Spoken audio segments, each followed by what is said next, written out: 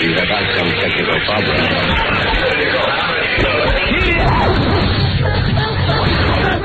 It rocks. Come on.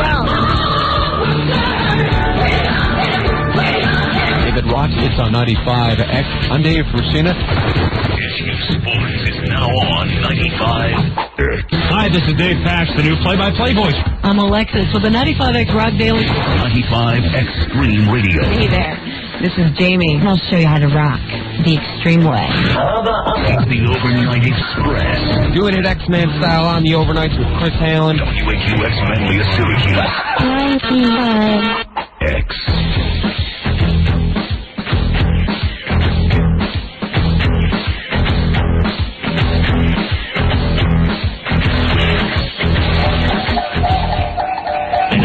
Two ago, I bought a couple toys. My Christmas fun has not begun till I've used them on some boys.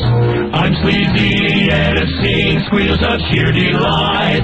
Oh, what fun it is to be a homosexual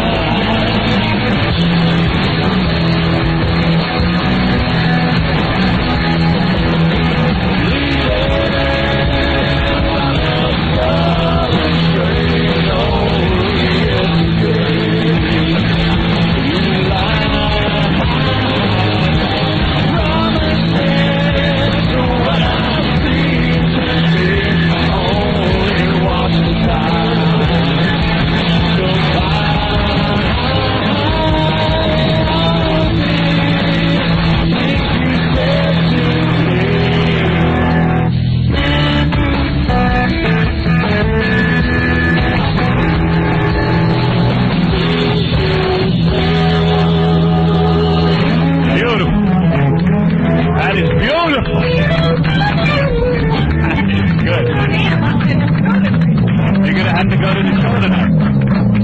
How you doing? This is Richard Lewis, the Prince of Pain. You're listening to the best of Stern. How you doing? I'm David Brenner. You know, Howard Stern's my friend, but the real reason I'm here is I get a lot of women, and Howard just loves to smell my hands. Here he is, Howard Stern. Yeah, thank you. All right, so let me tell you about the lost weekend here, okay? Fred's bachelor party. When did the bachelor party start and Okay. where was it? All right, I'll start right at the beginning. Obviously, you're a woman who wants many details. I want everything. Okay. I knew no details. I couldn't have even found you if I needed you. Quite frankly, who knew Fred's bachelor party would be the event of the century? It was very funny because when I was talking to people over the weekend, I say, oh yeah, they had Fred's bachelor party on Friday. And everyone said, after he got married? Well, like Fred, everything is done differently. Yeah, what's wrong with that? Everything is backwards. What's wrong with He's like that? Professor Backwards. There you go. No, the point was that we were mad at Fred running off and getting married, not because who cares about being there. Thank God he didn't invite us. Who wanted to go all the way out there on Long Island and watch Fred get married. But the thing that disturbed us is we didn't get a chance to have a bachelor party. And any excuse to have a bachelor party is, is It's a good. good one for you. Right. I love bachelor parties. You have bachelor parties sometimes when there's no bachelor. And I got into the bachelor party game very late in life. Yeah, there were years, dry years. Yeah, I never had a bachelor party. And I never knew guys who had bachelor parties. Quite frankly, I didn't know a lot of You guys. didn't have a bachelor party. No. No, of course not. And your brother-in-law didn't have a bachelor party. No. No. I didn't know from bachelor party. I didn't know such a thing existed. Who was the best man at your wedding? Dr. Lou, I think. And he didn't- Dr. Lou? Yeah, Dr. Lou. And Dr. And Lou he didn't know anything about bachelor He didn't know about it either? No, we just didn't do bachelor parties. First of all, we didn't have any friends. So you rent some for a kid. I never had guy friends. Or you go to a strip club at least with your two buddies. I guess, but it never even occurred to me to go to a strip club. I never went to strip clubs. I never did stuff like that. Fred's bachelor party is easily my 25th bachelor party, and 15 of those are guys I barely know. I don't know. I never experienced bachelor parties. How I missed this part of my life, I don't know, but I just did. You would have had friends had you had a bachelor party. I never really had this. Don't forget, I grew up in a black neighborhood, and then when we moved to the white neighborhood, I didn't have a lot of friends. But people, like Gary said, you don't even have to know people for them to walk I know. into your bachelor party. But I never did guy stuff. I didn't know any guys. I was always busy working and stuff. Like, we would go, like, my friend's brother would get married, and we, like, hardly knew him, and certainly wouldn't be invited to the wedding, but we'd definitely be invited to the bachelor party, because the more guys, the more money you can put in. Yeah, I don't know. I was never invited to a bachelor party, period. That's it. So, I mean, I'm excited now when we have bachelor parties because I'm a married guy, I'm a 20-year to life guy. And Looks like you're going to get life because Yeah. 20's up. It does. I don't know. It just seems like the bachelor party is your only outlet for having real fun. So we decided to have it. I didn't announce this on the air, but we had it in the afternoon, not at night. Right. I figured that was going on because Ralph was still hanging out and everybody was just sort of milling around the station, so I figured it was going to be in the afternoon. Yeah, so it was in the afternoon after the show at I noon. also knew you weren't staying out late. Yeah, I'm not allowed. So, actually, I could have stayed out late because my wife wasn't home Friday night. So I could have stayed out all night. Yeah, well, that's why I originally thought you were going to do it at night. Well, I planned to stay out all afternoon into the night, but Fred took care of that. Fred emptied the place. Fred emptied out the whole bachelor party. Where was it? All right, we went to Scores, which is my favorite strip club. That guy rolls out the red carpet first. At 12 o'clock. Is that where Jolene was? Yeah, Jolene was there. She's another story. She'll come in later. Yeah, that'll come in later. So, wait till I tell you everything. You guys got to stay tuned for Fred's bachelor party. This is going to take me a while to unravel because so much happened. So we go to Scores. Scores is a strip club. Where is that? It's on 60th between 1st and 2nd. Yeah, everyone asks me where that is. I don't know. All right, now also tell me who was there because I really don't know the lineup. Okay. It was in the middle of the it was for 12 o'clock, and the people from Scores were very nice. They had a set. The place was closed down Friday afternoon. Is it normally closed down Friday afternoon? They don't open until the evenings. It's always closed every day until the evenings. I thought they used to be open in the afternoon. That was the old place. Oh, I see. So, I guess it doesn't pay to have a strip club in the afternoon. I don't know what the hell to do. Maybe the people who would come are working. But it's an upscale strip club because the girls there are really good looking. Gorgeous. Gorgeous. And Fred loves supermodels. I think they're gorgeous. Yeah, they must be very good-looking girls. Yeah. Fred doesn't even know how many good-looking girls are working on him. Fred got mouth to mouth. He did. If I could only... From a beautiful girl who turned out to be a... Wait, I'll tell you the whole thing. We're jumping ahead. Don't tip the story. Okay, I won't tip the story. Okay. I wasn't kidding. That's a ruse if ever I heard one, to get a kiss from a girl. No, this is some ruse. So anyway, so we're at the... So the bachelor party was called for 12 o'clock noon. Yeah. At Scores. And they've always treated us real well. Like, we went over there, and when you walked in, we were in a back room. It was 2 rooms. Even though they were closed? Yeah. 2 rooms where, that way, they could clean up and get ready for their evening activities. And we were in the back with not a lot of people gawking at us. Are you guys allowed to come back, even though Fred did his thing? I don't know. Yes, no, we're welcome back. Are we? Yeah.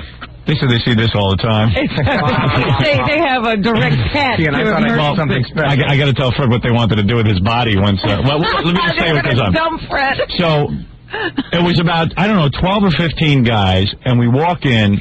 And who was in the group? I'm going to tell you. I'm getting to it. There's about 12 to 15 guys, but they had 25 women. 25. You mean that you outnumbered the women in the club? Yeah. No, the women outnumbered us. That's right. That's 25 women, 12 guys. Okay. Not bad. Almost 2 to 1. Plus a full buffet. And good food. Good food. They brought in a special chef, too. Filet mignon. Wow. Rigatoni a la vodka. For Fred? Yeah, shrimp. I think it was for me, quite frankly, not for Fred. Tons of shrimp cocktail. Yeah. There was chicken. I mean, really good food. Wow. Yeah. And open bar. And, DJ playing music and stuff. Mm-hmm. And they had 2 rooms. One room, I got to give you the setup. One room is like just a room where we can all sit around and eat and stuff. And then about up 5 Are there girls in that room? Yeah. Everyone. In fact, the guy comes up to me immediately and says, do you want us to bring in a couple of girls at a time? Do you want to have 25 of them all at once? I said, overwhelm me. Just get everybody in here at once. And let's get this party going. It looked like the Disney on parade. Yeah. Right away I became the master of ceremony, so I turned it over to Gary, who was real good at bachelor parties. He knows strip clubs. Because he took right over. He's like, okay, guys, everybody, now here come the girls. And then you were like, okay, guys, let's eat. Yeah, because we had, they give you what they call funny money, right? Right. Yeah, money. Everybody got funny money. Okay. Everybody got like, $60, $80 in funny money. Which means? Which you could tip the girls with. No. Actually, the way it works is, if you were to go there on a regular night, you would have to pay $20 for a table dance. Right. Okay? What they do is when celebrities come in, people that they want to take care of, the club gives them funny money, which is, they're fake 20s, they're like red. You hand those to the girls for a table dance. And they can redeem them later. And then the girls redeem them later. I heard so they weren't being ripped off. I heard they get $18 for every 20 they turn in. Whatever. Who knew what was going on? So anyway, we get in there, and it's me, Baba Booey, Fred, of course. Stuttering John couldn't go because he had to go do lip service. He couldn't get out of that. And I understand Stuttering John got thrown out of lip service. No. Lip Service is the show on MTV that nobody watches, but they insist on putting it on. And they swear that it's their highest rated show. I don't believe it. It's some kind of game show, but I don't really know that there's a game going on. I don't buy that that's their highest rated show. Because they said that about every show. They say Beavis and Butthead's their highest rated show. Then they say that Jon Stewart was their highest rated show. So, you don't believe them. MTV, every show is the highest rated. Right. For their time period. Exactly. The highest rated right now. So So John somehow got thrown off the show. Huh. But we'll find out about that later. We'll hear about that later. Hey, let's hear about that now. What the hell? I still want to know. You're telling me who went to the party. Well, come on. I'm in the middle of a story. That's all. This story cannot be told in 5 seconds, Robin. No, I just want. You could at least finish the lineup. I will. Stuttering John, you couldn't even... Did you hear about Fred's whole thing? Yeah, Gary told me outside. Unbelievable. I was afraid someone would tell Robin, then there'd be no one left to tell. No, I'm surprised one of these yapping interns didn't get a hold of me. One of these yapping idiots. Yeah. What happened? You were booked by MTV to be one of the judges. They've been asking me to do this show for about a year now. Right. Going off. And so finally, and I didn't want to do it. Shows you how desperate they are. Stuttering John won't do it. He's a celebrity. Yeah. And I did it last year, and I told John not to do it. Yeah. And you know what it is? If you tune into that show, they always have 3 celebrity judges, and you're sitting there going, are they celebrities? Yeah. Oh, absolutely. It's always 2 black guys who are rap artists, who you never heard of. And some dopey white person. Yeah, some white guy. Perfect example. And you were the dopey white person. Perfect example. You know who did the show and had a terrible time? Who? Wendy the Snapple lady. Right. She had a bad time? She was a dopey white person. Right. Yeah, she said she felt old and white. Right. See, I was having a good time. I was actually having a good time. Too good a time. That's why I got. Why did they throw you off? Because. You mean you were being too wild? Yeah, being too wild. Because right before I go on the show, they go to me, goof on us, be goofy, be funny, you'd be loose. You know, that's what they say. You know. So I go on the show. And I go, yo, and I have my Stuttering John hat on, my Stuttering John shirt, and I had 2 Stuttering John albums. I go, the only reason I'm doing this stupid show is to plug my album, because it's the only way MTV's going to play me in prime time, you know, whatever. Right. So I did that a couple of times, and then I did 2 shows, and I said that, right? Right. So and then I have a big long lunch. Like, I did the 3rd show, and right before the 3rd show, they go, we don't want you to hold up your albums anymore. It's getting kind of was redundant. Redundant? That's the only reason you're there. No, wait a second, Howard. This is the show when I held up your book. Yeah. They came after the first show. They came out to me and they said, "We'll take that till you're done." What is this? Yeah, why do people do this stupid show? Exactly. They want plugs. They stole the book away. They didn't want me holding it up. So they took my bag of my promotional stuff away from me. Yeah. And so now I'm really cool. So now I don't know what to do, and I'm really upset. And then I know they make you feel uptight. Yeah. And be loose. So after the 3rd show, I go in the back, and a friend of mine from MTV, this guy Rick Krim, called me, and he said he wants me to call him back. He's a programmer. So I call him back, and he goes, John, what's going on over there? I go, what do you mean? He goes, well, they're all freaking out. You know, they want to throw you off the show. I go, why? And he goes, well, because, you put them down or something. I go, well, they told me to do that. And he goes, well. Hey, John, you mind sitting up a little, because that shadow from Gary's microphone's all over your lips. I can't watch it stutter. From Gary's thanks. Yeah, it's better. So I'm on the phone, and he goes, you got to chill out. I go, yeah, okay. I wish you would have just told me right in the beginning, because I've done 3 shows now. Yeah. And then I hang up the phone, and a friend of mine from TV comes up and takes me out in the hallway and goes, you're going to have to leave. Really?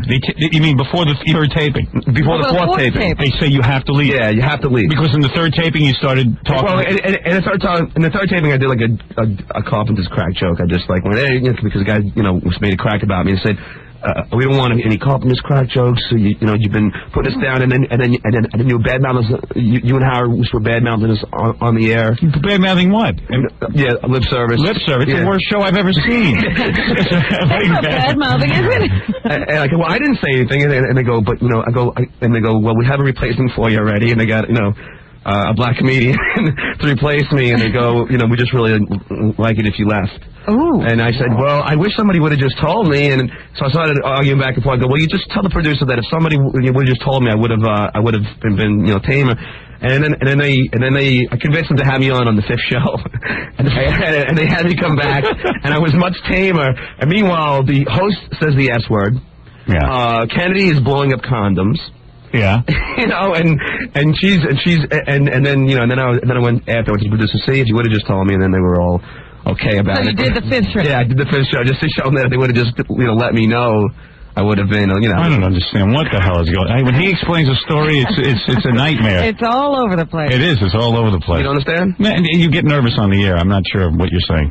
Do you understand what he's saying? I sort of do. He had to sit out the 4th show, and he begged them back onto the 5th show, and he was a good boy.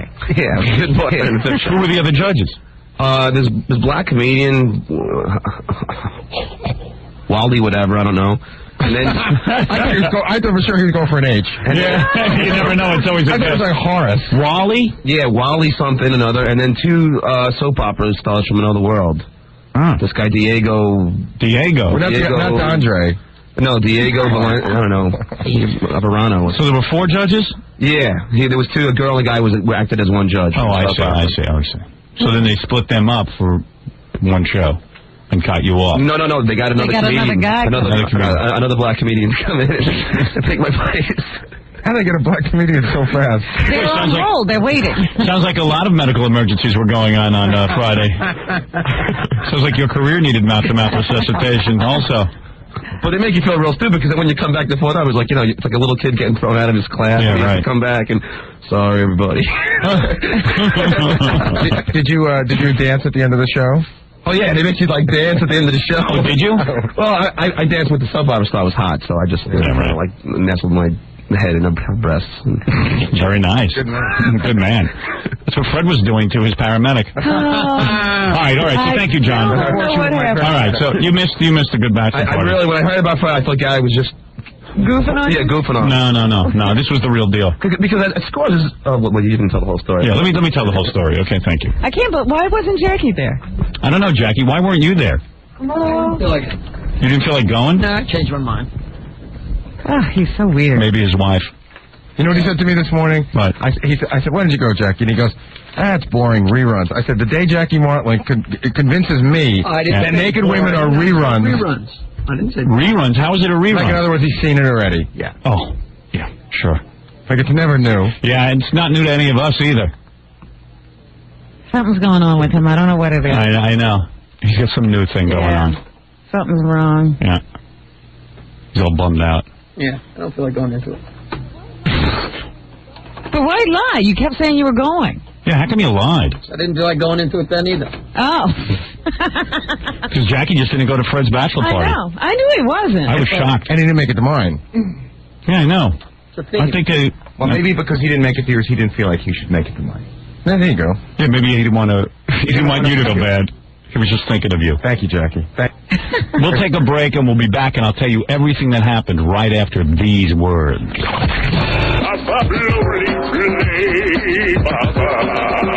Like a freak on the beat, funky boy. Oh my Jesus Christ, Lord, how is this? Oh, he is crazy. I mean, it's crazy. You ever see his show? He's crazy. And I haven't seen his show. 95X. 95X presents Sammy Hagar and his Cabo Wabo Cantina Tour to Turning Stone in Verona, January 6th. More information. Sammy Hagar is coming soon from Syracuse's Concert Authority.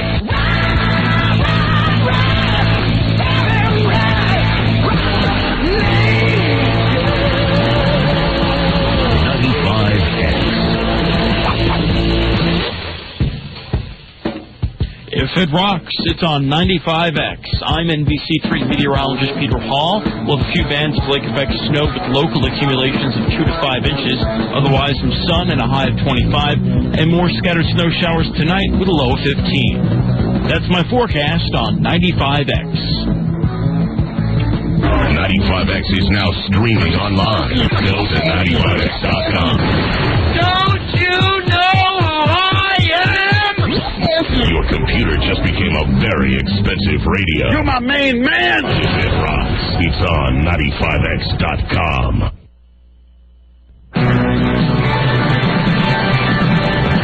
If it rocks, it's on 95X. This report is brought to you by 1-800-GOODYEAR. Get a $50 credit when you buy a set of 4 selected Goodyear tires on a Goodyear card account. Offer ends February 3rd. Call 1-800-GOODYEAR for complete details and the retailer nearest you. The Tennessee Titans secured the AFC Central title and home field advantage throughout the conference playoffs with a 31-0 victory over Dallas in the NFL's regular season finale. The Titans will be the number 1 seed in the AFC playoffs and will face either Indianapolis, Denver, or Baltimore in the divisional round in 2 weeks. In college football, Houston's Jason McKinley tossed a game-winning touchdown pass to Richmond Flowers with 59 seconds remaining as the Gray squad rallied to beat the Blue 40-37 in the annual Blue-Gray All-Star Game. And Boston College beat Arizona State 31-17 in the Jeep Aloha Bowl. In the NBA, Rasheed Wallace had 33 points to lead Portland past the Lakers 109-104. Earlier in the day, Jalen Rose poured in 31 points and Reggie Miller added 22 as Indiana down to Orlando 103-93. I'm Rick Laxton. That's your Syracuse Sports Check on 95X. Hockey fans, get the fuck out of town. Win Syracuse Crunch tickets and win an Amtrak trip every week to the Buffalo Sabres. Get the fuck out of town. Weekday afternoons, only on 95X. The Syracuse broadcast of the Howard Stern Show has been brought to you by Sprint PCS Free and Clear Plan. Get 500 minutes for just $49.99 a month with free long distance. See printed materials in stores for details. Comedy World! 1260 AM.Comedy World. We want to reach out to people who, in turn, will reach out and talk to us. And touch me. 24/7. Comedy Talk Radio. Push it! Don't be afraid of the weight! Feel the weight! Comedy World is hip, it's funny, it's cutting edge. Comedy World explodes into Syracuse. Isn't it enough to just say Bobby Slayton hates people? Yeah. Me and my frat bros, we listen to Comedy World all the time. 1260 AM.Comedy World. Nah. What kind of cool stuff does he buy you? You know, bustiers and, like, You're getting thongs? You're getting all that stuff? yeah. All my girlfriends wish they had a dad like my dad, I swear to God. Uh-huh. Since I started listening to Comedy World, food tastes better. I'm Harvey Weinstein. Hey, I don't care who you are, can't be Comedy Talk Radio. 24/7. We love Comedy World on the radio. Big time. 1260 AM.comedyworld. The American Lung Association of Central New York is proud to present national speaker Dr. Jeffrey Wigand January 24th at Henniker High School. Dr. Jeffrey Wigand's Courageous Actions is telling the truth about the tobacco industry, were depicted in the award-winning film The Insider. See Dr. Wigand speak live about his experiences with the tobacco industry and his fight against tobacco use on January 24th. Tickets $5 and $10, with proceeds benefiting the American Lung Association of Central New York. Call 422-6142 for tickets. That's 422-6142. Breakfast time. Oh, God. Bobby Symbols, Jimmy Cartwheels, Gracie Horn. Don't take her pacifier. And you're the parade queen, hon. Places, everybody. And march. If you love the Rose Parade, just watch it. Live and commercial-free, only on Home and Garden Television. See it all, with no breaks. New Year's Day, 11 a.m. Eastern, 8 a.m. Pacific. HGTV. Imagine what you can do. Now, let's go to Chopper 6 for the traffic. Jim! Well, Bob, all the cars look like beans down there. The kind you find in a big spicy bowl of Hormel chili. Beans? Yeah. Jim, you're not in the chopper, are you? Oh, why would you think that? You're at home eating Hormel chili. Again. Well, yeah. Traffic's boring. Plus, I was getting hungry. But, Jim, people need to know if there's any delays. Oh, no, it's real quick. Cooked up in minutes. Hormel chili makes life spicy. A lumberjack's job is to chop trees down, yelling timber before they hit the ground. When I get hungry, I know what to do. Have me a bolus of Dinky Moore stew. Real beef, real veggies, and real gravy. 8 grams of fats as lean as can be. The perfect meal for a working lad. Best of all, it's wearing plaid. Dinky Moore stew. Good, hearty, and plaid. Bad breath germs love the taste of Scope. Minty. This is delish. What they don't know is that behind that engagingly minty taste, More mint, more salt, more mint, more... certain death awaits. Original mint and peppermint Scope kills just as many bad breath germs as the leading mouthwash. It just doesn't taste that way. Scope kills germs before they kill your breath. What do you do when the kids are complaining about how slow their computer is and you don't want to shell out another $2,000 for a system that'll be obsolete in a month? You need more memory, my friend. A factory direct RAM upgrade from Crucial.com can help speed up your computer for a fraction of the price of a new system. Best of all, you don't have to be an expert to install your memory from Crucial. You probably won't even need your kids' help. Crucial.com. The memory experts. WAQX Manly of Syracuse. And now, let's return to the Howard Stern Show on 95X.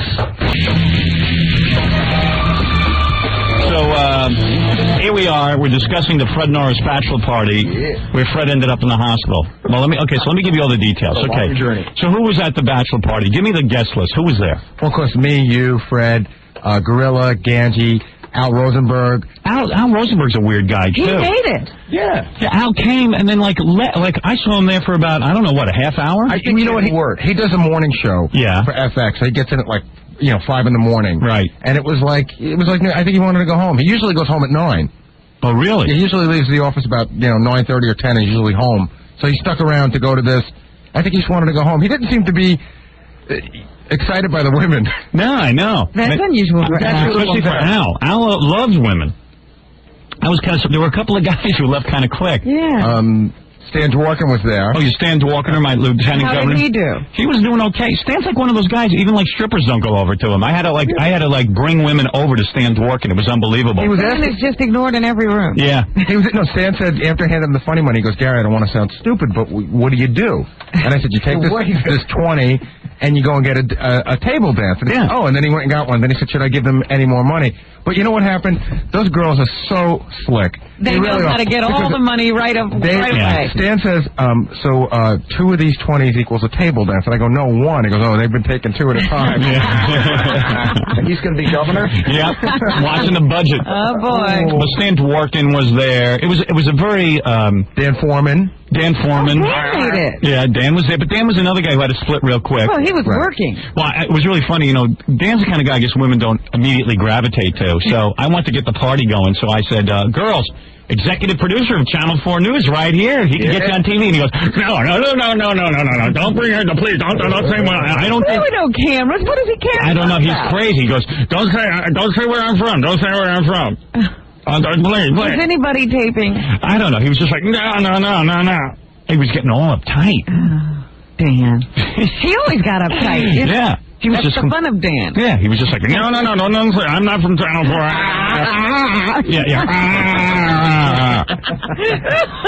Then you had Dominic and his son, of course. Dominic Barber showed up. His son holds his son.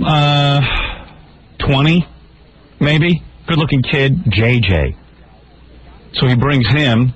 Tall and thin. Yeah, good-looking guy. But Dominic's a strip club with his dad. well, Dominic's one of those guys who just walks around. He never gets like a table dance or whatever you call those. What is it called? Lap dance? It's called lap dance. He never gets a lap dance. He just walks around and encourages others. Soaks it in. Soaks it all in. And the only thing that excites him is the buffet. I mean, that was it. That's it. The food. When you walk in, the people gave us to start like $1,000 of this funny money. So of course Dominic just goes and buys like another 1,000. Okay. Yeah. And he's handing it out like Santa Claus. Yeah. He likes to see everybody have a good time. Santa Dominic. Yeah. He's like, oh, come on, everybody, come on, you get a dance, come on. So we had a whole big crew of guys, okay? 12. Now, does his son get involved, or does he act like Dominic? Well, you're jumping ahead. You see, I want to tell you everything what happened. And wait a second, there's 3 more important cast members I forgot. Yes. Neil, Ronnie, and Gay Rich. Right. Gay Rich was there. Right. Gay Rich was looking forward to his participation. And certainly he did participate.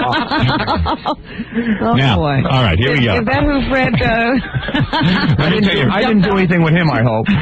Let's wait till we get to the story. Oh, God. Fred doesn't even know what he's doing. Fred, you don't even know why we thought the wedding was. Really got this way. No. Let me tell you what happened. The jaw. Let me see him. All revealed in good time. So, anyway, we decided to go over to Scores for the big bachelor party with Fred. In fact, Fred came over in my car, and Ralph was in the car, too. So Ralph says to Fred, hey, Fred, are you going to drink at the party? And Fred goes, nah, I want to remember every detail of this. I'm really looking forward to this. Famous last words. So Fred really doesn't know himself all that well. So Fred's thing evidently is he likes to drink tequila and beer chaser. That's his thing. So he'll take a shot of tequila and then when you drink the beer, I wasn't watching you because my mother I had to tell my mother this story, and she goes, didn't you watch Fred? Didn't you watch? I go, Fred's almost 40 years old, Mom. Why would you be watching him? I mean, Fred knows what he's doing. He goes out a lot without you. I said, quite frankly, I didn't see Fred the whole damn night. You were there for girls. Right. Every woman that I told the story to, including my wife, said, why wasn't somebody watching Fred? I said, Fred is the last one in this entire group. group. Go out and watch each other? No, but I don't know. Fred's the last guy you would have to watch. And you got to understand, there were 25 women to 12 guys there. Everyone was partying with these women. No one's watching Fred. Absolutely. Well, I wait wasn't a minute. watching myself. Right. What happened, Fred? You drank too much? Well, no, let me tell you what happened. Drank too much. What is it, Ralph? You're minimizing. All right, so let me just tell you what went on. I was watching Fred. Yeah. That's why he almost died. I had about 4 to 5 shots with him myself. Yeah, but that's what the problem was. Everyone was having shots with Fred, And but no Fred one had to drink with everyone. Exactly. Of course. And you know what? This is a really common bachelor party thing. Guys go up and want to whoop it up, and nobody knows what other people are doing. Well, let me tell you what happened. I'll cut to the chase.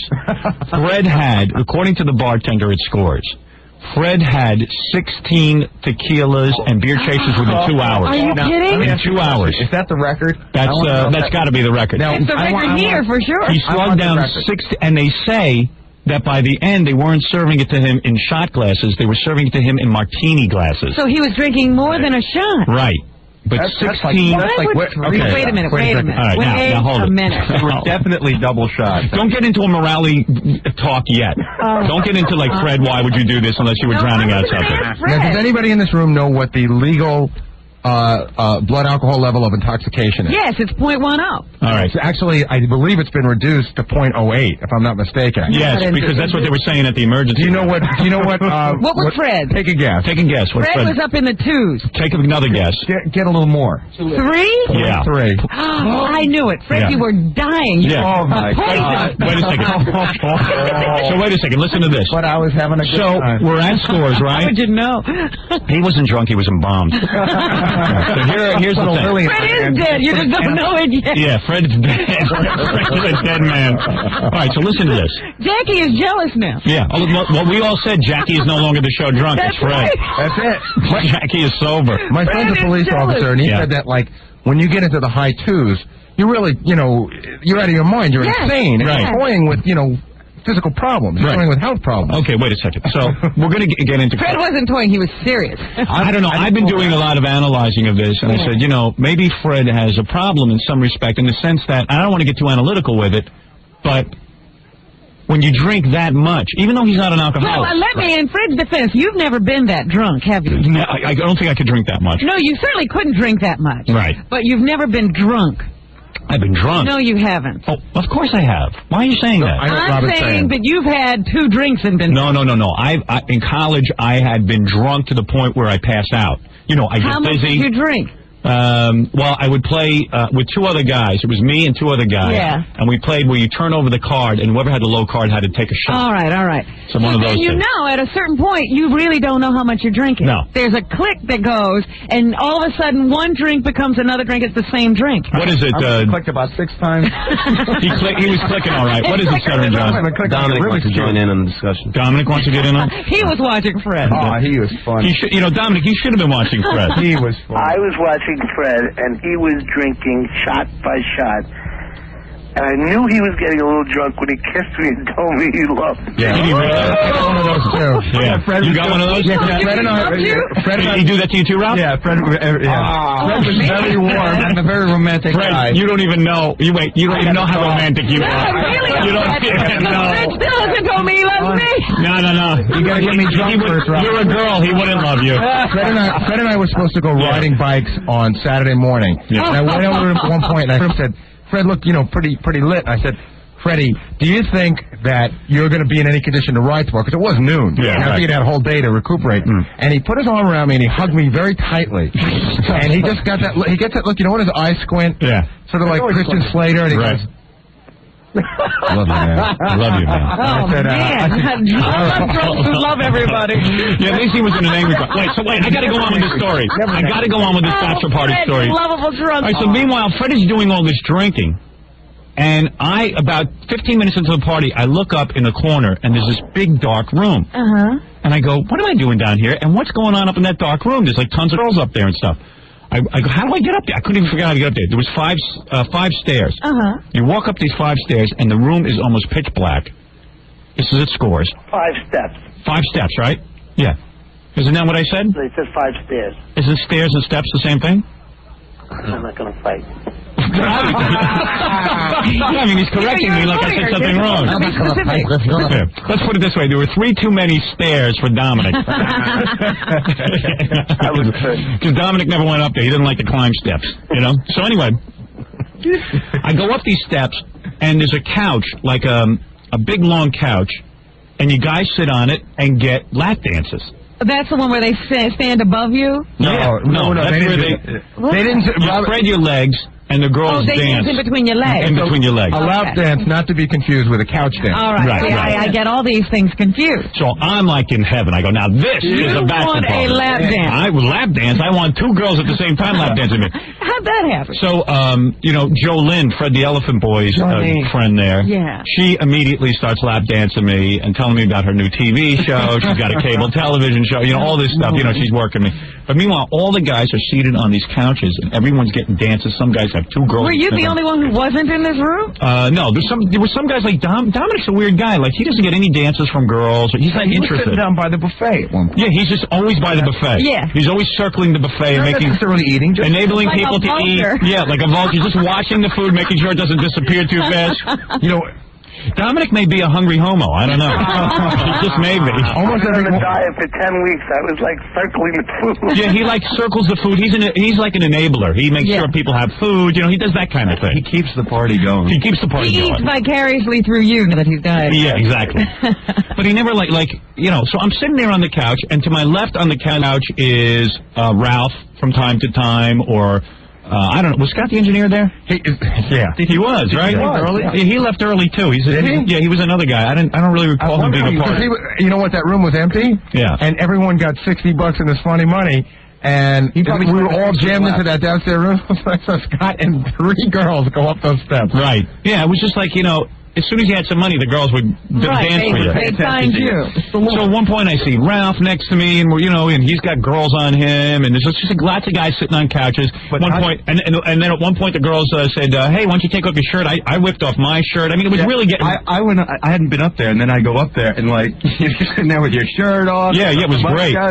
So anyway, and it was a lot of fun. Some Neil of the had girls? Yeah, Neil had girls. The first time I saw Neil was It's amazing what a guy, what a 5'1" guy could do with money in his hands. Yeah, it was unbelievable because we all had this funny money, this free money that we could give to the girls. So it was like wild. So where was Ronnie? I haven't heard. Did you see Ronnie? Ronnie was the first one to make a beeline up to the dark room. I mean, Ronnie knows exactly where to go, and he's got women up there, and I mean, everyone is having the time of their lives. All right. At one point, it's really heating up. We're about an hour and a half into this thing, and some of these girls are almost models. Yeah, some of these girls are. At Scores, they have like really great looking women. I got to say, no skanks. I could go and check this out myself. Check it out. You guys have a tendency. Not a clunker in it. No, there wasn't a clunker there. I'm telling you, they were top-notch girls. So then, it's about an hour and a half into this. I got my shirt off. I've got Jolene on one side of me. Now, you're not drinking. No, drinking. I don't want to miss it. I'm going to drink. I don't have time to drink. Drinking. You're in control of your faculty. Barely. So I got one girl on the left of me. You're intoxicated with women. And then this black girl comes up to me. And she says, my name is Kat. I go, oh, like Black Cat? She goes, yeah. And then she starts dancing. I got 2 of them going at the same time, Jolene and the black chick. Jolene. And they're being real friendly, like, you know, like really rubbing up near me, putting their butts near me. Like cats. Yeah, like cats. And they're going wild. And I look to my left, you know, and I see Ralph there. And then like 2 seconds later, I look to my left, and I see Ralph's not there anymore, but someone else is sitting there.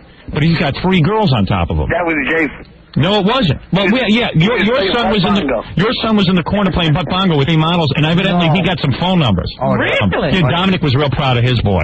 My boy. Up, step up the old part of the crazy.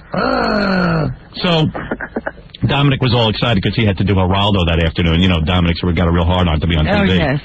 Yeah. So I was like, the first thing he said, I was, Dominic, you get a dance? Yeah. But he can't get a dance from a girl because he's got to do Geraldo. I'll be too tired to do Geraldo. Yeah, I can't He'll do be out of breath. Yeah. So Dominic took his son for shots today, actually, to the doctor. Dominic will be real proud when he brings one of those strippers home and says, Dad, I got married. Yeah. What? I married Black Cat. He'll be a lawyer. Right. Cat Barbara. Cat Barbara. So it's going full force, and then I look over to my left, and somehow Fred is now next to me. Somehow somebody had taken Fred. Now, Fred must have been plowed at this point. All right, what did Fred look like? I was going to say, what kind of look did he have on his face? I didn't see that it was Fred. I didn't know it was really Fred sitting next to me. I still thought it was Ralph. But it was... Howard, let me tell you how it happened. How did Fred make it up the 5 flights of stairs? Fred is dancing outside near the buffet. Right. He's got at least 2 and 3 girls going at it at all times. Right. Excuse me, and he's really gone. Right. Fred was so drunk that at points, Fred took out real 20s. Yeah, I know. Fred put those away. Yeah, right. He didn't know. But Fred was... got real money from funny money. Fred was up to a 0.3 alcohol level at this point, because this is now 2 hours into it. Hold on. We'll be back with more of Fred's bachelor party right after this. You're listening to a man who can satisfy 2 women at once. The best nose in show business, Howard Stern. 95 X. I think you ought to know about something. Here's what you'll hear today after Howard Stern. Hey, what's going on? I'm Jamie here. Thanks for tuning into the Howard Stern Show. Just thought I'd drop you a line and let you know that tonight I've got your kick-ass music. Also, tonight I'm giving away premiere passes to check out the movie 13 Days starring Kevin Costner, only from 95. Howard Stern in the morning. 20-song rock marathons all day. So turn your volume up. If it rocks, it's on 95X.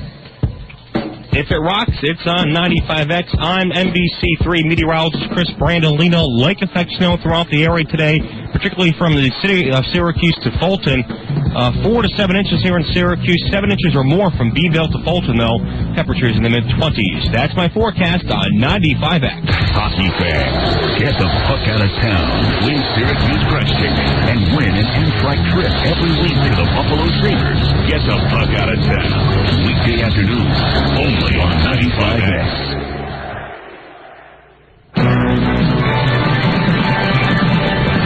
If it rocks, it's on 95X. This report is brought to you by 1-800-GOODYEAR. Get a $50 credit when you buy a set of 4 selected Goodyear tires on a Goodyear card account. Offer ends February 3rd. Call 1-800-GOODYEAR for complete details and the retailer nearest you. The Tennessee Titans secured the AFC Central title and home field advantage throughout the conference playoffs with a 31-0 victory over Dallas in the NFL's regular season finale. The Titans will be the number 1 seed in the AFC playoffs and will face either Indianapolis, Denver, or Baltimore in the divisional round in 2 weeks. In college football, Houston's Jason McKinley tossed the game-winning touchdown pass to Richmond Flowers with 59 seconds remaining as the Gray Squad rallied to beat the Blue 40-37 in the annual Blue-Gray All-Star Game. And Boston College beat Arizona State 31-17 in the Jeep Aloha Bowl. In the NBA, Rasheed Wallace had 33 points to lead Portland past the Lakers 109-104. Earlier in the day, Jalen Rose poured in 31 points and Reggie Miller added 22 as Indiana down to Orlando 103-93. I'm Rick Laxton. That's your Syracuse Sports Check on 95X. 95X presents Sammy Hagar and his Cabo Wabo Cantina Tour to Turning Stone in Verona. For more information, Sammy Hagar is coming soon from Syracuse's Concert Authority.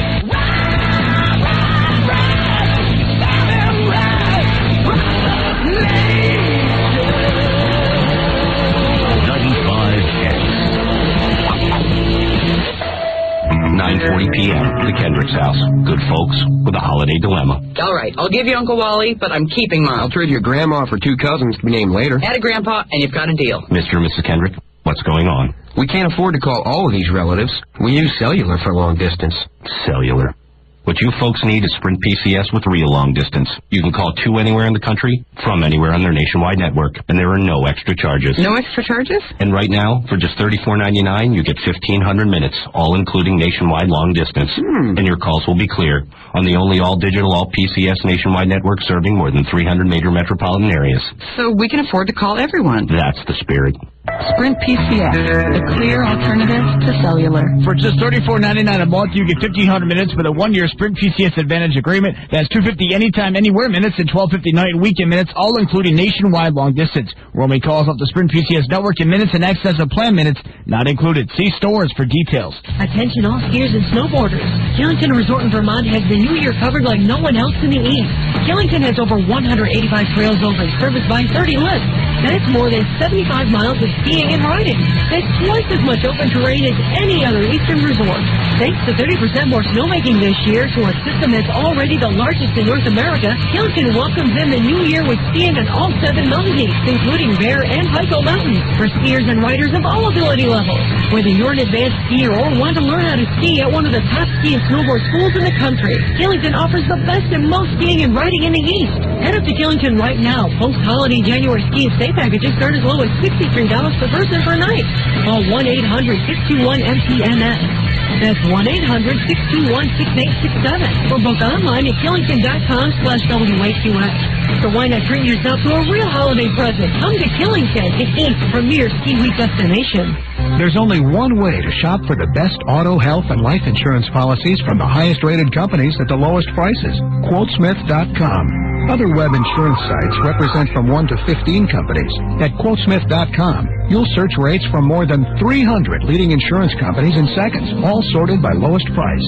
Quotesmith.com updates rates every day. All quotes are guaranteed accurate, and you never have to deal with a commissioned salesman. Quotesmith.com makes everybody an insurance genius. WAQX Van Louis, Syracuse. Now, let's return to the Howard Stern Show on 95X.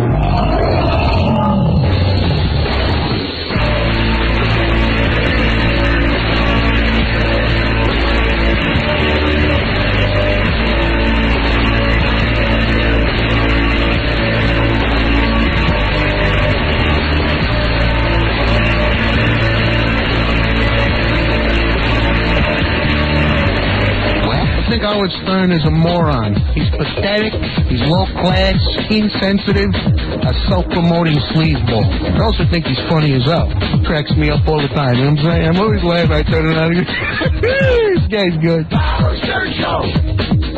All right, so tell me how we made it upstairs. There's this one dark-haired girl, I didn't get her name. Yeah. And he and her are together about 20 minutes. Right. And he's still drinking. Right. And he's drinking, and every time they bring a drink, he keeps taking another drink. Wow. Show off. Yeah. And all of a sudden, he gets up, and he starts to walk towards me, and he, makes a circle.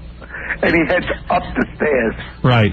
All right. So Fred somehow made it up the stairs. So Fred made it. Yeah. Before this, Fred had done those 16 shots in the same place. He had to move from his chair. He had moved. They shouldn't have moved him. Right. All right. So that was the first mistake. He probably would have been all right if he hadn't moved. Because he was in one of those just single chairs. He was downstairs by the buffet. Yeah, and he was just sitting in the chair. The worst that would have happened, he should have. All right, but he ends up on the couch next to me, which I didn't even know it was him. I still thought it was Ralph. But I said, boy, Ralph's really a mover. He has 3 girls. I can't even see him. You didn't know Fred had those moves. You know, now Fred at this point was embalmed, so that's why he has the moves. Fred was like Fred was sitting there like a wooden Indian, and like this. Okay, I just got to show you. Like this. Did he have his shirt off at this point? No, he didn't have a shirt off. And the 3 women were all, I couldn't see Fred, and the 3 women were really going at him. Because I'm sure in some way they were insulted by Fred, because I'm sure he wasn't responding to them, because at this point he was completely in a coma. Are you sure they weren't rifling all his pockets? Yeah, I don't know what they were doing, but Fred was really, they were really going for Fred. No, I have to disagree. He was responding.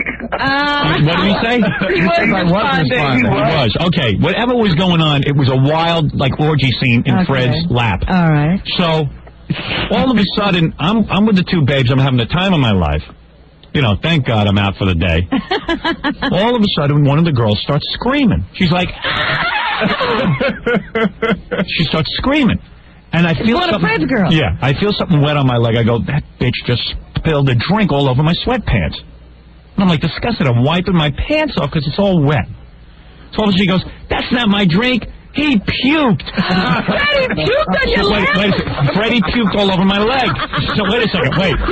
So I go, oh man, what a way to break. All the girls are screaming, and Fred is emptying the room because Fred now is still sitting up, and like a rabid dog, he's got white foam and vomit coming out of his mouth. Oh, Fred. And he's sitting there laying in his own vomit. Yeah, but the kind of vomit where a guy throws up and then goes, hey, I'm sick, I got to get downstairs. It wasn't even like that. Just Fred chucked up. On the girl, on me. Had he had anything to eat? Nothing. Well, he hadn't anything to eat there. Let's put it that way. Okay, so all I know is I have wet, and now my legs are all wet, and I go, and I didn't think anything, but Fred's just sitting there, and Fred doesn't even say anything, because he's in a coma at this point. He's just frothing at the mouth. No, it was like he was getting married again, where he doesn't say anything about it. He didn't say to me, oh man, I'm sorry, because Fred now, his eyes are closed, and he's got vomit just pouring out of him. Fred, did you know you had vomited? No. Robin, I'm telling you, the last thing I remember, I swear, is sitting downstairs, having a shot, talking to somebody, and after that, I don't remember. Fred, he doesn't even know he's on the couch. Fred clearly didn't know. So I get up and I go. Fred didn't just throw up. He launched because I had moved from your left over to your right, and it went all over my arm. Oh, yeah, okay. So, yeah. We're talking projectile. Fred was like, Fred launched vomit. That is not vomit, that's hurling. Yeah. Projectile. Now, Dominic is holding on because he knows more about the story later on, but hold on. Now, listen, the story gets more interesting. Dominic is handling all the suits. Yeah, right. So, wait a second. So, I've definitely got a suit against Fred. I was covered with vomit.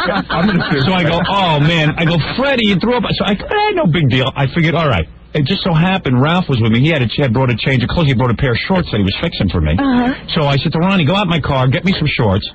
And Jolene goes, hey, let me take you to the bathroom. I'll wipe you down. Actually, considering your fear of germs, you handle it really well. Fear of germs? I want to get back upstairs. I should get girls. But now But Fred was antiseptic at that point. While I'm in the bathroom getting cleaned off, but meanwhile 20 guys piled in with me, so who knows what would have happened in the bathroom. Oh, so you didn't get to go by yourself? I wouldn't let him be alone. No, Dominic wouldn't let me be alone. Dominic's my guardian angel. You. Yeah, I need him like a hole in the Yeah, you do. You do? I do is right.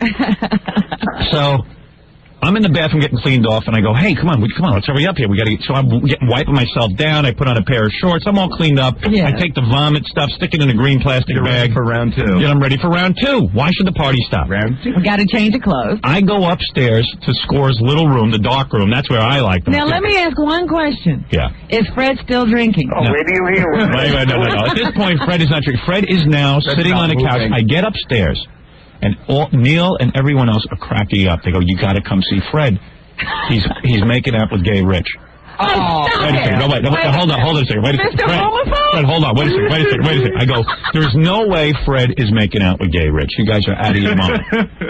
I go upstairs. Now, someone had put Gay Rich. Oh, here's Gay Rich. Hey, Gay Rich, come in here. Here's Gay Rich. Good. With Fred now? Oh, man. It is so not like that. Oh, wait a second. This is what I heard. Wait a second. No, this is what I heard. Now, meanwhile, Gay Rich was the life of the party. Neil had somehow convinced Gay Rich to put on a thong. A zebra thong. A zebra thong. And Gay Rich was dancing for us. On one of those little tables? Yeah, and Gay Rich has got some hot little body. He really is a good shape. Yeah, he really, and the girls were digging Gay Rich, and Neil somehow, I don't know, got him into a thong, and Gay Rich dug him. Yeah, Gay Rich was up on a couch in a thong like this, going like this. Yeah, I know Gay Rich's dance. He was going like this, and he's naked, and he's looking pretty good. And like, I don't know, Gay Rich somehow is in his thong, and when I come back up, Gay Rich is on Fred's lap. All right, now, Fred's covered in vomit. Gay Rich is on his lap. Nobody ever cleaned Fred. No one cleaned Fred yet. Because, no one can. I think it's turning everybody up. Fred's got his arms wrapped around Gay Rich's waist. Yes. Gay Rich is stroking Fred's face, and Fred is cooing and then crying on Gay Rich. What? Fred starts crying. Gay Rich, am I making this up? Oh my God. Well, no. Wait a minute. I didn't have the heart to break it to you on the phone the other day. What is he crying about? Dominic calls me up. He goes, "Holy cow! I don't believe Fred." I go, "Fred can't know what he's doing." I go, but I don't dare take Gay Rich off him because he's crying. Because he seems, he's consoling him. I don't want to embarrass Fred. I went upstairs first before you were in the bathroom, and I got you out of there. I went upstairs and I tried to take Gay Rich off Fred's lap. Yeah. Fred pulls him back and holds him tighter. Oh, Fred didn't want to lose his Gay Rich. Well, anyway, Dominic comes up to me and goes, "Listen, Howard, there might be a problem here. I think the wedding might be over." I go, "What do you mean?" Dominic is always the doomsayer. He goes, "Fred's in love with Gay Rich." So I go, Dominic sees something in everything. I said, I got to see this for myself. I go up, I'm staring at Fred now. I can't believe what I'm seeing. I'm sitting on a couch. I forget about the girls. I don't care about anything. I'm watching Fred and Gay Rich. 45 girls in the room, and he's holding on to Gay Rich. He's not holding on. They're stroking each other. So now, was Fred undressed? No, Fred had his clothes on, but he was holding on to Gay Rich like Gay Rich was his mother. No, and he was like humming, like a Martian love song. You were kissing Fred on his cheek, as far as I could tell, Gay Rich. I wasn't, though. And I said, "Hey, wait a second." Tell the truth. What went on? Tell everything that happened there. How did you end up on Fred's lap? Did someone throw you on there? I wasn't on his lap. I was right next to him. You were such a lie. Why are you lying? I am so not lying. Why are you doing this? I am like, no. You were not on his lap. I Are you know what a lap is? Were you between Fred's legs? No. Yes. No. Oh my God. I was so not between his legs. Are you drunk that you don't remember either? No. Ralph, help me out. Gary. He was right there. He was sitting like let me see exactly. Show me, Ralph, how he was. This is how he was. That's exactly how you were. Hey, Rich, don't you dare lie. And Fred had his arms up. Here, Ralph, come here. This is how Fred and this is how you were. Fred was sitting down like this. His legs were still open from his lap dance. Yes, lap dance. Gay Rich was on this like a Jerry Mahoney puppet. On that leg. Fred had his arms around Gay Rich, and this is what was going on. Is that right? Rich, And what? Rich, you said Gary, am I lying? whispering in his ear? Rich, I was whispering. I wouldn't make it up seriously. That's the way it was. Not only that, his arms were around his neck. I kind of remember it. around his neck. But wait a second. Did you have anything to drink at all? Oh yeah, totally. So you don't know either. Fred, I didn't black out. Okay. Richard Gay. Fred, I'm telling you, you're gay.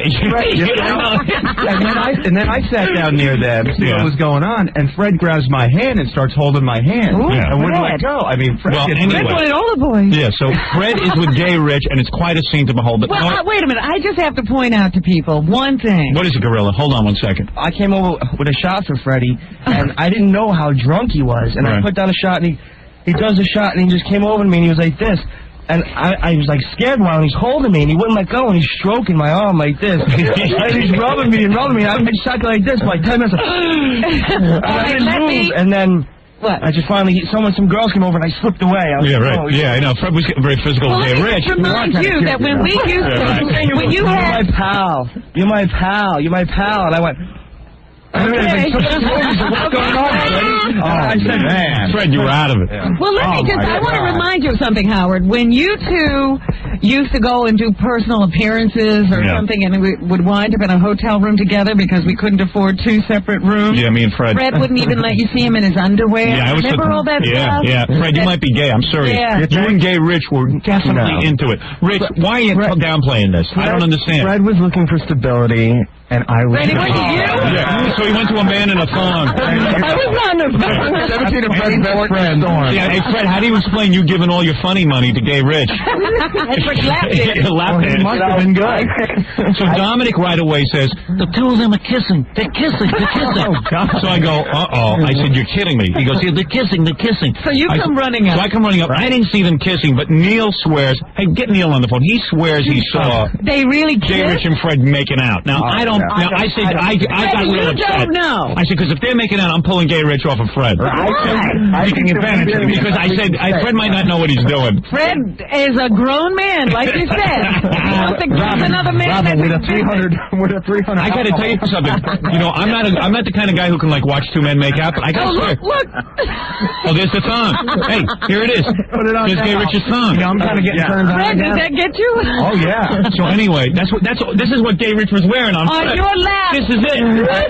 My big hairy butt. That's it. I just want to say one thing, Robin. What? The story has only just begun. Yeah. Let me take a break. Let me take a break, and I'll continue. That's nothing. That's nothing. Like beginning only. Wait till you see when Fred. I also want to tell people that when you vomit the way Fred vomits, that's your body's way of not absorbing any more alcohol because it's already saturated. I was absorbing it on the shirt. Remember, after he vomited, he kept drinking. Did he really? I didn't see that. Who allowed him to do that? No, he didn't. He did not. With a no Dominic is like. Now the story's starting to... Yeah, now Dominic will have you married in No, Fred, you were in no condition to drink. I don't... You had Gay Rich on your arm. Gay Rich, you kissed him after Here's he Neil. vomited? Right. You're a really good hugger, too. Hey, Neil. Oh, God. I don't like... Neil, you there? Hello, Neil. Yeah. All right. Neil, you owe me $40. You were right next. How come? Oh, that's right.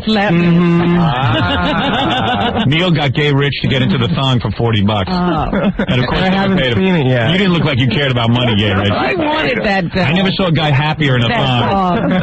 Can I tell you though that born to be in that thong? Neil, Yeah. what did you see? Neil, tell everything you saw. Gay Rich's lips on Fred. On his lips? I couldn't tell if they were on Fred's lips, but they were on Fred's face. See, On his neck? And Fred was rubbing Gay Rich's arm up and down, caressing him. And he was caressing him. And he was caressing Fred was that's true, right? Yes. And you did kiss his cheeks. No. Stop it, Gay Rich. You know Howard, you you looked at did. me, and I looked at you, and we were ready to throw up. Neil and I almost puked. Neil and I were holding each other. You almost needed to vomit too. I sat in a chair directly across from Fred and just stared in amazement. You couldn't believe what you were And Gay Rich was in heaven. He ignored everything in the room. He was with Fred, and I'm going to tell you something. Gay Rich, and don't lie, you are attracted to Fred. There is no question about it. 100%. Tell the truth. I felt really bad for him, and I was trying to give him the stability that he needed. Why? Because Stability. he was shaking. He was shaking. You know, Howard's right, though, Rob. Yeah, of all guys to come over and help Fred. Howard's right. You know when you watch a movie and there's a couple in a crowd, Yeah. and then all of a sudden the sound just comes down and they can't hear anything except each other. Only eyes for each It other. did look like that. And every girl, I mean, they were lovers. I said, I gotta have a camera, because Fred is never gonna believe this. He's not gonna believe it. So the two of them are going at it, and meanwhile, all the girls are emptying out, because Fred smells from puke. Yeah. And, I'm like, oh my God, I can't believe, girls are now Only like guys leaving. want to be with Fred. Yeah, and Fred, like the homosexual he is, empties out all the girls and just leaves the one guy. Well, we always had this question about Fred. No, Fred, I'm telling you. Well, Fred. You can maintain that opinion if you want. I know Excuse deep down me, I'm not. even with a 3.3 whatever alcohol level, doesn't mean you have to go hugging gay Rich. Enough girls I'm a good hugger, Robin. Hey, the good part about this is there'll be another bachelor party. Yeah, well, Fred's already begging me for another. Wait, let's get to that point. So, hey, I gotta take a break. Can I put everyone on hold? Yeah. This time Fred wants to do it at Chippendales. It's only beginning. It's only the beginning of the story. Let me put this on hold. All right, so let's leave it off that Gay Rich and Fred are upstairs at Scores making out. And not making out, but he's kissing Fred's cheeks and Fred is rubbing Gay Rich. What I have to say is that I'm glad that Gay Rich found someone, because I thought he'd be sort of alienated at this You know part. what was weird? I said, gee, how is Gay Rich going to fit in? All I know is he was really fitting in when he was dancing in the thong, because he looked real good. Yeah. And then... when Fred and him teamed up, I said, it's interesting. You put a gay guy in the crowd, they always find one another. Find me a gay guy. He found you, Fred. If I tell you, You're gay. Fred, you had to see it. All right, then you're not gay. You're bisexual. You might be bi. You might be at the very worst. You're bisexual. He goes both ways, men and boys. Yeah. Fred acts as if you're besmirching a beautiful thing. Fred is a homo magnet. I'm getting taken advantage twice here. Yeah, you're not taking kidding. advantage when I'm drunk, and you're taking advantage of me. I spoke to Fred on Sunday, and Fred goes, gee, did I do anything to embarrass myself? I said, I don't know how to break it to him. Fred would have told me. I couldn't tell you. You should have told me. I couldn't. You told him no, right? I know. I just said, Fred, it was pretty wild, but I don't know. Thank God you're right, because I really thought Fred died. A friend would have told him, and a friend would have broken I'm a bad friend. Broken it up? We didn't. Fred, it was hard to tell whether or not you were into it. And you want to know something? Gay Rich almost saved your life, so I can't say if I did the wrong thing. Besides all that, you're telling me that people who wanted to get Gay Rich off his lap, Fred pushed them away and clung to Gay Rich more. Yeah, well, you couldn't get Gay Rich. In all fairness, some guys tried to get Gay Rich off your lap. You were not letting go of Gay Rich. Yeah, that's So what happened, Fred? Gay Rich is pregnant. The way the Martians do it. Wait, the best is... Dominic, stand the line. Neil, stand the line. I have always contended that that's why people drink, so that they can release these inhibitions and then blame the booze. Never mind. Don't get too psychologized. Robin, where did you get your degree? Hold on. We'll be back with more of Fred's bachelor party right after Call this. me next time, won't you? Guys, hold on. Here's what the Prime Minister of China is saying about Howard Stern. 节目主持人霍华史登 Howard Stern 将会在 Howard Stern can be an honorary Chinaman 霍华史登去年 because 替克里斯汀惠特曼主持的时候，要求他 isn't 如 any 果当 bigger 州长 than 要 that 用 of the average Chinaman. 做公路休息站。 Talk about 惠特 a 曼 teeny 当选 weeny. 了，现在要去很多。 95.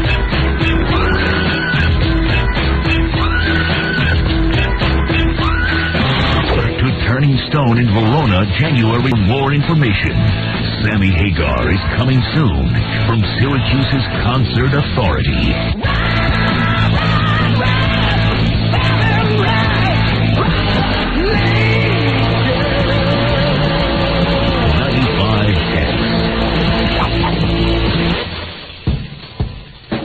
If it rocks, it's on 95X. I'm NBC3 meteorologist Chris Brandolino. Lake effect snow throughout the area today, particularly from the city of Syracuse to Fulton. 4 to 7 inches here in Syracuse, 7 inches or more from Beeville to Fulton, though. Temperatures in the mid-20s. That's my forecast on 95X. WHUX family in Syracuse. For certain areas of the brain. On the web at 95x.com. If it rocks, it's on 95X. It's time to sit back, relax with a friend. Let's get up, let's have a drink, let's get together, have then again. Let's have some fun, again and again. Always great times with family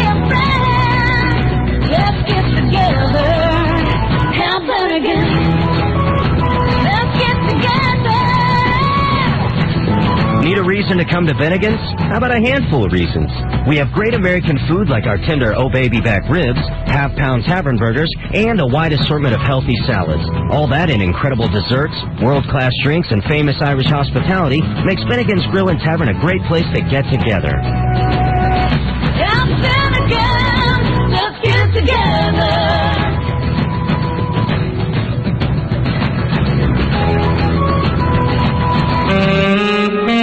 Coming home.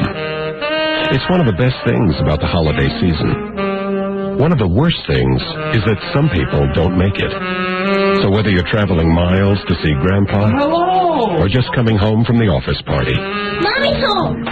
remember all the reasons you have to think safe and drive sober. Make it home safe for the holidays. Sponsored by the Governor's Traffic Safety Committee and the New York State Broadcasters Association.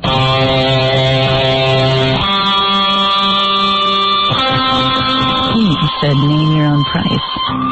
And you did. 6 million airline tickets sold. 2 million hotel room nights sold. 1.5 million rental car days sold. Happy holidays from Priceline.com.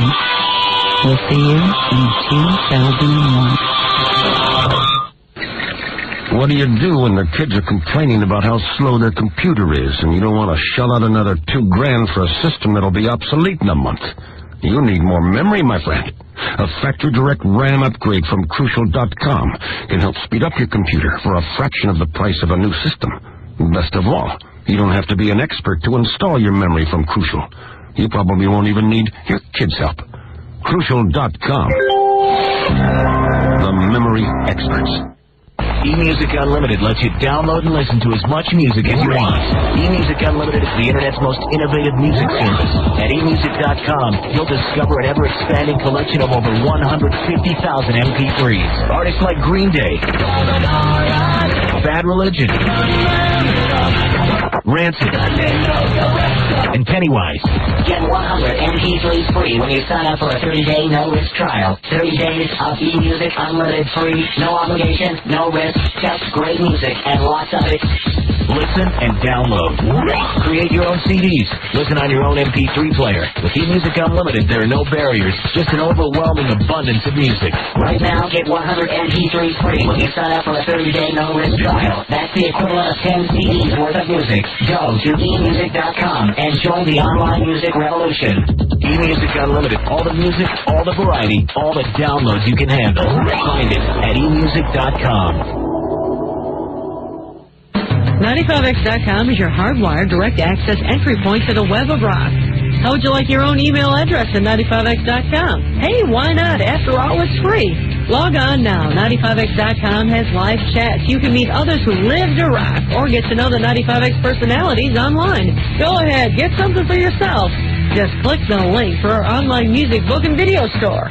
You'll save big right now. It's fun, fast, and secure. Choose over 1 million titles with savings from 30 to 50% on your favorite CDs, DVDs, books, and videos. Now through December 31st, save half off selected titles like the Eagles' Greatest Hits Volume 2. You can even listen before you buy. And now you can hear 95X anywhere you have the internet. Just click on the Listen Live button at 95X.com. 95X.com. Free email, chat, contest information, and all the cool stuff a website should have. If the web rocks, you're logged on to 95X.com. Molson Canadian and 95X marks the spot this Friday at the Blarney Stone. This is Jamie. Join me this Friday from 5 till 7 at the Blarney Stone with $1.50 bottles of ice-cold Molson beer. You can spin the wheel of rock for some great prizes this Friday at the Blarney Stone on Avery Ave from 5 till 7, brought to you by Molson Canadian and 95X. WHUX Manly of Syracuse. And now, let's return to the Howard Stern Show on 95X.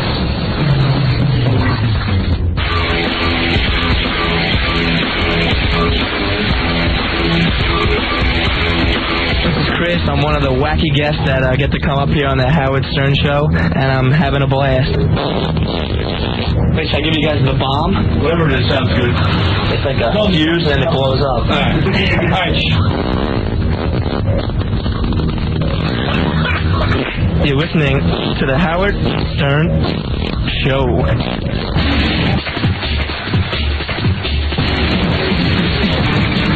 All right. You know, Howard, I noticed that Fred and Gay Rich can't look at each other. Yeah, there's a weird thing going on here. Hi, in case you're just waking up and joining us, we had Fred's bachelor party on Friday. So far. And so far we're at the part of the bachelor party where Fred has just vomited on the girls and on my lap. And chased them out of the room. Chased them out of the room. Gay Rich is on top of Fred's lap. We're engaged.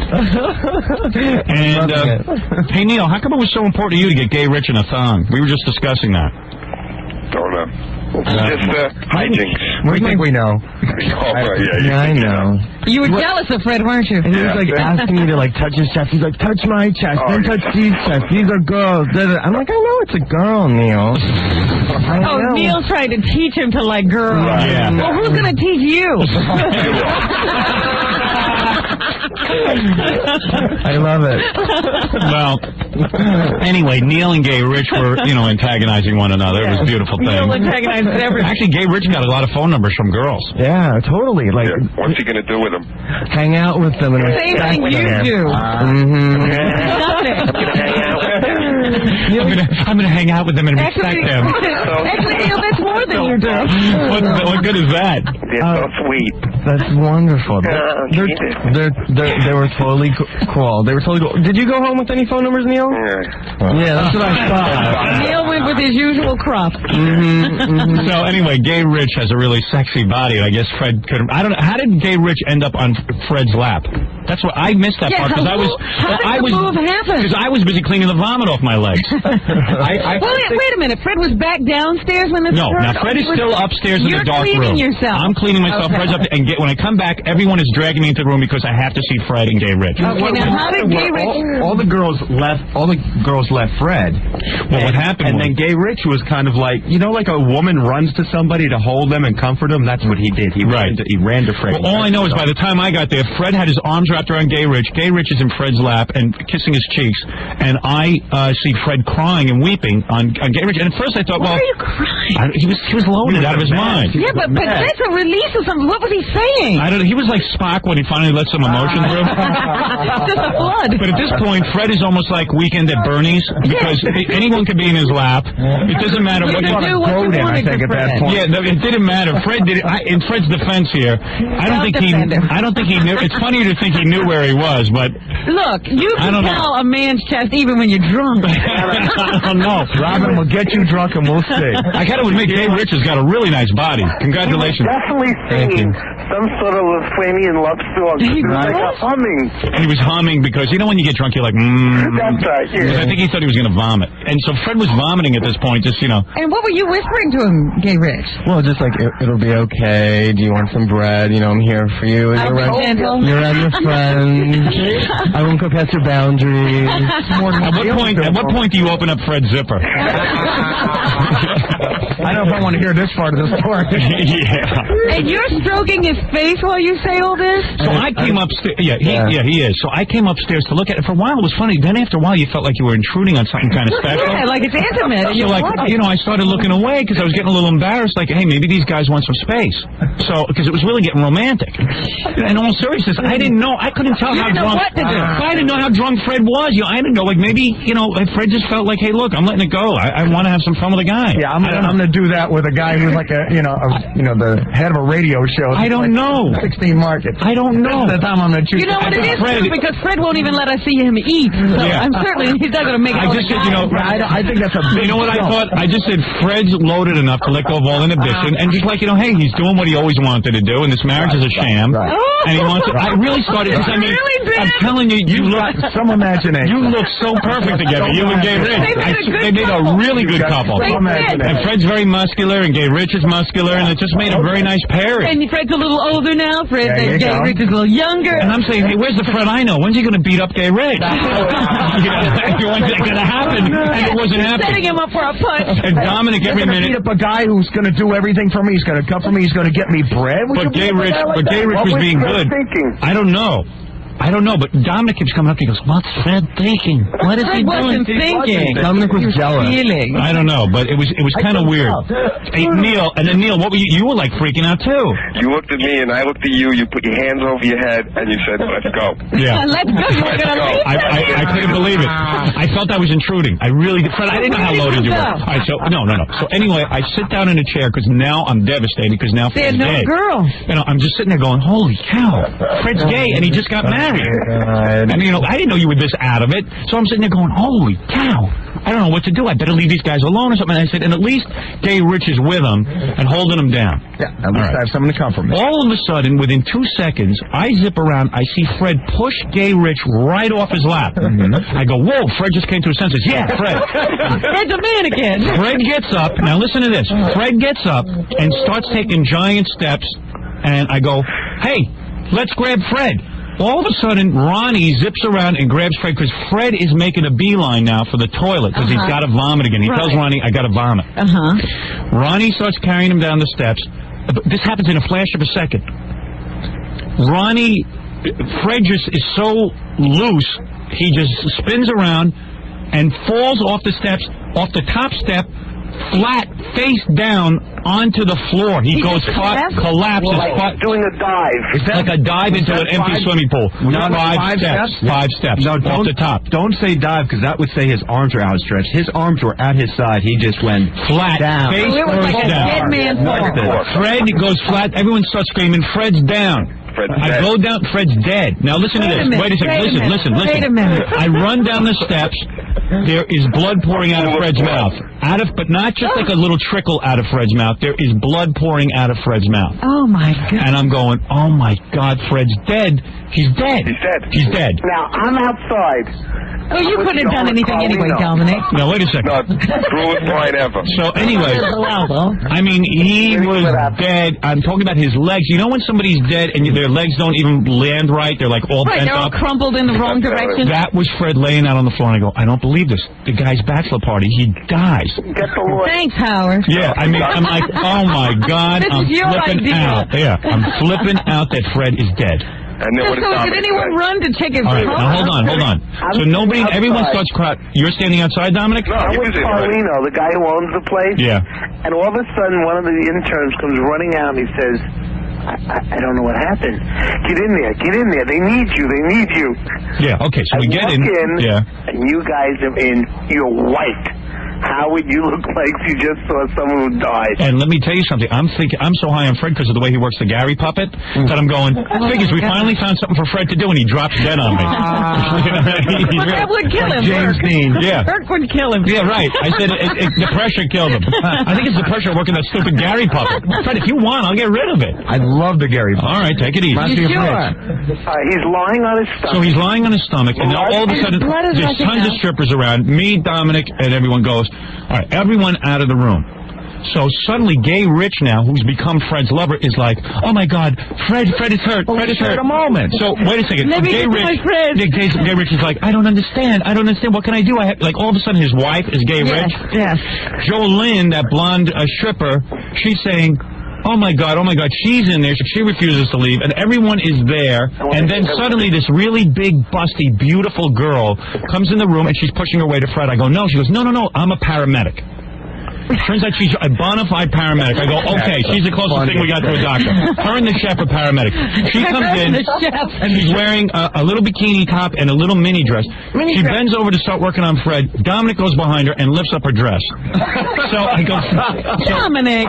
So what is it? Dominic goes, "Does this mean the party's over?" He's cracking jokes, all right? But you got to say something. Fred, there's blood pouring out of Fred. Right, I see where Fred is. Did anybody know whether Fred was breathing? No one could tell yet. No one knew if Fred was breathing or what. It was impossible to tell. Dominic was having a good time. But he was out. Dead. He was out. He was out cold. He didn't even know he'd hit his face. I was drawing up the papers. So wait a second.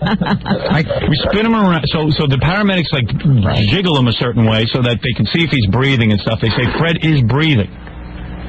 And I said, "Listen, we got to call an ambulance." So Ralph stands up and goes, No, we don't need an ambulance. Oh. That's Ralph, because Ralph's nervous that the party's going to end. So Ralph goes, we don't need girls here. Yeah, so the guy from Scores out the street. And the guy from Scores said, this happens all the time. We see this every night. So just put Fred out on the street and let him sober up. Oh, stop it. Stop Fred up. Yeah, like Weekend at Bernie's. Just leave him out there. Let somebody roll him. I go, wait a second. This is more serious than some. This guy just fell flat on his face. There's blood pouring out of his mouth. 5 stairs. I said, we got to get an ambulance. So I walk in at this point. So everyone starts saying to me, all right, Howard, you better leave and get out of here before. I go, wait a second. This isn't the O.J. Simpson murder. Fred had an accident. What do you mean leave? I said, I'm not embarrassed to be at Scores, to be found at Scores with a dead man. You know where you were? I knew where I was. Where you were. Yeah, I'd announced on the air I was going to a bachelor party. I'm not leaving Fred. You know what it was? I'm staying. It was so bad. People were on damage control. Yeah, well, it was weird. Neil went through Fred's All of a pockets. sudden, it's like you are the governor. Yeah. Like everyone was doing damage control for me. I go, Fred's going to be dead. What do we care about me for? So Howard, Gary, get the ambulance. Dominic says, get an ambulance. Right. So and Ralph is screaming, don't get an ambulance. And meanwhile, Ralph... Now you know who your friends are. What were you thinking, man? I was thinking that maybe he wasn't that bad, and that it was creating more. Everybody, he just needed to be alone. Alone. He was unconscious. Yeah, not alone without a doctor, but there were people looking after him, and I don't know. I just thought it would. The guy was bleeding from his mouth. He's profusely, and Ralph. You know what, Ralph? Don't ever make any decisions around me. Yeah, Ralph is like an imbecile. So anyway, so we had a heart attack around Ralph. Really? So I ran to the phone. And I called 911. Right. Now, if we have any friends that work there, I would love to get a copy of the 911 tape. Yeah, really? We'd love to hear that. Did you make the call? Yeah. Oh, okay. So How long did it take them to get there? I got to give them credit. 7 minutes. 7 minutes. Yeah, they got there real quick. Great. 7 minutes is a long The time. whole time Ralph was saying. The whole time Ralph was telling me we didn't need an ambulance. We don't need. I said you're crazy. Ralph would have told JFK's motorcade to continue on. Nothing happened. The guy will put his head back together. That's right. We'll take him back to Washington. If I tell you, Fred, I mean, did he come to in that 7 minutes? No. Fred is out, and blood is still pouring out of him. So at this point, we can see it's not coming out of his mouth; it's coming out of his chin. And he's white. Of course. Okay. He's the whitest white man you ever saw. Fred's already What is it, Gorilla? I was going to say, I know why Ralph didn't want to call an ambulance. He was working on some chick in the back. Yeah, I know. Well, we all know what Ralph was doing. No. He kept going afterwards. You know, when Fred gets better, I'm going to kick his ass. I almost had this chick's number. Yeah, they got to ruin the whole thing. Right. Yeah, I heard about it all night. All right, so... If Fred's better, I'm going to kill him. Yeah. Fred's better be dead.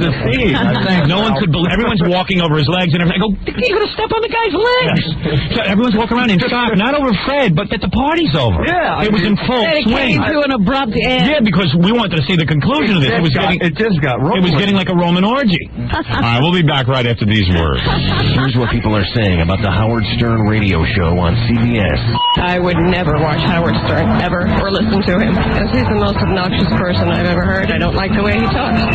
I wouldn't look at Howard Stern if my life depended on it. He's a vulgar, horrible man, and he only talks against women, and I hate him. And I'm an old lady, and I know why. He'll say I'm old, but I hate him. Welcome home to the Howard Stern Show. 95X. 95X presents Sammy Hagar and his Cabo Wabo Cantina Tour to Turning Stone and for more information. Sammy Hagar is coming soon from Syracuse's Concert Authority.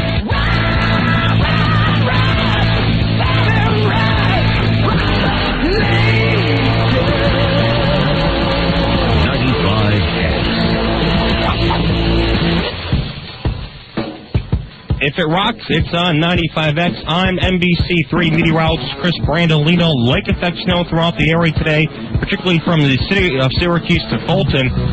4 to 7 inches here in Syracuse, 7 inches or more from Beeville to Fulton, though. Temperatures in the mid-20s. That's my forecast on 95X. 95X is now streaming audio over the internet. Hey, tell me more. God bless the internet. Listen to 95X on the World Wide Web at 95X.com. I've got to break into the mainframe. Your computer just became a very expensive radio. It rocks. It's on 95X.com. The Syracuse broadcast of the Howard Stern Show has been brought to you by Sprint PCS Free and Clear Plan. Get 500 minutes for just $49.99 a month with free long distance. See printed materials in stores for details. Hey, it's time again for the Media Play Challenge. This time we're talking holiday cash. Can you find something to spend it on here at Media Play? Oh, yeah. Like, what do you shop for? There's, like, everything here, too, like CDs and movies, and, like, you can just get everything. So if you got holiday money, you could take it to Media Play. That's the only place I can. I only shop at Media Play. Oh, is that because Media Play has what you're looking for? Always. And the best price. That's a nice sound bite for us, isn't it? Well, it's the truth. Okay. Media Play comes out with the latest at the best price. And can you get any bargains with that holiday cash at Media Play? Definitely. I'm all for bargains. Well, there you go. Get your holiday money's worth at Media Play. We've got, tell them. CDs, computer software, DVDs. Any other departments? Yeah. Books, especially, for older people, like my parents. Yeah. Kind of like my age. Media Play is fun. Visit Media Play at 218 Northern Lights Plaza in North Syracuse, Shoppingtown Mall in DeWitt, and now online at MediaPlay.com. Four souls in search of one thing and finding another. Just for Life hit the scene with an insatiable thirst for fresh sounds, powered by their tandem guitar playing. It's a cosmic accident. With their self-titled debut, Dust for Life, an album filled with tracks that produce big energy rock and roll with thick, full-sounding grooves. Dust for Life exercises some demons in this jaw-dropping album. With adventurous anthemic rock choruses and powerful riffs. It's soulful and filled with substance. It's rock-drenched music with tracks like Dirt, Into Dust. Their sound is engaging and deliberate. Look for Dust for Life's self-titled debut album, featuring their intense, riveting performance of the first single, Step Into the Light. Dust for Life is available at music stores everywhere. Who's gonna love you the most this holiday season? Little Timmy? Little Tammy? No, the credit card companies, because of all that stuff you charge that you'll be paying off till next December. With that in mind, January is National Credit Awareness Month. So go to freecreditreport.com and run a free credit check on yourself. Hurry, get your free credit check at freecreditreport.com. That's freecreditreport.com.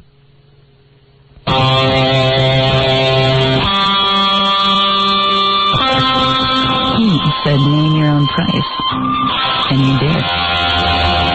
6 million airline tickets sold. 2 million hotel room nights sold. 1.5 million rental car days sold. Happy holidays from Priceline.com. We'll see you in 2001. It's time to sit back, relax with a friend. Let's get a bottle, let's have a drink, let's get together. Have that again. Let's have some fun, again and again. Always great times with family and friends. Let's get together. Have that again. Let's get together. Need a reason to come to Bennigan's? How about a handful of reasons? We have great American food like our tender Oh Baby Back ribs, half-pound tavern burgers, and a wide assortment of healthy salads. All that and incredible desserts, world-class drinks, and famous Irish hospitality makes Bennigan's Grill and Tavern a great place to get together. Have Bennigan's, let's get together.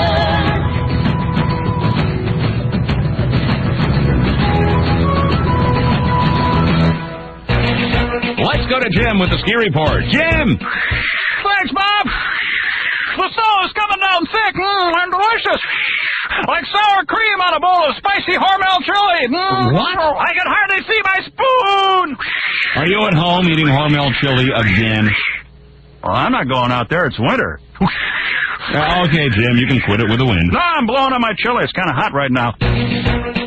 Hormel chili makes life spicy. I like cutting trees all day long. You gotta be lean, you gotta be strong. A lumberjack's work is hard to do. That's why I'm eating plenty more stew. Real beef, real veggies, and real gravy. 8 grams of fat looks good on me. It's got a taste that makes me glad. Best of all, it's wearing plaid. Plenty morphs to good, hearty, and plaid. Bad breath germs love the taste of Scope. Minty. This is delish. What they don't know is that behind that engagingly minty taste, More mint, more Scope, more mint, more... certain death awaits. Original mint and peppermint Scope kills just as many bad breath germs as the leading mouthwash. It just doesn't taste that way. Scope kills germs before they kill your breath. WAQX Manly of Syracuse. And now, let's return to the Howard Stern Show on 95X.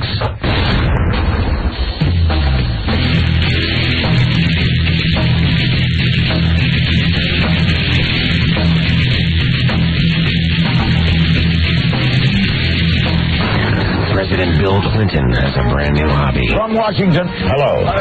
Hey, great show, Larry. Listen, long-time fan, first-time caller. Listen, I just wanted to ask your guest if he ever wanted to mind meld with Howard Stern's penis. Sometimes we get carried away through frustration here. We apologize. Baba Booey, Baba Booey, Baba Booey. God, I've wanted to do that for years. Must be a slow week at the White House. Now, here's a man who has a slow week every friggin' week of his miserable life. Howard Stern. F Jackie twice. The F Jackie CD or T-shirt is only $12 plus $4 U.S. shipping on the Jokeland Web Mall, or call 1-800-323-KING. Friday, January 19th, catch Jackie at the Turning Stone Casino in Verona, New York. For MP3 audio and filthy 3D Joke Man, visit jokeland.com.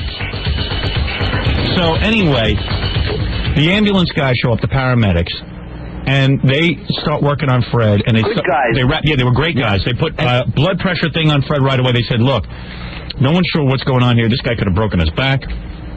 We don't know, but he's alive. And his blood pressure is low, but he is breathing. A good heartbeat. So we're going to take him now. They found the heart. They found the heart. Oh, yeah. Yeah. Actually, they found two hearts. Two hearts. The Martian. So we decide that Dominic and Gary. So it's Jolene, the stripper, goes, Howard, the whole time. She's like near me. She goes, Howard, I am going with Fred. Fred is my best bud. And she's some kind of angel of mercy. She goes, Fred is my best... Angel of mercy? She goes, Fred is my best bud. He's going to need a pretty girl to hold his hand. Listen. I go, I don't think Fred really knows a pretty girl from a guy. His wife is going to appreciate a stripper holding his hand when she gets to the hospital. What is it, Ganji? Can I tell you that I had to fight Jolene over Fred's jacket and personal belongings? She would not give them up. Yeah, what was her story? Ganji walks over to me and he says, I cannot get Fred's jacket and personal belongings away from Ganji, away from Jolene. I said, you go and grab it from her. Right. So he went over and he hit took her it. with a hammer to the injury. Then she said, well, Dominic gets weird with me.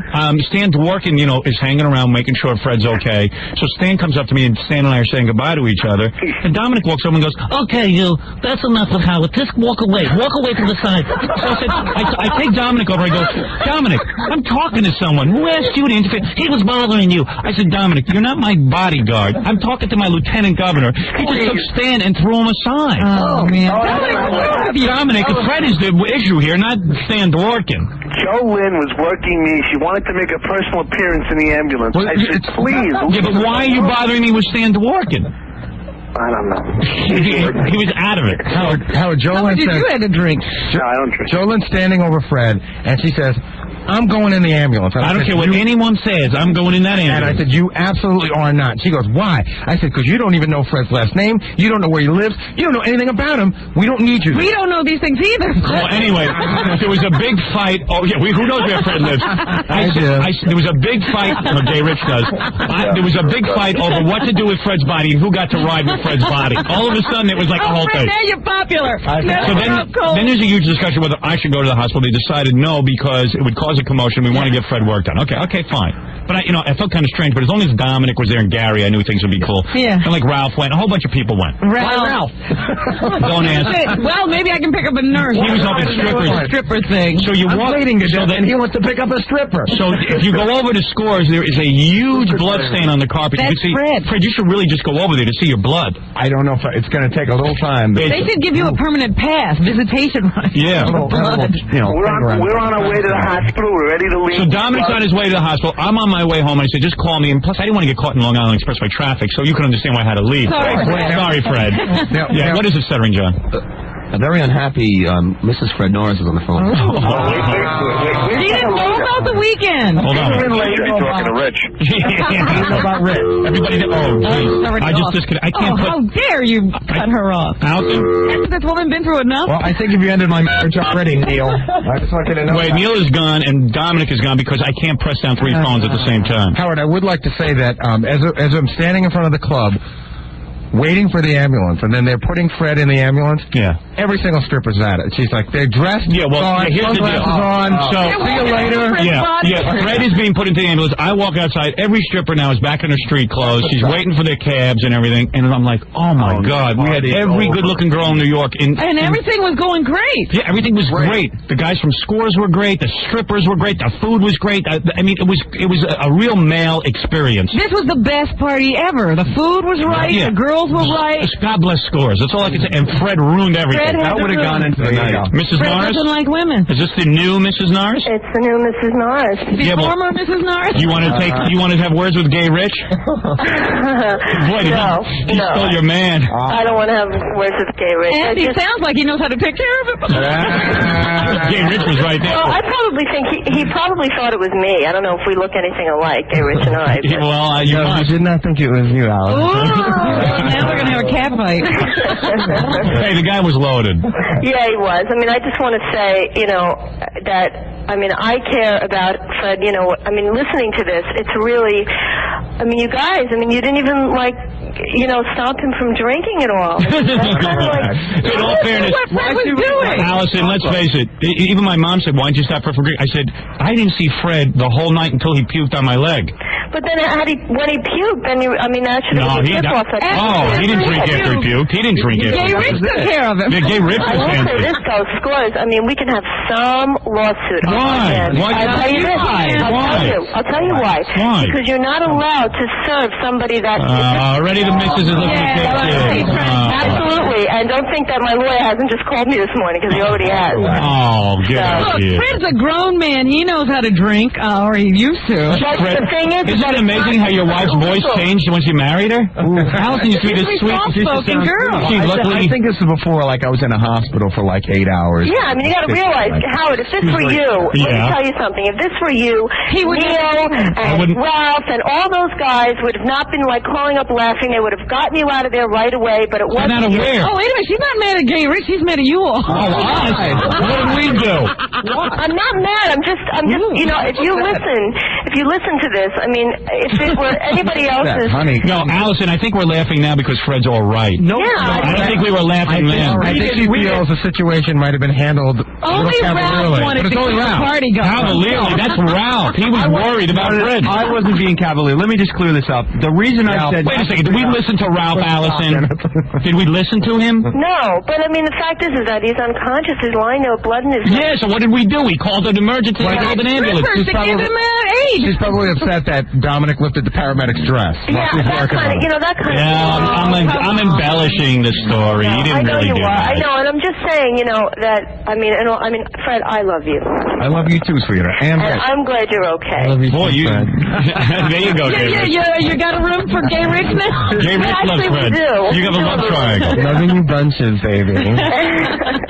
Well, I can... How about yelling at Fred and say, why do you have to drink 16 shots? Idiot. Well, I figure I'll wait until, after... Yeah, what are you yelling at us for? We did it right. What are you yelling at the guy from Scores for? But, Allison, the truth of the matter is, in all seriousness, nobody hung around with Fred from beginning to end, so it is sort of hard to tell. I saw Fred having a drink, but I don't know that that's number 1 or number 16 because I've been watching him. I understand that. I just can't understand. If you go into any restaurant in New York, seriously, how does the bartender know where all these drinks were going? The bartender stands behind the bar and pours drinks. He doesn't. We had Fred. 3 different waitresses. I don't know that. They don't know. They don't count Fred's drinks. Yeah, but they see somebody is intoxicated. How did they know he wasn't getting behind the wheel of the car? He was in a corner. No one. We weren't going to let him drive. That's obvious. Well, I'm just Hey, in all fairness, Allison, I'll tell you one thing. Right. I know for me, I didn't see Fred the whole night until he vomited on my leg. Yeah. He was in that one. We're with 25 girls to 12 guys. Nobody's sitting and watching Fred's alcohol consumption. And plus, Fred said to me ahead of time, I'm not even going to drink. You know what?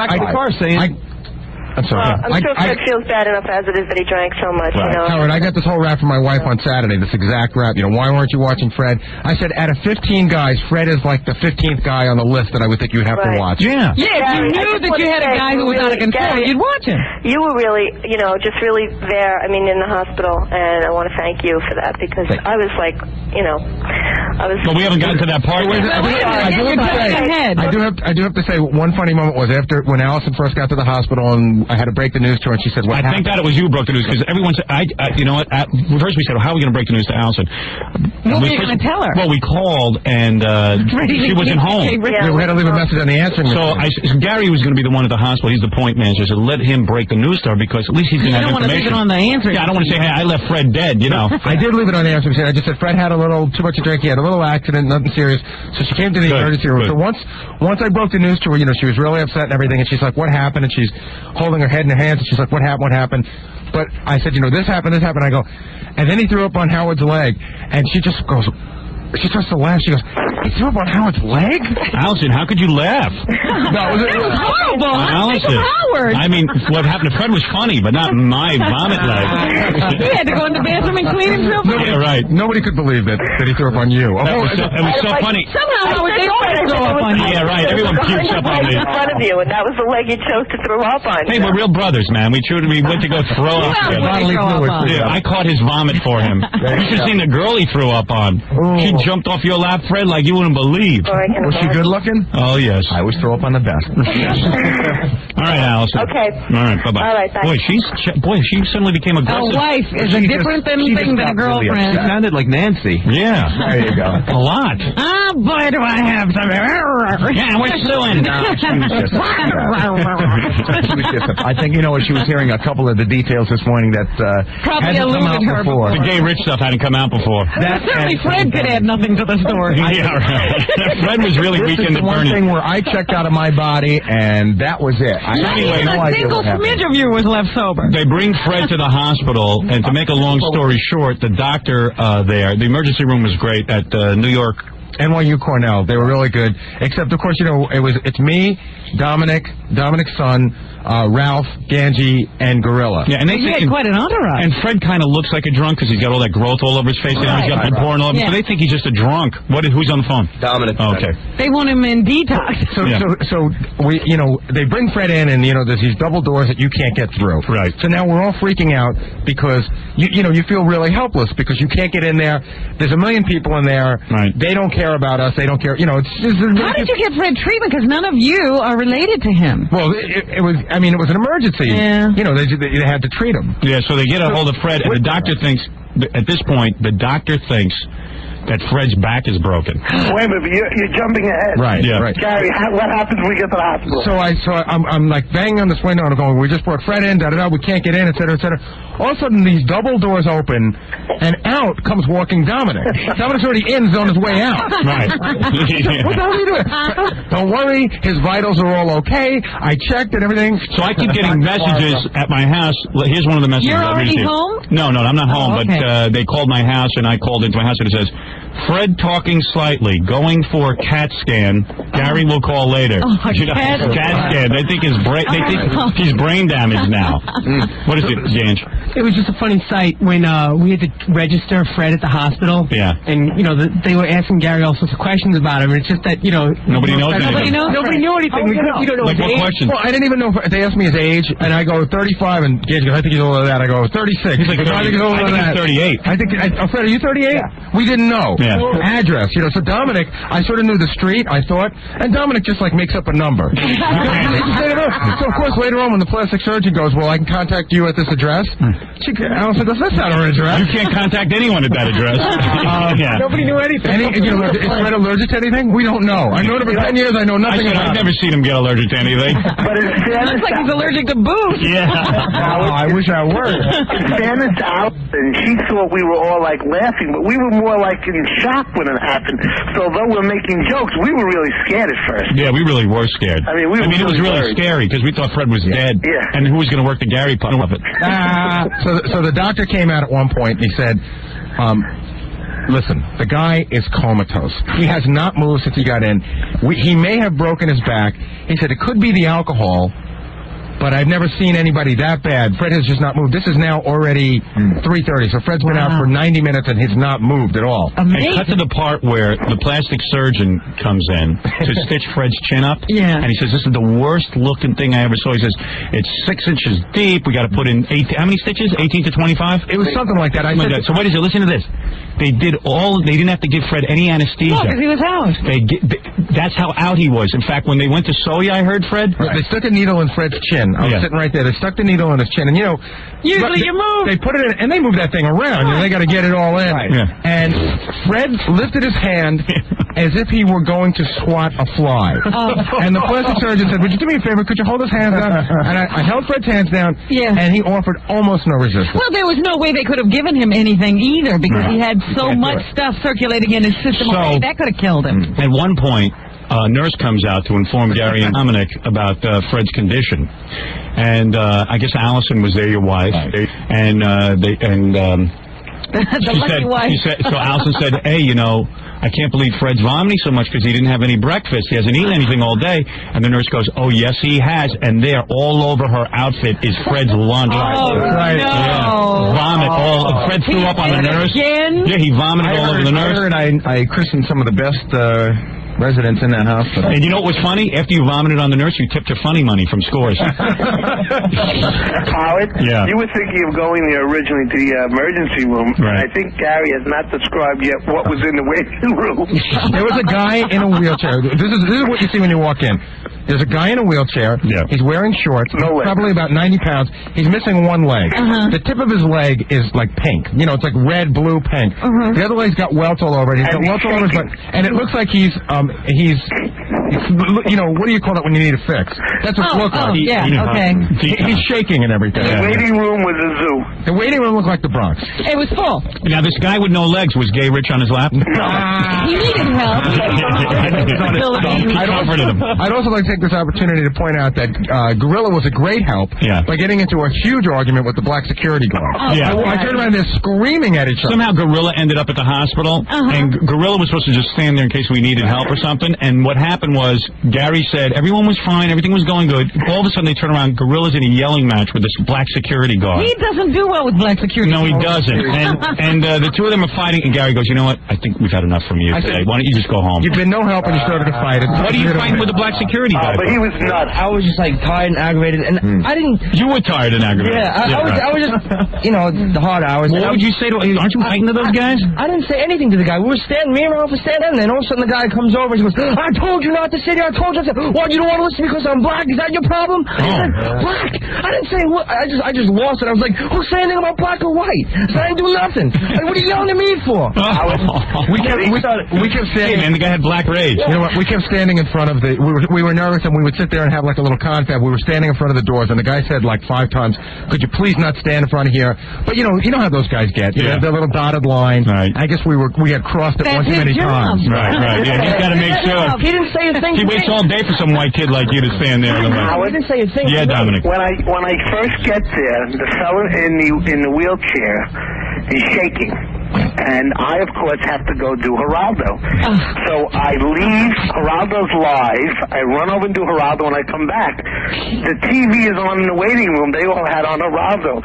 The guy who's shaking looks up at the set, sees me again, and he thinks he's hallucinating. He goes, you was just on the TV. Wait a minute. There was a black girl that was in the waiting room for quite a while. And when I came out at one point, she said, hey, you know that fat guy you were with earlier? I go, yeah. She goes, he on TV. Well, anyway, so Fred... how long was he in the hospital? Till about 11 o'clock at night. I'll give you the part 2 because I get to the hospital. I got to take a break. Hey, Dominic, let me wrap this up. Let me just take a break first. All right? And then I'll give you the end when he comes out of the coma. All right. Because I'm there. All right, hold on. Dominic's with him, holding his hand. Yeah, he was. Mercy. The angel of mercy, Dominic Barber. All right, let me take a break, and we'll be back right after these.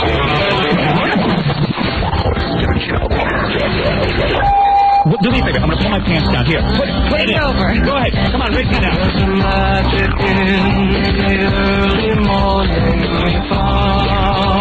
on, do it to me now. Don't do it to me. Don't give me slow rate. Do it to me now. I've been bad to you, right?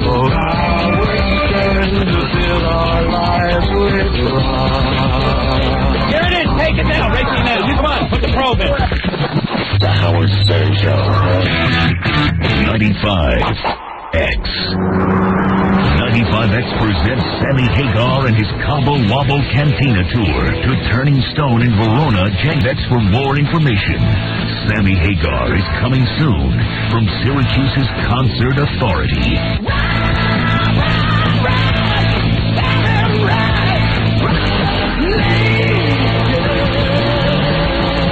95X. If it rocks, it's on 95X. I'm NBC3 meteorologist Chris Brandolino. Lake effect snow throughout the area today, particularly from the city of Syracuse to Fulton. 4 to 7 inches here in Syracuse, 7 inches or more from Beeville to Fulton, though. Temperatures in the mid-20s. That's my forecast on 95X. Hockey fans, get the puck out of town, win Syracuse Crunch Tickets, and win an Amtrak trip every week to the Buffalo Sabres. Get the puck out of town. Weekday afternoons, only on 95X.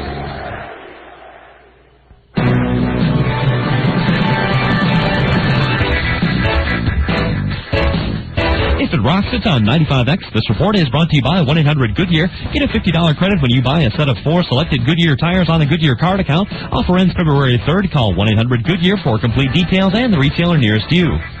The Tennessee Titans secured the AFC Central title and home field advantage throughout the conference playoffs with a 31-0 victory over Dallas in the NFL's regular season finale. The Titans will be the number 1 seed in the AFC playoffs and will face either Indianapolis, Denver, or Baltimore in the divisional round in 2 weeks. In college football, Houston's Jason McKinley tossed the game-winning touchdown pass to Richmond Flowers with 59 seconds remaining as the Gray squad rallied to beat the Blue 40-37 in the annual Blue-Gray All-Star Game. And Boston College beat Arizona State 31-17 in the Jeep Aloha Bowl. In the NBA, Rasheed Wallace had 33 points to lead Portland past the Lakers 109-104. Earlier in the day, Jalen Rose poured in 31 points and Reggie Miller added 22 as Indiana downed Orlando 103-93. I'm Rick Laxton, Night 2 Syracuse Sports Check on 95X. This is WAQX.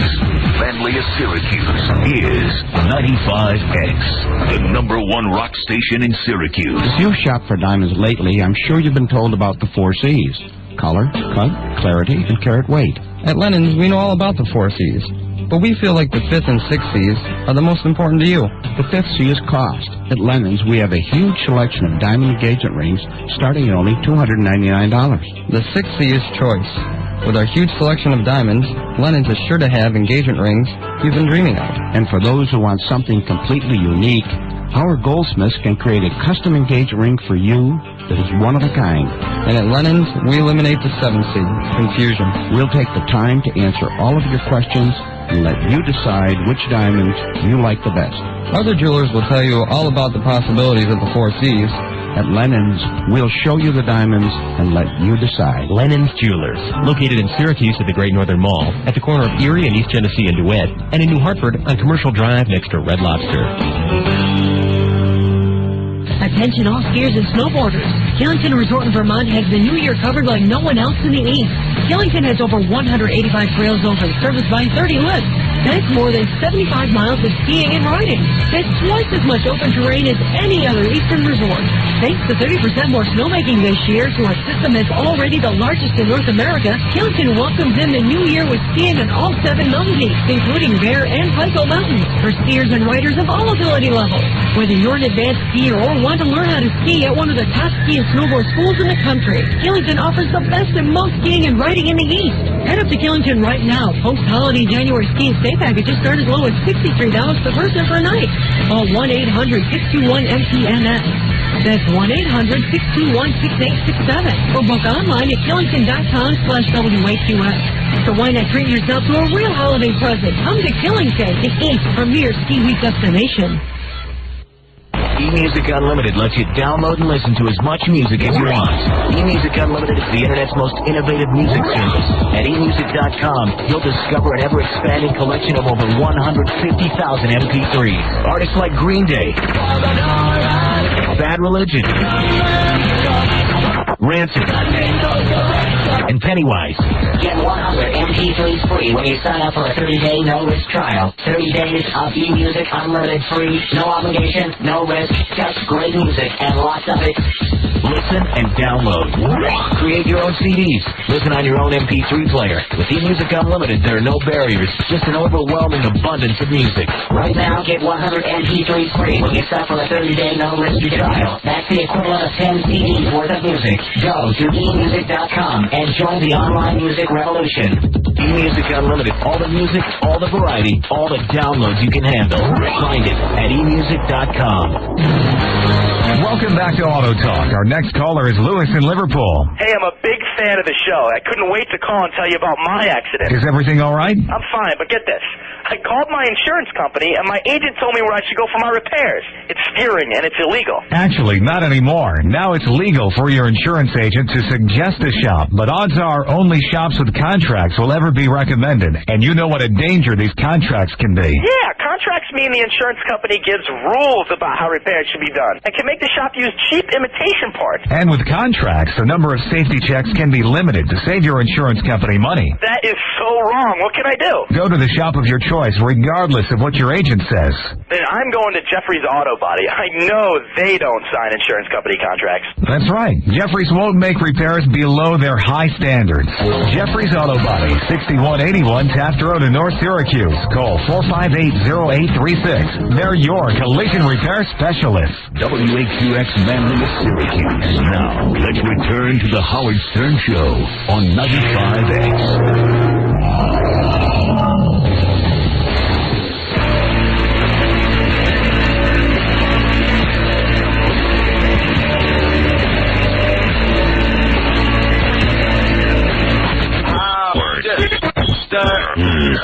Let's make him feel at home. Kids, follow me. Say, Baba Booey!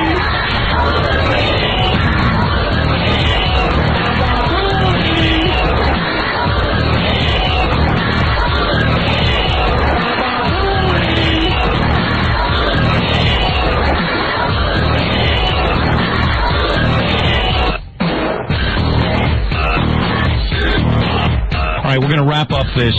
You know, I was thinking maybe you ought to recreate Friday for Fred and have Gay Rich sit on his lap to tell the rest of it. No problem. How were you, because you weren't that drunk, Gay Rich, how did you feel sitting on Fred's lap? Well, I was, like I said, it was more... by the way, we're recreating for you Fred's bachelor party where Fred ended up in the hospital getting 16 stitches or something like that. Yeah. In a coma. In a coma. With possibly a broken back. And possibly broken back, and also had How do we know there's no brain damage? Fred was out for so long. Did they actually do a CAT scan? They did a CAT scan. And they found no brain damage? That's it. I left when the CAT scan was being done. Fred, no brain damage? Maybe Fred doesn't want to admit to having brain damage. Then at some point they were wondering if he might have messed up his teeth. Right. Because again, they couldn't tell. His mouth was closed. Right. They couldn't move him. Wow. It's like a corpse. He wasn't even talking. Rigor mortis had set in. At about 4:45, Fred, his eyes fluttered for a minute, and I said, Fred, do you know what's going on? Do you know what this is? And he went, And I said, Allison and her mom are out. Would you like to talk to them? And he went, And then they came in, and Allison stroked his hand, and she said something to him, and she said she was pretty sure he didn't completely comprehend that she was there. This is kind of like what a guy goes through if he has a nose job or something major. Like Fred went through major surgery for no apparent reason. Well, he went through the anesthesia. That's one thing for sure. Yeah. How'd you feel when you finally came to? Was your head spinning? Actually, the headache wasn't too bad. Wait a minute. That night when you went home? Oh, that night when I went home, I was still a little out of it. And it was about 11 o'clock at night or whatever, and I went to bed. And I woke up at about 4 o'clock in the morning. I walked into the bathroom, and I looked in the mirror, and I looked at my chin, and it was like, huh? How did that happen? Yeah, exactly. Because when I was in the recovery room, I heard somebody say something about my chin, and I'm going like, what the hell are they talking about? Wait a second. You didn't even know you were hurt. At any point, did you call your wife Rich? Okay, Rich? Not this weekend, anyway. When they brought you home, when you were able to get up, you still couldn't comprehend what had happened? You know what it is? I just came home and I went right to bed. And he still doesn't know he fell. He doesn't have a real memory of any of that this point, stuff. I don't remember. Hey, Dominic. When I got back to the hospital, He had just come back from the X-rays, and he had the biggest smile on his face. And I'm standing over him, and his wife is, and Allison's there. And Allison's really a good person by then. She was not, like furious or anything. Yeah, I heard your wife was yelling at everyone. And you know what? Rightfully so. Really? Yeah, she really had the right to. Well, I'll tell you something. Freddie, no, they walk in. First time Irma has ever been really annoyed, but she doesn't think this is funny at all. Yeah. She's like saying this isn't funny. He could have died. Well, it wasn't funny when it was going on. It was just funny after Fred survived. I said, this will be great radio if Fred survives. If he doesn't, it's going to be a real bummer. It'll still be great radio. It just won't be funny. Yeah, right. Like, imagine coming in today and saying, Fred died in his bachelor party. Although that's kind of funny, too. Freddie's wife wanted a plastic surgeon rather than just a resident. Oh, she should have had it. Right. Well, Dominic's orders were not to let anyone touch Fred unless it was a bona fide plastic surgeon. So Fred's wife asked the doctor, he said, okay, we're going to sew him up now. She goes, I want a plastic surgeon. And the guy just sort of gave her like a really look, and he just said, well, I guess if that's what you want. So, and he was really like, Who was this guy? This was the doctor. Oh. So she flipped on him. And she said, hey, I want a plastic surgeon. Is there something wrong with that? And he walked away from her. So she said, she started like, and she was upset. Yeah, these guys all get insulted even though they know you're better. Insulting his work. Right. We don't know his work. Yeah, exactly. So many examples of your work. Right. But the guy they ended up getting by a stroke of luck was the same guy who did Sue Simmons' breasts. Really? Yeah, like the guy just happened to be there. His chin is going to look like a breast? Yeah. he has chin reduction. So were most of the doctors like dotheads and stuff? No, not at all. In fact, Allison... Indian doctors, Robin. That's slang. Allison even said the nurses... When have you ever been to an emergency room and every nurse wasn't like 300 pounds? The nurses in there were the best-looking nurses I've ever seen. They were all from Scores. And then Allison said that the night crew was even better looking. Wow. Actually, the whole hospital was running great, and it was smooth and nice. Yeah, they were nice to Fred, and the thing was that they lucked out and got this great plastic surgeon. He just happened to be there checking records. So he came in and did it? Well, Allison said, I want a plastic surgeon. I said, we'll see who's around. 5 minutes later, he came walking in. He didn't even work at the hospital. He was just in there getting something. Yeah. Right. Well, the doctor must have known who Fred was, because when he came back and told me the results of the X-rays, he was very funny. He came up to me and he said, his brain is okay. There's nothing wrong at all. And so are both his hearts. Listen to this. I just got a fax. Howard, Fred puked on the nurse that took care of him at New York Hospital. That nurse was my girlfriend. Fred, that dickhead. The guy leaves his phone number, too. Sorry. Well, she said she just got married. Yeah. So then maybe it's not the same one. Maybe Fred puked on a lot of This one says, hey, Fred, alcohol brings out your true personality. Maybe you should ditch the bitch and make the switch. I love it. Maybe I'll remember anything at the hospital? What'd you say? Does Fred remember anything at the hospital? No. Zip. And this one says, I knew Fred did Mr. Blackwell a little too good. I'm hanging up, Howard. What? I'm going to hang up. Okay, goodbye, Dominic. Gotta go do Geraldo? Yeah. Dominic Barbara, the noted attorney. Bloated attorney. I wanted Dominic's son's phone number, though. You like him? He was cute, too, huh? Oh, he was delicious. Were you thinking of him when you had your arms around Fred? You were a slut, Rick. I'm sorry. Are you attracted, Rich, seriously, are you attracted to Fred, though, after your whole little encounter? Yeah, well, there was a warmth there, wasn't it? There really was, though. I mean, when I was hugging him and stuff, he's like all, he has broad shoulders. And he's got a good build. I you'd like me. First time he saw me, he didn't like me too much. All right. Well, he got to know you, man. Well, Fred, you really worked your magic on him. It was real weird because like Gay Rich couldn't hook up with him because it was all guys with girls and everything, and he was dancing in the thong and stuff. But then when he hooked up with Fred, it just seemed natural. It seemed right. Is Fred the D word? Delicious? Delicious. He loves to use that word. Is he delicious? Oh, totally delicious. Yeah, sounds right. Put him on a freaking looking like a lollipop now. And Gay Rich, man, Fred wasn't at his best. He was covered in vomit. Yeah. Some guys, their charm just radiates through everything. Yeah, your wife can claim she loves you all you want. I bet she wouldn't have hugged you with full of vomit. I have to think about that. No, that's right. I know mine wouldn't. This one says, hey, Fred Norris, machine gun puker. Hey, Howard, how much for the Norris bachelor bachelor party video. I'll take 5. Oh, I only wish we had videotaped that. But I'll give him the shirt. There was some footage. Howard, I hope you got pictures of Fred hugging the homo. You could blackmail him for the rest of his life. Fred wants to fight that guy. Don't you insult his girl. Hey, I'll tell you one thing. Gay Rich stuck by you, man. All the other friends abandoned you. That's right. Nobody else wanted to sit in your puke. Howard wasn't hugging you. Yeah. Nurses. He was there by my side. So anyway, Howard was cleaning himself. Well, you're not kidding. Well, anyway, that was the whole story. Wow. That was the whole story of Fred's wild weekend. Well, I just don't know what to make of Fred drinking that much. Yeah, well. I have to say about Neil, though, I mean, I think he was jealous because all the girls were I was sitting on all the girls' laps. Yeah. And at one point he was like, oh, this is a switch, and all this stuff, to one of the girls. And Neil was consumed with Gay Rich. Yeah. Well, I would imagine that Neil would be. And Neil was like begging Gay Rich to take off all his clothes and be in a thong and dance. If you had poured a few more drinks into Neil could have been Fred. Neil was more into Gay Rich. Yeah. I know, it was weird. And then, like, when Gay Rich finally got in the G-string and was dancing around on the table, Neil comes up to me and starts slapping me 5. I go, what is it? He goes, look, man, I got him to do it. I got him to do it. I go, so what? It's a guy dancing around on a thong. Yeah, but he didn't tell you about stuff in the 20s in the song. He did give me $20. He did. When I went down, initially I went into my boxer shorts and stuff like that, and then he gave me $20.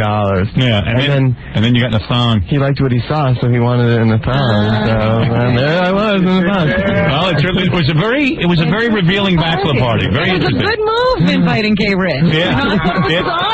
Gay Rich was the catalyst. It was a good move. I would like to make one comment about the stripper mentality. Yes. The guy gave me all the funny money. Gave me like $1,000 and like another $500. I was distributing it, so I would go and give it to Howard, and I was giving it. All the guys would go, Gary, give me another 20, just passing it around. Mm-hmm. Once the girls figured out I had the money, it was like I would go by and they were all pawing at me, going, Gary, come on over. You haven't danced with me yet. You haven't danced with me. And then finally I turn around and I go, I'm out of money. And they were like, then get out of here. Gandhi said he walked by and one of the girls was on the phone to, I don't know, a boyfriend or a girlfriend saying, yeah, this really blows. These guys have no money. Not tipping at all. You know what? I was afraid of that because, here we were getting a free bachelor party. Scores was being so good to us and everything. I said, I bet you the guys aren't going to tip anything. I told you that before you left. But I was tipping. I mean, I was giving like $40 for a lap dance. But there were 25 girls and like 10 guys in it. Exactly. It was. You're still supposed to have money. No. They're used to getting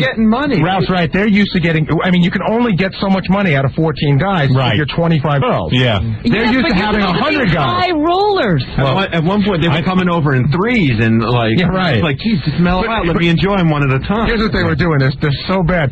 They would go. You know what it's like? You ever go to the park to feed the pigeons? That's right. You got one crust of bread. Yeah, right. And you got one crust of bread, and they're all hopping on top of you to get it.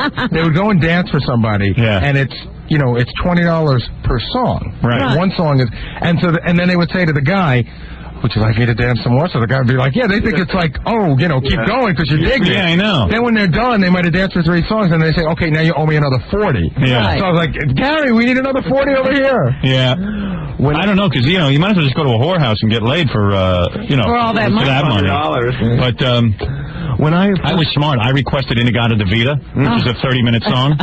So that's how I kept my tipping down. Yeah. I just got really long songs. Freebird and Inagata Davida. But anyway, it was a wild, wild party. What can I say? We need a do-over. Yeah, well, Fred says to me on the phone No, Sunday. I don't think Fred can survive a second party. Fred said to me, no alcohol. Fred said to me on Sunday, he calls me up and he says,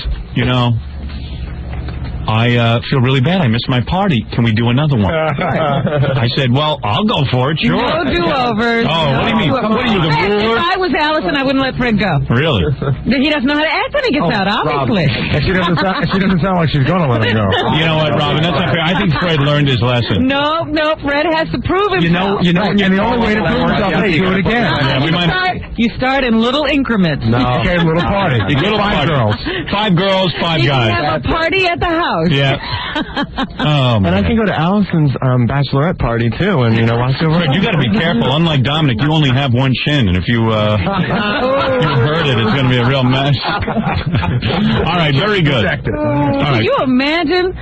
Allison just married him. I know. And within a week, he's ruined. There you go. All right, listen, we spent 2 hours on Fred's bachelor party. We've done done it justice. I say we take a break. I want to take some phone calls. The talking about it lasted longer than it did. I can't believe it just started to get good. All the dead wood had cleared out. Yeah.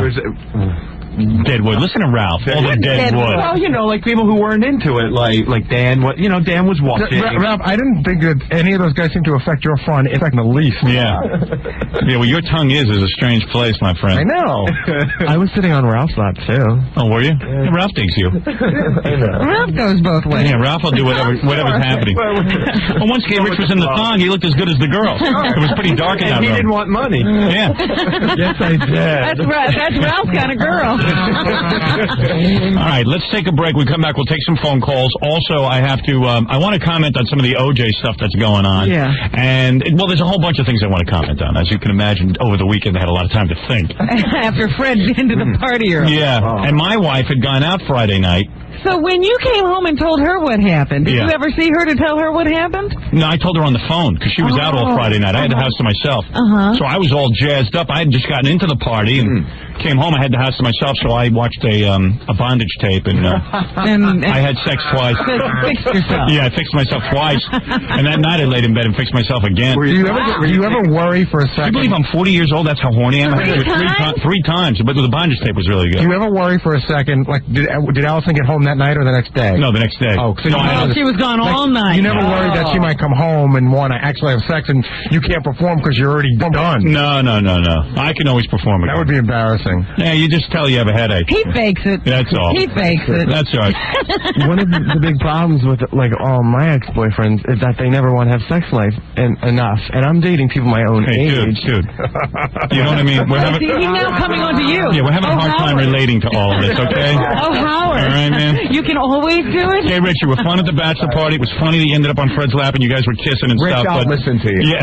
We're very accepting. You know We don't what? want to hear the Fred wants to details. take you to lunch today. We're all into it. You're entitled to your lifestyle, but I'm in the middle of talking about guy stuff. Let me ask you something. Yeah, right. If he and Fred start having an affair, would you be interested in this conversation? Yes. I am telling you, Fred and him had an affair. Well, I'm thinking it could go further. Fred, it looks so natural. I don't know how you feel about Gay. I swear to God, it was wild. I think you're holding Ralph's hand. Rich is a really nice guy, and stroking Gay Rich. But no offense to him, I think it could have been a goat, and I would have been hugging him just as hard. All right. Well, we'll never know. What is this love that comes out of you when you're all drunk? He's a great guy when he's drunk. True feelings, Robin. Unlike you, Rich. Black was Fred really whole heart of yours.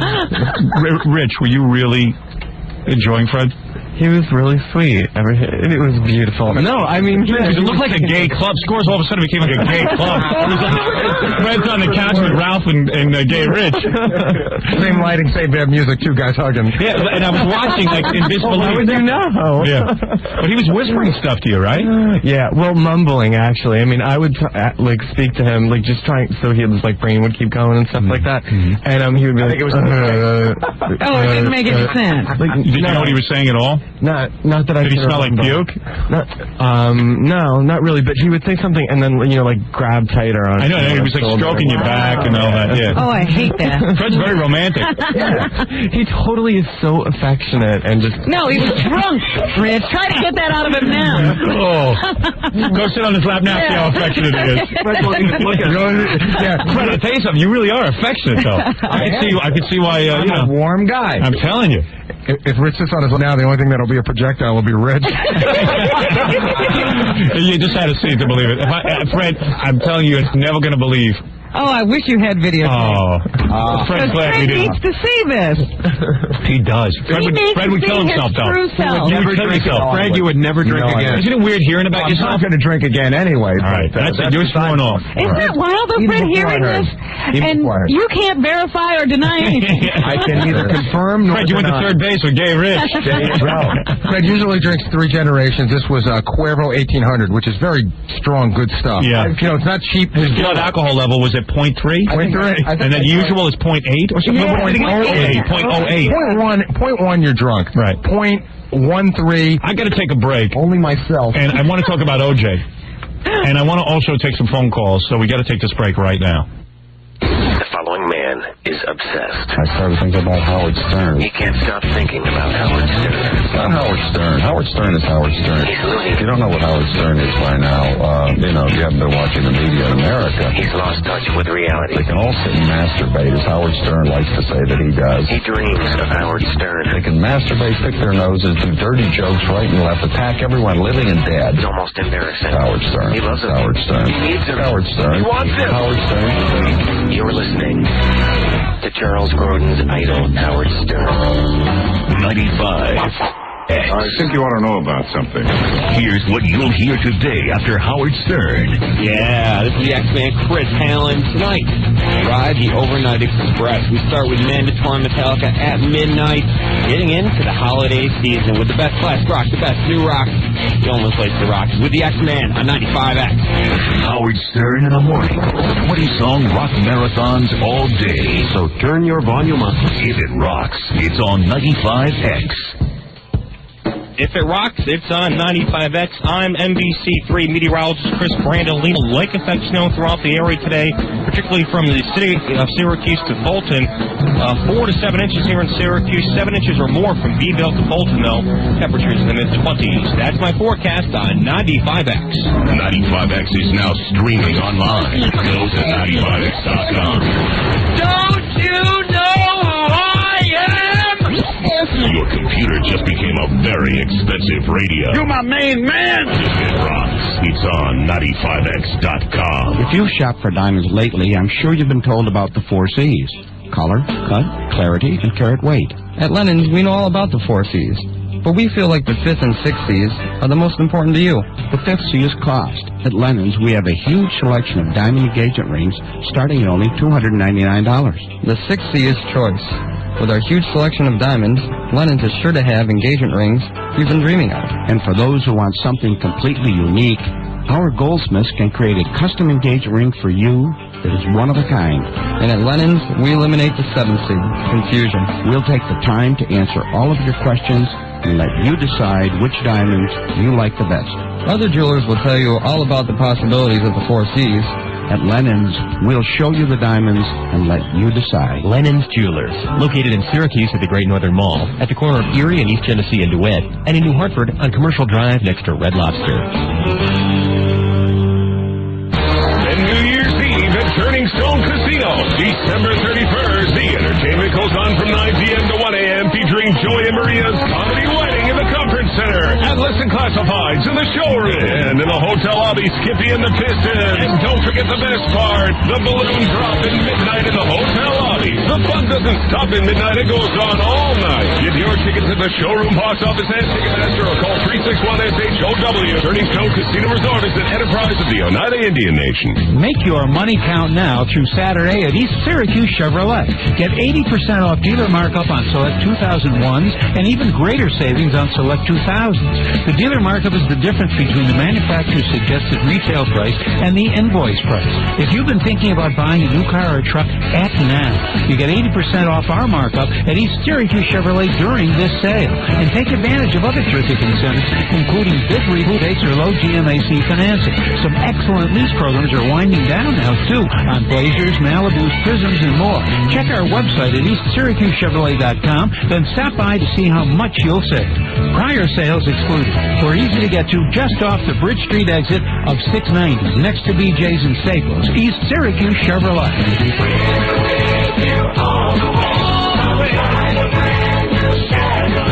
East Syracuse Chevy.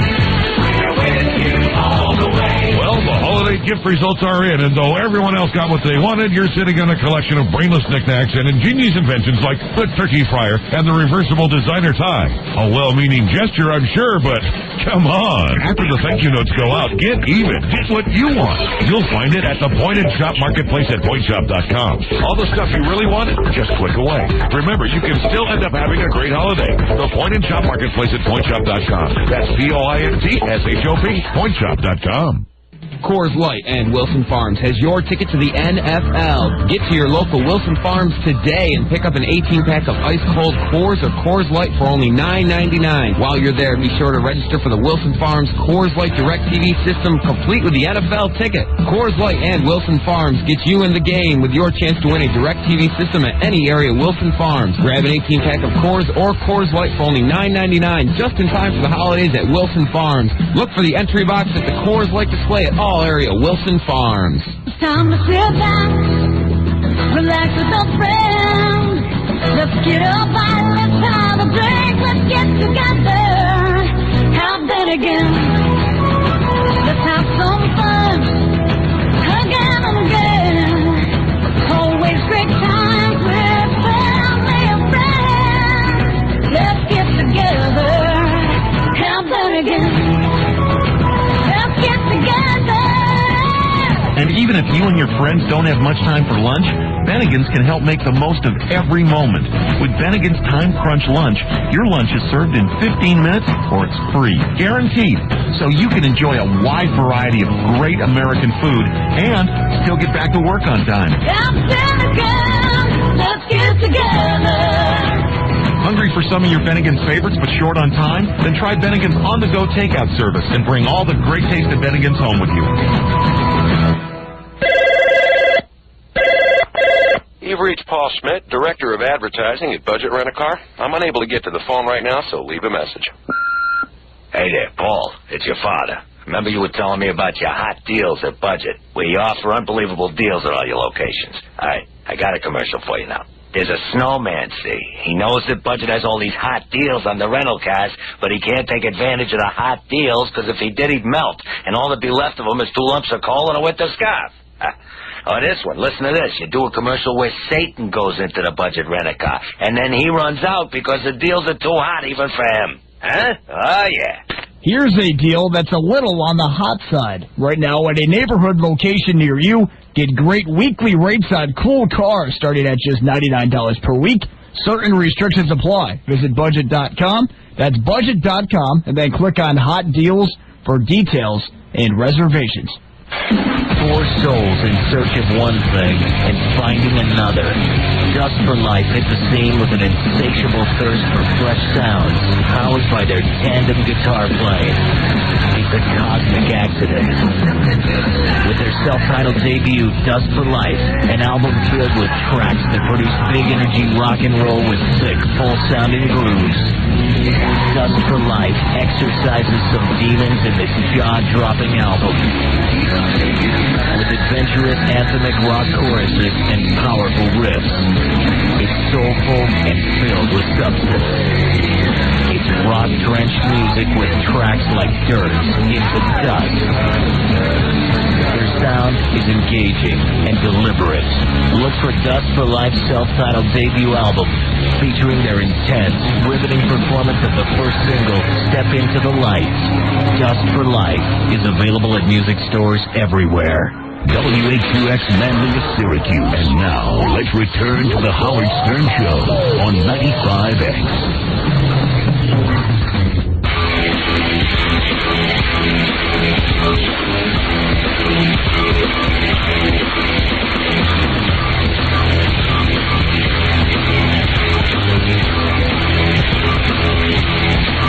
You're listening to a man who still thinks the word duty is funny. Howard Stern. Don't miss the TV show this Saturday night. This one is going to be so good. It's a brand new episode, jam-packed with tons of wild footage and wacky hijinks. Plus, it's going to be loaded with new cartoon animations, all new stuff, and much more. Check it out this Saturday night on our syndicated TV show. I want to talk about Fred's wife. Fred's wife? Yeah. You learned something about her? I was thinking about her yesterday. I see. I thought she really changed since she married Fred. Oh, okay. I'm going to make my. I'm going to make my argument. Okay. When how she's changed? Yeah. In fact, I'll need Gary. Hey, Baba Booey, do me a favor. Take the phone call from Fred's wife yesterday, and put it Just cue up to the part where Fred's wife goes, well, Howard, if it was you laying on the floor, it would have been different. All right, put that one up. I want to address that. Do you want to juxtapose it against previous phone calls? Yes. You even hear a difference in the voice? Oh, the sweet voice. It's unbelievable. I tell you, when I'm done, Fred's going to throw himself down another flight of stairs. Because it's true what I say. You marry these women and they change. I warned you 100 times. Slipping the ring on the finger and saying, I do, makes a change? Because they have been married think so? Yes.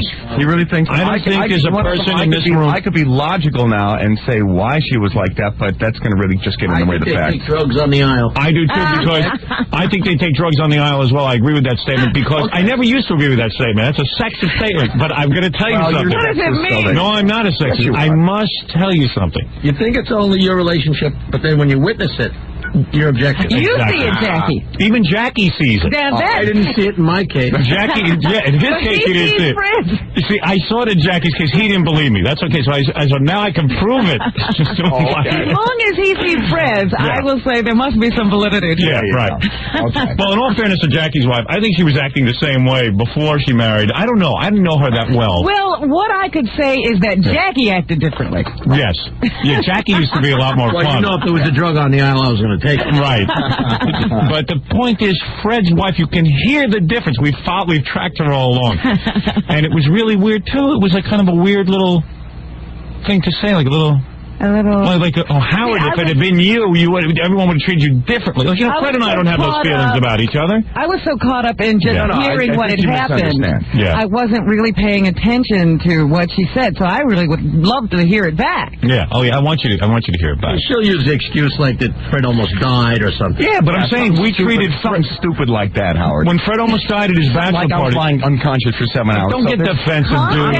Fred, let me make my point. Howard, I'm not being defensive. You are. I'm not. I'm just trying to somehow with a crowbar and a wedge. No, it's weird. And a little bit of something to actually sort of tell the truth. Your wife was my groupie before she married you. This may be the truth. Okay, let's be honest. Let's call it a spade a spade. You weren't. In her defense. Yeah. In her defense. Yes. It's like you weren't the one that was lying in that room. And she's married to me, so it's like it was scary for her. I'm not saying that. No, it's interesting what she. I'm not even saying it wasn't scary for her. If anything that was said at that moment, she was under a great deal of stress. Well, what comes out during stress? Anti-Howard. If Howard had been laying on the floor, he would have been treated differently. Oh my God! I mean, it's like, now she's obsessed with how I would have been treated. Fred's my friend. You're pathetic. This is the worst argument you've ever come up with. No, it's not an argument. It's an observation. Attack. No, I wouldn't say attack. I want you to hear it because I've got to open your eyes. Howard, I've heard it. I know it. And you heard it? I heard it yesterday. All right, you need to hear it again. I don't need to hear it again. If you want to play it for the edification of your audience, on the other hand, and continue to beat a dead horse, that's another story. I really thought you'd wait till the stitches were out myself. I did too. I mean, here, I'm 7 hours unconscious. My face isn't even healed yet, and already he's jumping on my chest. Fight back because you're talking like this. I know. Is he talking strange? I am talking strange because I'm trying not to rip my stitches. The great thing is the stitches have made him a better ventriloquist because he can't move his mouth. You know what's funny? Fred has I know. Fred has stitches all over his chin. I was saying to someone the other day, yesterday actually, I said, because my wife said, how does Fred look? I said, he doesn't look that bad. He actually looks better with Band-Aids all over his face. It's better than that stubbly growth, that goatee he has. Well, I'll draw a little, fur or something. It actually looks pretty. If you just drew some brown lines, it wouldn't look that different. I was wondering, now, when he cracked it, did he have that stuff growing under there? Yeah, they had to shave it off. They shaved him. They had to shave him. Laughed at it. Yeah. Because that's a beard. How long has he been growing this? For those of you who don't know what we're talking about, Fred had an unfortunate accident at his bachelor party. He drank or in your case, a fortunate accident. Why are you taking it that way? Why are you saying it's a fortunate accident? I'm making a joke. No, you weren't. I believe everything you were saying. I forgot. Well, how could every time you make a joke on the show, it's a joke. Anytime anybody else makes a joke on the joke, it's, I don't know. How could it have been a fortunate accident? How could an almost death experience is a lot of material. I have friends who say, it's unbelievable. When Fred talks, what the hell's he talking about? Hey, my theory is that little beard of yours broke your fall. You think? I think it saved your life. Could have been a lot worse. Well, may have. It was like a little airbag of hair. So, anyway, I want to analyze Fred's princess. Please do. Because I worked myself up into a lather over Oh, it. really? Yeah, I'm laying in bed last night and I go... You are a kook. Thank you. I go into... you better thank God I am. Listen to who's calling who a kook. Yeah, I know. That's pretty scary. What is it, Gary? Take 2 minutes for the tape. Yeah. Well, one of the listeners said that this will happen to Fred since he painted the swastika on his head. Yeah, there you go. Hey, I painted the swastika on his head. Maybe you put a curse on him. I think I did. Because the same thing happened to Hitler. He fell down a flight of stairs after he drank 15 tequilas. All right, let me take a break, Fred, and then we'll analyze it. Hey, try and look at it objectively. I'll look at it objectively. That's all I ask. I will try to actually fill you in of what really is going on. Well, try to divorce yourself from the situation. Yeah, get it? Divorce. Yeah. All right, let's take a break. We have plenty to get to. We have to open Fred's eyes this morning. And after that, who knows what will happen right after these words. Hi, this is Joan Rivers, probably the sexiest woman in show business. If all the other women in show business were dead. But that's not the point. The point is I'm here to tell you about my dear, darling friend. Whose show am I on, Dorothy? Howard Stern. Howard Stern. Howard Stern. And if you love to laugh, and if you love to cry, and if you love to just have a wonderful day, then don't stay home and listen to the radio, you idiot. But if you want to stay home and listen to the radio, you idiot, then listen to the Howard Stern Show atop the Howard Stern building on the Stolen Vehicle Police Recovery Network. It's Howard Stern, everybody! Yes, it's Howard Stern! Come on, get a hold of yourself. Is that okay? 95X. Do you smell what The Rock is cooking? Hey, this is the Kodiak Bear. And this is Raz. Make sure you check out Pile Driver, the Rock and Wrestling Radio Show on 95X. Bring the one!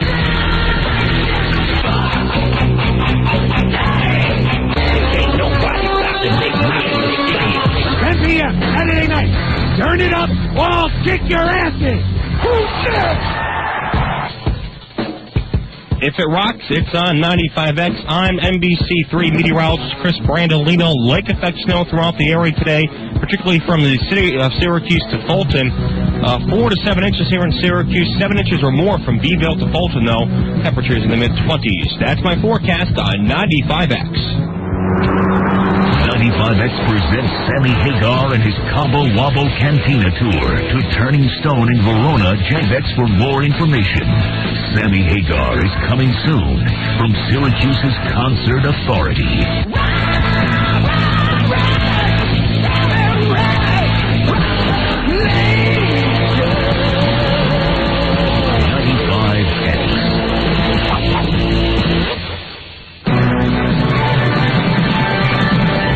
If it rocks, it's on 95X. This report is brought to you by 1-800-GOODYEAR. Get a $50 credit when you buy a set of 4 selected Goodyear tires on a Goodyear card account. Offer ends February 3rd. Call 1-800-GOODYEAR for complete details and the retailer nearest you. The Tennessee Titans secured the AFC Central title and home field advantage throughout the conference playoffs with a 31-0 victory over Dallas in the NFL's regular season finale. The Titans will be the number 1 seed in the AFC playoffs and will face either Indianapolis, Denver, or Baltimore in the divisional round in 2 weeks. In college football, Houston's Jason McKinley tossed the game-winning touchdown pass to Richmond Flowers with 59 seconds remaining as the Gray squad rallied to beat the Blue 40-37 in the annual Blue-Gray All-Star Game. And Boston College beat Arizona State 31-17 in the Jeep Aloha Bowl. In the NBA, Rasheed Wallace had 33 points to lead Portland past the Lakers 109-104. Earlier in the day, Jalen Rose poured in 31 points and Reggie Miller added 22 as Indiana downed Orlando 103-93. I'm Rick Laxton, Night Syracuse Sports Check on 95X. WHUX. Waka! Manliest Syracuse is 95X. It's the number 1 rock station in Syracuse. Are you having a difficult time hiring and retaining employees? Have your traditional means of recruitment fallen short of your expectations? Citadel Communications has the answer. Plan to showcase your business and your employment needs at Syracuse's Job Fair 2001. On February 5th, join dozens of Syracuse's premier employers at the Holiday Inn Carrier Circle to meet and greet your star employees of the future. Through the power of 4 of Syracuse's most popular radio stations, Central New Yorkers will be reached on their way to work, at work, and on their way home to learn about Syracuse's Job Fair. Radio reaches thousands of people at work who may not be job hunting, but may be enticed to consider making a change. You won't want to miss your opportunity to participate in this event that traditionally is a sellout. The Job Fair offers businesses exhibition space, a comfortable and private interview area, as well as the opportunity to custom design an innovative ad program and internet campaign. For more information on Syracuse's Job Fair 2001, call Lori Rydell at 472-0200. That's Lori at 472-0200. It's time to sit back, relax with a friend. Let's get up and let's have a drink. Let's get together, have that again. Let's have some fun, again and again. Always great times with family and friends. Let's get together, have that again. Let's get together. And even if you and your friends don't have much time for lunch, Bennigan's can help make the most of every moment. With Bennigan's Time Crunch Lunch, your lunch is served in 15 minutes or it's free. Guaranteed. So you can enjoy a wide variety of great American food and still get back to work on time. Let's get together. Hungry for some of your Bennigan's favorites but short on time? Then try Bennigan's on-the-go takeout service and bring all the great taste of Bennigan's home with you. What do you do when the kids are complaining about how slow their computer is and you don't want to shell out another $2,000 for a system that'll be obsolete in a month? You need more memory, my friend. A factory direct RAM upgrade from Crucial.com can help speed up your computer for a fraction of the price of a new system. Best of all, you don't have to be an expert to install your memory from Crucial. You probably won't even need your kids' help. Crucial.com. The memory experts. WHUS Manly is Syracuse. And now, let's return to the Howard Stern Show on 95X.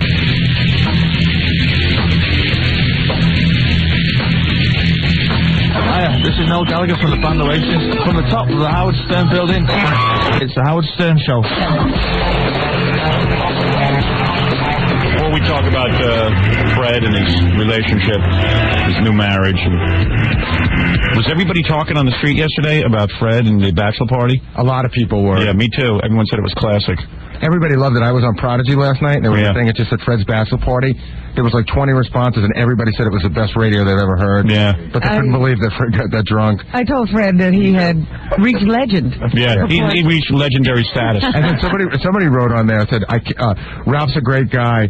Fred's in a coma and bleeding, and he wants to go on. Yeah. Well, Ralph was doing anything to just sort of, like...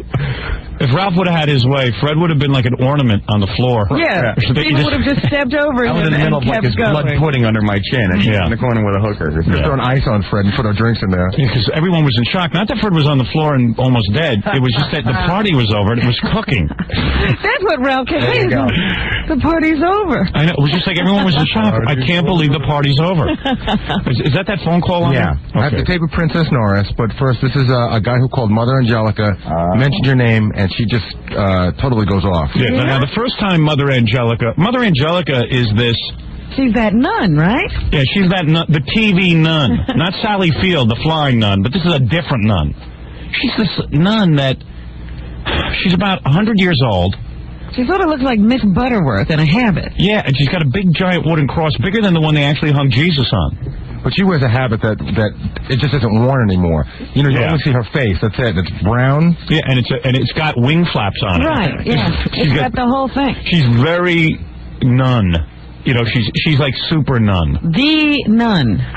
And evidently she gets herself on TV more than anyone on the planet, which is a miracle. Here's the miracle. If God is still performing miracles. She knows there is a God. Yeah.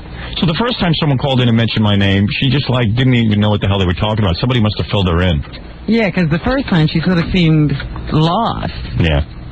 This time she was right on target, huh? The word nun is so close to nut. Isn't it? N-U-N-U-T. I don't know. I'm very down on religious figures, especially the ones you see on TV. Especially Jerry Falwell and those types. The ones that just milk you for all your money because you're a sap. God, I'd love it if everyone just stopped paying those guys. I'd love to see what they do. They disappear from TV? Yeah, I'd love to see their empires crumble. Hey, you're on the air. Hi, Howard. I don't think this mother asks you for money, but somehow she must get money because that's how she pays to get on TV. Every month or week, she sells another video of the best of Mother Angelica. Oh, really? I didn't know there were those videotapes. Oh, a best of. Yeah. I gotta get those. Best of Mother Angelica. You can imagine the happy times you party with those tapes. I gotta find that. What are the circumstances that you watch those under? Like, what do you have to do? I think you got to be in pretty bad shape. I think you have to lose your job. Family members have had to have died in a freak accident. And what does she constitute as the best of? That's what I want to know. Yeah.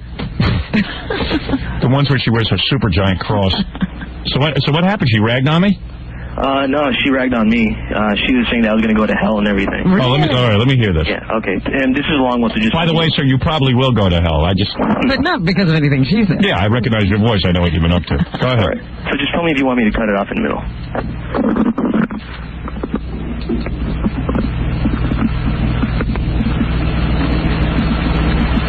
That'll do it. We have another call. Hello? Hello, Mother?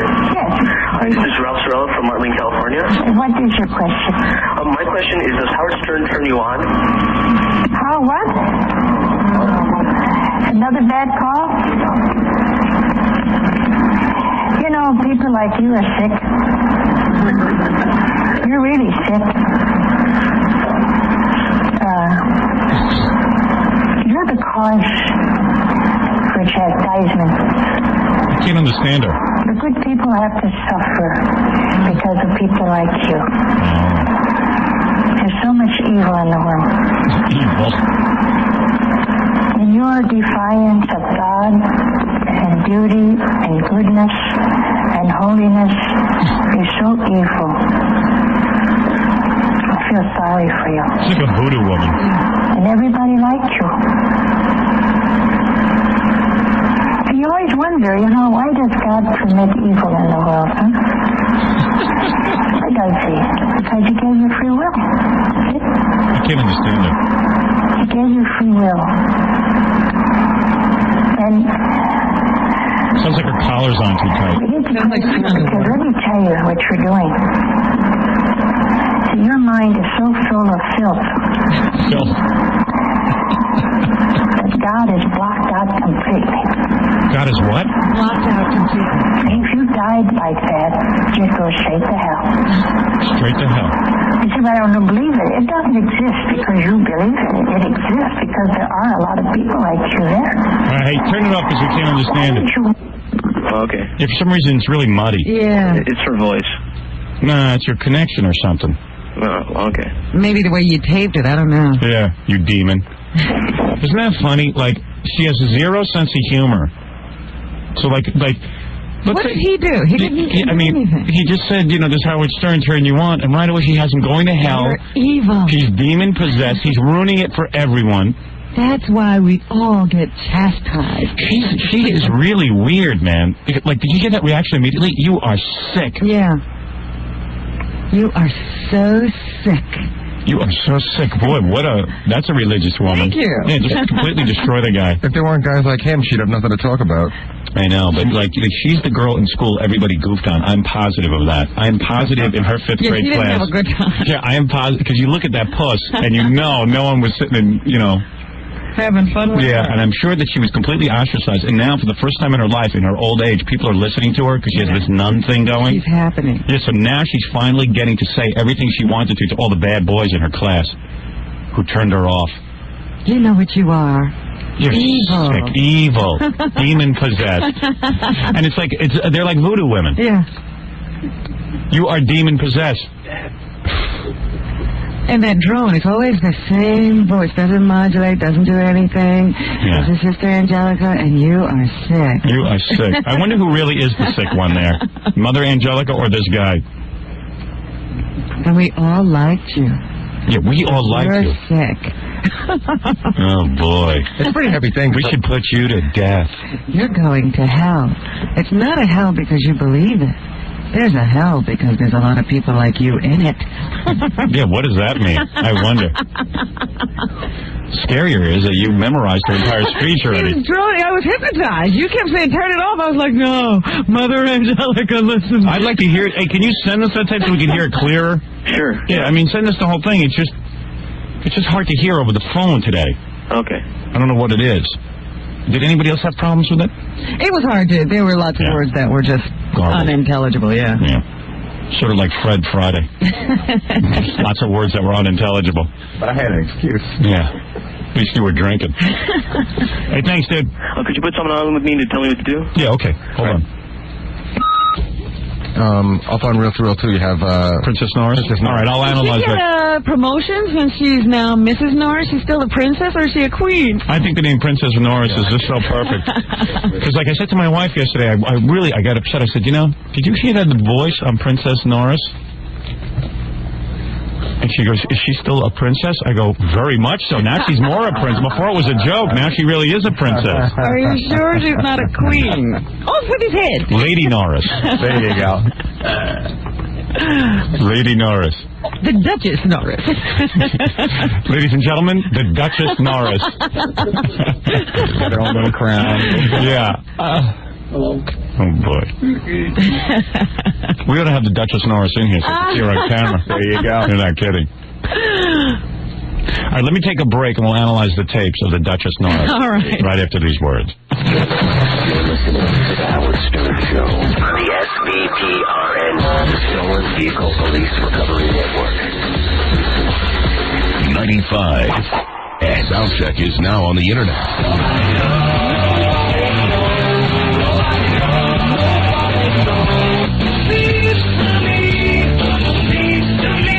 Every Sunday night at 8, go to Syracuse.com. Showtime. Showtime.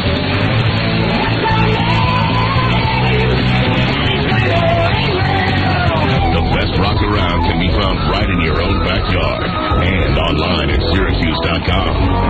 When I live, I promise to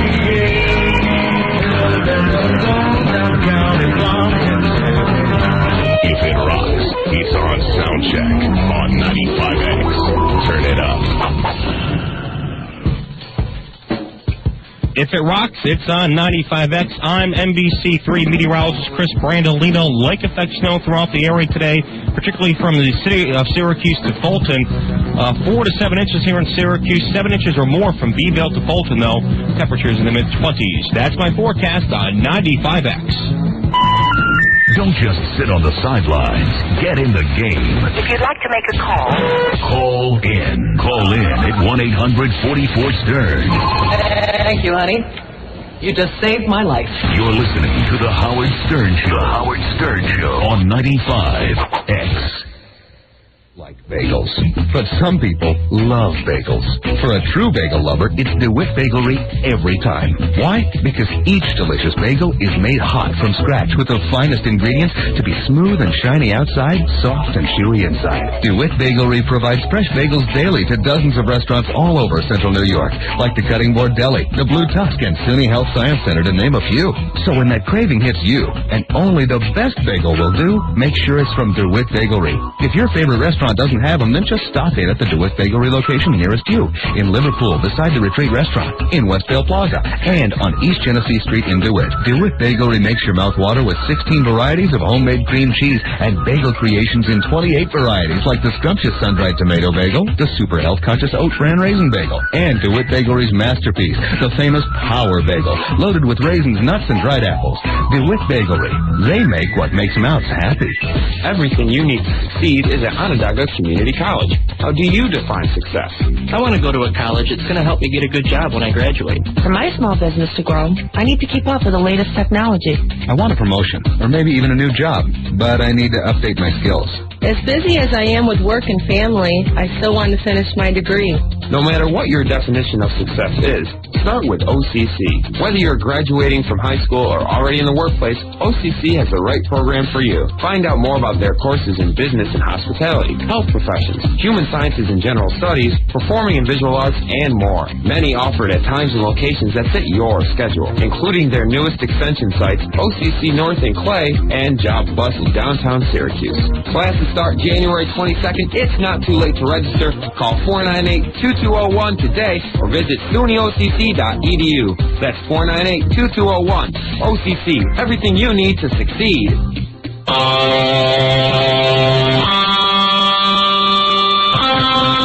He said, name your own price. And you did. 6 million airline tickets sold. 2 million hotel room nights sold. 1.5 million rental car days sold. Happy holidays from Priceline.com. With the year in 2001.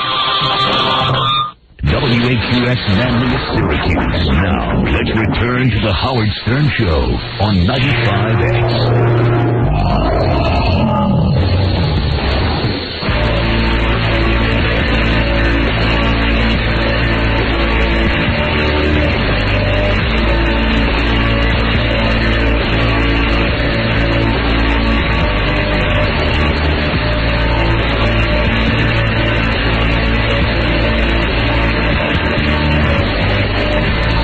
It's not just athletes and bodybuilders who are utilizing performance-enhancing drugs. Almost every profession is plagued by the abuse of anabolic steroids.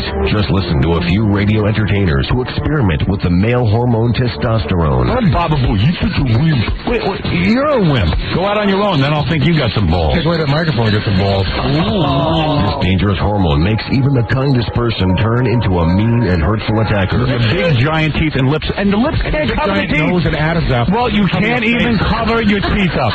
Grow your hair a little longer. You can't cover your teeth. Well, it was a good idea cutting your hair. Now your face looks like the size of a balloon. And what's I had a makeover? Side effects include increased aggression. You're such an elitist. You're such a goddamn big tooth freak. And threats of physical violence. I would say turn up the mics. Let's mix it up a little bit and see what kind of balls you have. Okay, let's do it. Come on, let's do it. Oh, you mean you want a fist fight? Yeah. Oh, that's what you think is balls. If you expect someone you love is taking anabolic steroids, please call 1-800-44-STERN. Let me get back to my discussion this morning, what I really want to talk about, which is the greatest travesty. The greatest travesty of all. Fred's new wife, Princess Lady Duchess. Oh, there you go. Boy, Alison Norris. Are you angry at her? No, I'm not angry at her. Come on. You're angry. Fred, just the hear me out. Just hear me out, and then I'll talk to you about it. I think she's a Vicomtesse, Howard. The Vicomtesse? What is a Vicomtesse? She's showing off the Vicomte and the Vicomtesse. Ooh, tell me about that. Is that a Spanish thing? I think that's Robin, French. you're a Vicomtesse, except there's one is that dirty? That should be taken out. Got it. So Vicomtesse Norris. Yes. Vicomtesse Norris. That is her new name. She is now graduated to Vicomtesse. Go play with your cat, will you? Fred defending his wife for the first time as a married man. There you go. I have to. There you go. You two barracuda I'm trying to give her a new title, a very classy title. Oh, sure you will. Let me tell you. Let me tell you. A bitch slapper with words. Let me tell you what I feel. Let me tell you what I feel. What? You must have been really hurt. No, not too hurt. I got over it pretty quick. You had Gary like going out. I got over it pretty quick. I just said it's really interesting. This sweet girl, this Allison, who called my radio show many years ago. How many years ago was it, Fred? Do you know? 7 years, possibly 8. Fred doesn't even remember. He's trying to forget. Sentimentalist. Well, he took a bad blow to the head. 1987. It's 8 years ago. Whatever. 8 years ago, this lovely girl, Alison Norris, calls up my radio show because Fred is playing Dial-A-Date. And I matched these two up. Fred chose her out of 3 beautiful women. They go out on a date and romance blossoms. They hit it off that first night. And obviously his wife, a big fan of mine, but she was a fan looking for a way into the show, and she found it through a weakling. There was the door. There you go. There was the door. She saw an open door. Went in through a weak link in the chain. What? There's your comparison. You pull a little chunk of that tape. Oh, yes. That's the first... Oh, hello, Fred. How are you? Well, she was pretty feisty even then, you too. Up and down. She tried to make I'd like to lick you. I'd like to lick you on your belly and chest. She didn't want to go for it. Fred, now listen. This is your wife. Now, how... The Vicomtesse. What is it, Robin? The Vicomtesse. The Vicomtesse Norris. Just listen. You don't have to talk so much. Sure. There's a change in her. Well, I'll try and understand what you're talking about. Okay. Oh, that's Kenneth Keith Callen's tape. Wait a second. Sorry about that. Isn't that amazing how your wife's voice changed once you married her? Allison used to be this sweet, soft-spoken girl. I think this is before, like, I was in a hospital for like 8 hours. Yeah, I mean, you got to realize, Howard, if this were you, let me tell you something. If this were you, Neil and Ralph and all those guys would have not been like calling up laughing. They would have gotten you out of there right away. But it wasn't out of you. where? Did you hear that? But it wasn't you. Everything is. You know, I go to a party. I try to do something nice. I said, hey, why don't we have a bachelor party for Fred? Right? Yes. You can't do anything nice. This is why I hate doing nice things. This is why I'm a skunk. I think you're reading this. No, your microphone is off.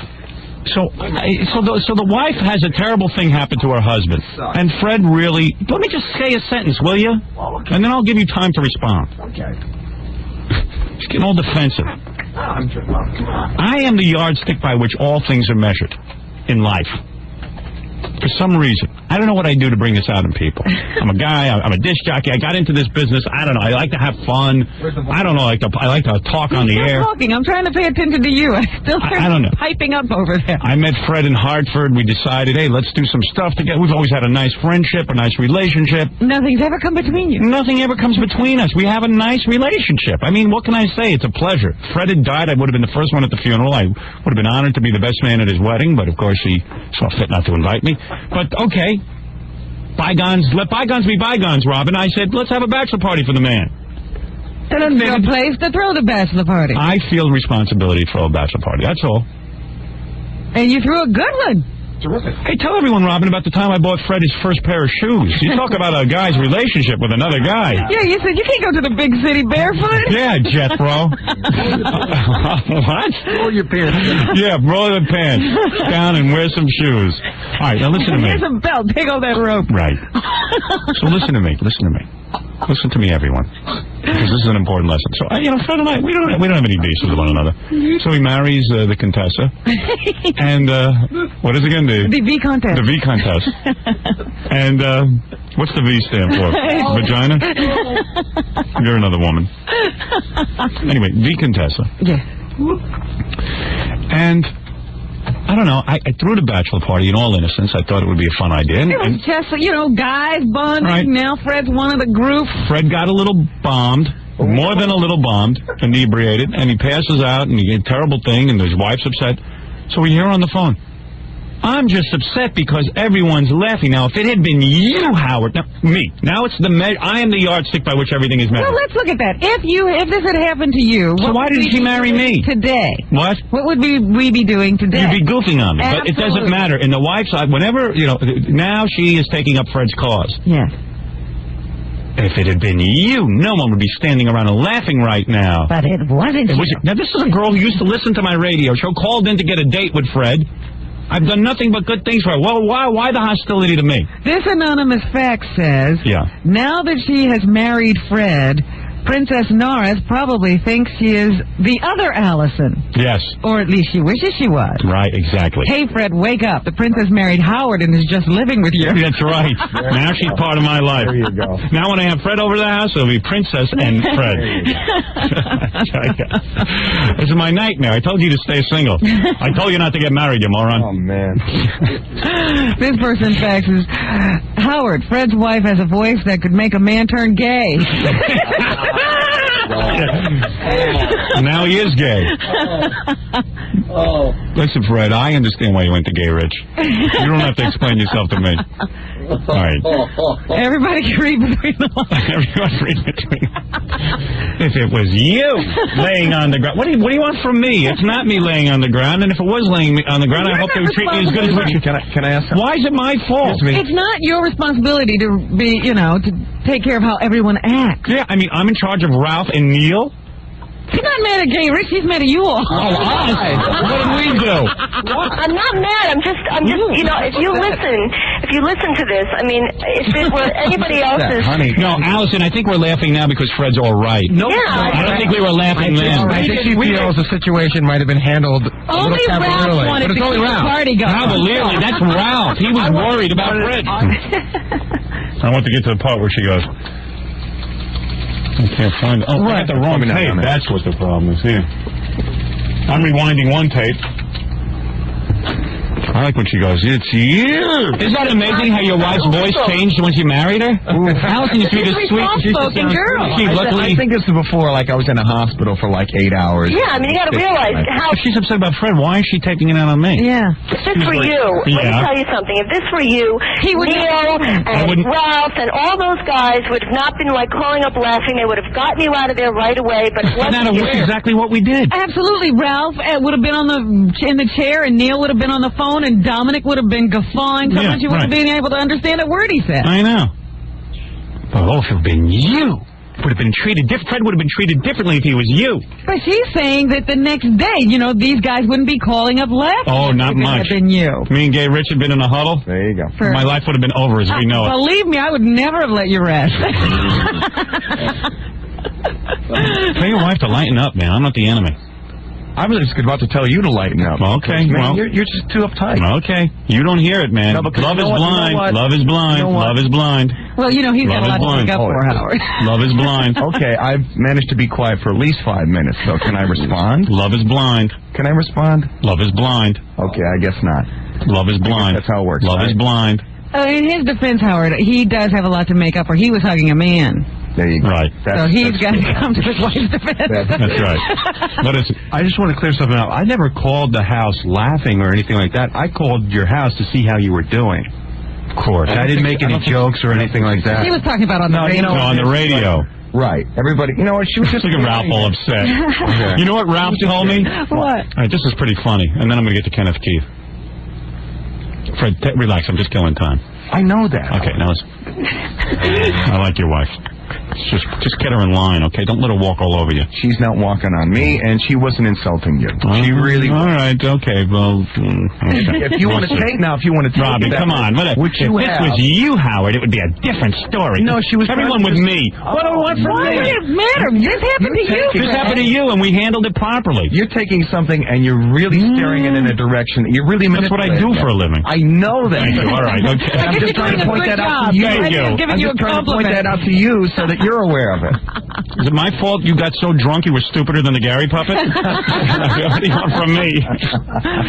So Ralph, afterwards, after the bachelor party was completely done, and Ralph had accompanied... And Fred was gone. Fred to the hospital. Yeah. The whole thing. Fred was gone. It was clearly over. Ralph was in shock, and Ralph was loaded out of his mind, too.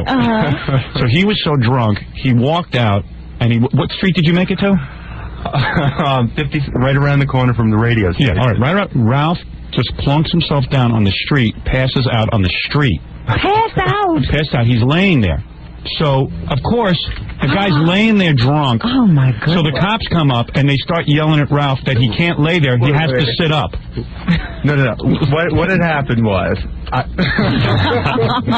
was walking, and I just needed to sit down, so I sat down, and then I had my bag with me. I said, well, why don't I just lay down a little bit, put my head in the street? Next thing I know, he laid on the sidewalk on 57th Street. He lays down in the middle of on the middle of the sidewalk. He takes his knapsack and uses it as a pillow. Did he put out a cup? And he's sleeping, okay?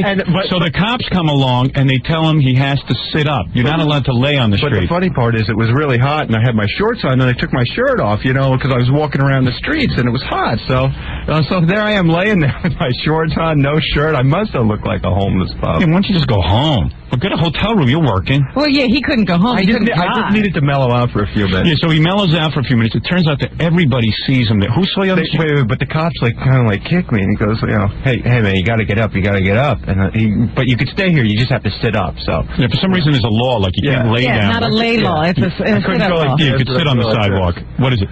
My wife came home that night. Oh, that's it. It was Mary, Gary's wife. She said, was Ralph wearing like a red bandana and shorts and stuff? And I go, yeah.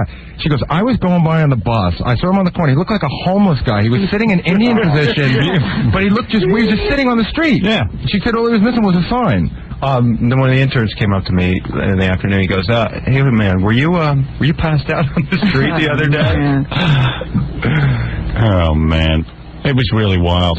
It was a wild day. You know, maybe it's better that all happened because God knows what happened to me. I would have kept going, and man, you would have ended up with Gary Rich. All right, very good, Ralph. Thank you. Get out. Enough. Go out and lay in the hall.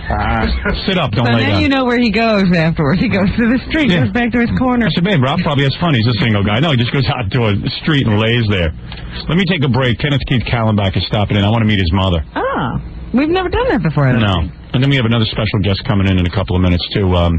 The great Jim Carrey, formerly known as the white guy on In Living Color, but now Ace Ventura. Yes, everything has ace in it. When you read a Jim Carrey article, everything is aces for Jim Carrey. Well, he's the most... It's really weird. Every article you read about him now is how he's getting paid a lot of money. Yeah. It's nothing to do with anything, but now he's making a lot of money. The jackpot. Right. We'll be back right after this. Hi, this is Hank, the Angry Dwarf. Well, you. Why am I so angry? Well, goddamn businesses of yours. I think all of you people who listen to Howard Stern can go take a flying... Your people mean nothing to me. You're on crack.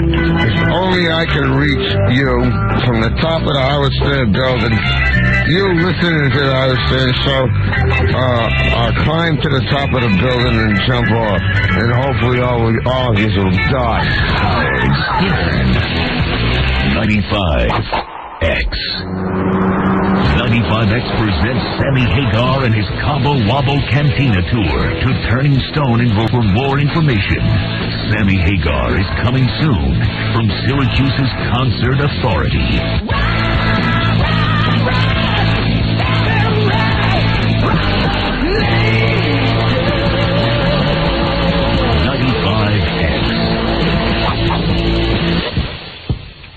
If it rocks, it's on 95X. I'm NBC3 meteorologist Chris Brandolino. Lake effect snow throughout the area today, particularly from the city of Syracuse to Fulton. 4 to 7 inches here in Syracuse, 7 inches or more from Beeville to Fulton, though. Temperatures in the mid-20s. That's my forecast on 95X. It's not over yet. WAQX, manliest Syracuse, is 95X. Those freaks are history. I don't think so. The #1 rock station in Syracuse. Your money count now through Saturday at East Syracuse Chevrolet. Get 80% off dealer markup on select 2001s and even greater savings on select 2000s. The dealer markup is the difference between the manufacturer's suggested retail price and the invoice price. If you've been thinking about buying a new car or truck, act now. You get 80% off our markup at East Syracuse Chevrolet during this sale. And take advantage of other terrific incentives, including big rebates or low GMAC financing. Some excellent lease programs are winding down now, too, on Blazers, Malibus, Prisms, and more. Check our website at EastSyracuseChevrolet.com, then stop by to see how much you'll save. Prior sales excluded. We're easy to get to just off the Bridge Street exit of 690, next to BJ's and Staples. East Syracuse Chevrolet.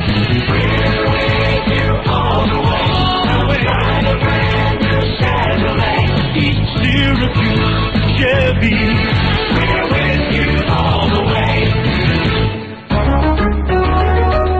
Are you having a difficult time hiring and retaining employees? Have your traditional means of recruitment fallen short of your expectations? Citadel Communications has the answer. Plan to showcase your business and your employment needs at Syracuse's Job Fair 2001. On February 5th, join dozens of Syracuse's premier employers at the Holiday Inn Carrier Circle to meet and greet your star employees of the future. Through the power of 4 of Syracuse's most popular radio stations, Central New Yorkers will be reached on their way to work, at work, and on their way home to learn about Syracuse's Job Fair. Radio reaches thousands of people at work who may not be job hunting, but may be enticed to consider making a change. You won't want to miss your opportunity to participate in this event that traditionally is a sellout. The Job Fair offers businesses exhibition space, a comfortable and private interview area, as well as the opportunity to custom design an innovative ad program and internet campaign. For more information on Syracuse's Job Fair 2001, call Lori Rydell at 472-0200. That's Lori at 472-0200.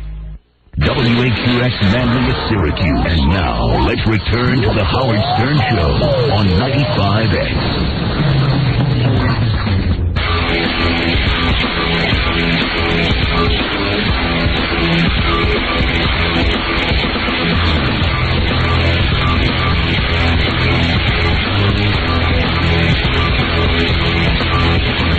He had 2 asses, so he could fart in stereo. Here's Howard Stern.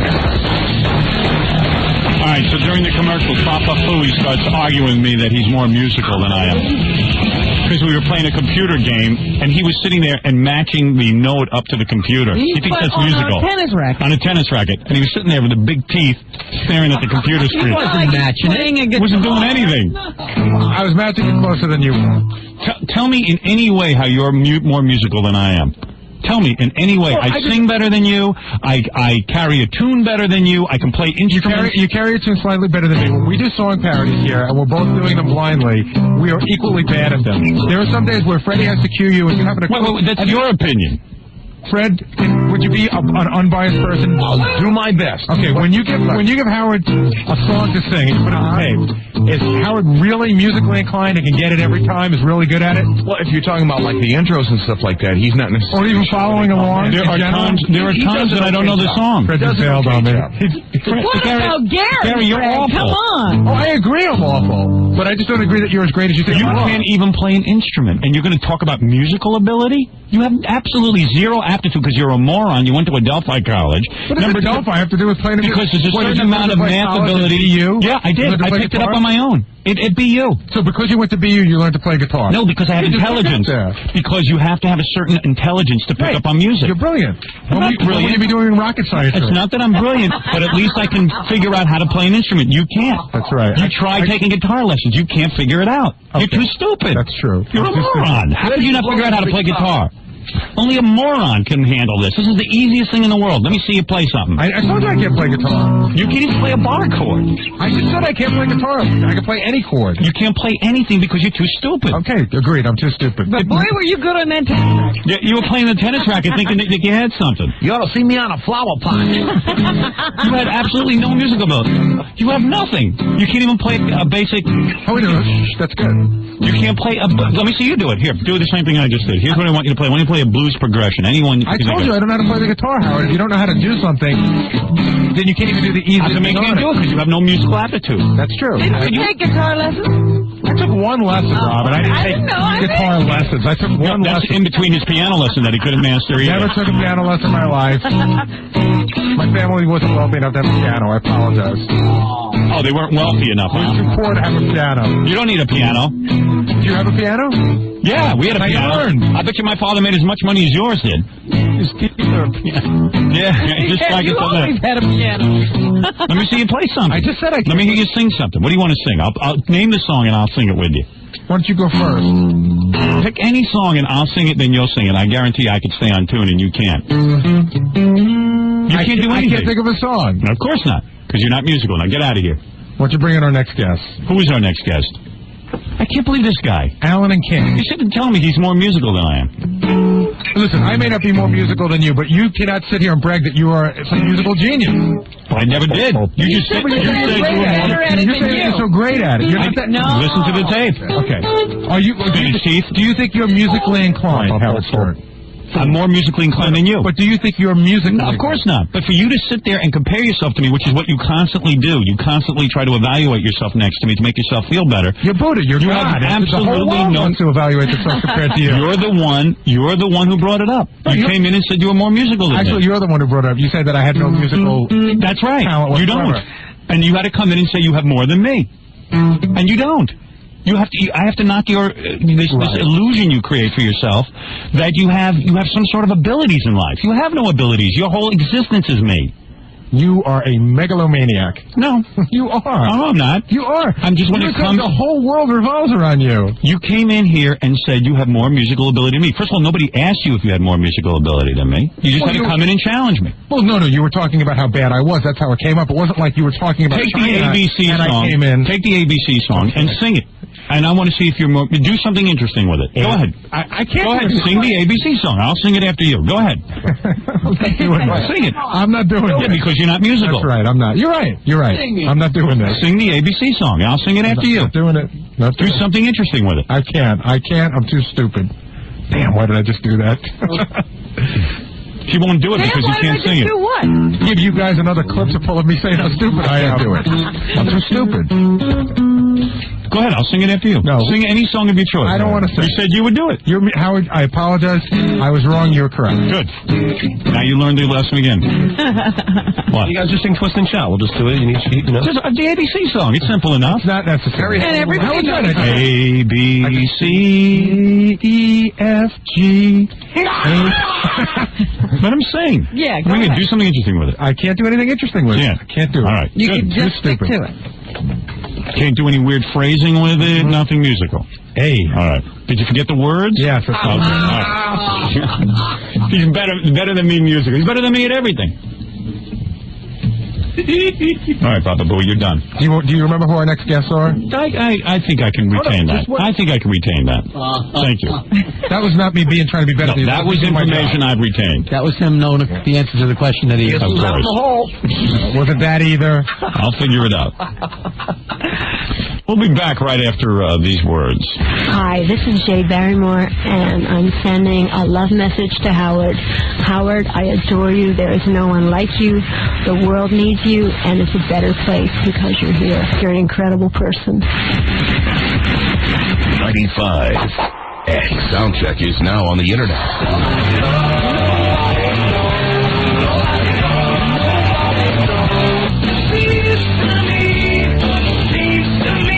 Every Sunday night at 8, go to Syracuse.com. Showtime. Showtime.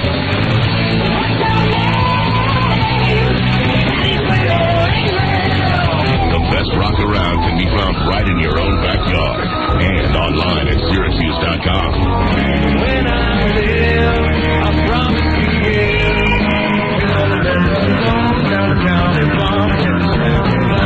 If it rocks, it's on Soundcheck on 95X. Turn it up. If it rocks, it's on 95X. I'm NBC3 meteorologist Chris Brandolino. Lake effect snow throughout the area today, particularly from the city of Syracuse to Fulton. 4 to 7 inches here in Syracuse, 7 inches or more from Beeville to Fulton, though. Temperatures in the mid-20s. That's my forecast on 95X. Expert! This is Raz. Make sure you check out Pile Driver, the rock and wrestling radio show. He's got it in the corner, and here we go! You didn't know? How about that, ladies and gentlemen? Goldberg! Saturday night at 10 on 95X. Turn it up. Time to feel back, relax with a friend. Let's get a bite, let's have a drink, let's get together. Have that again. Let's have some fun. Again and again, always great times with family and friends. Let's get together, have that again. Let's get together. And even if you and your friends don't have much time for lunch, Bennigan's can help make the most of every moment.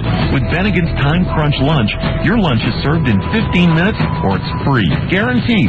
So you can enjoy a wide variety of great American food and still get back to work on time. Have that again. Let's get together. Hungry for some of your Bennigan's favorites but short on time? Then try Bennigan's on-the-go takeout service and bring all the great taste of Bennigan's home with you.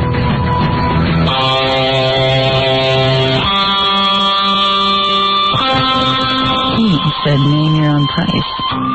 And he did. 6 million airline tickets sold. 2 million hotel room nights sold. 1.5 million rental car days sold. Happy holidays from Priceline.com.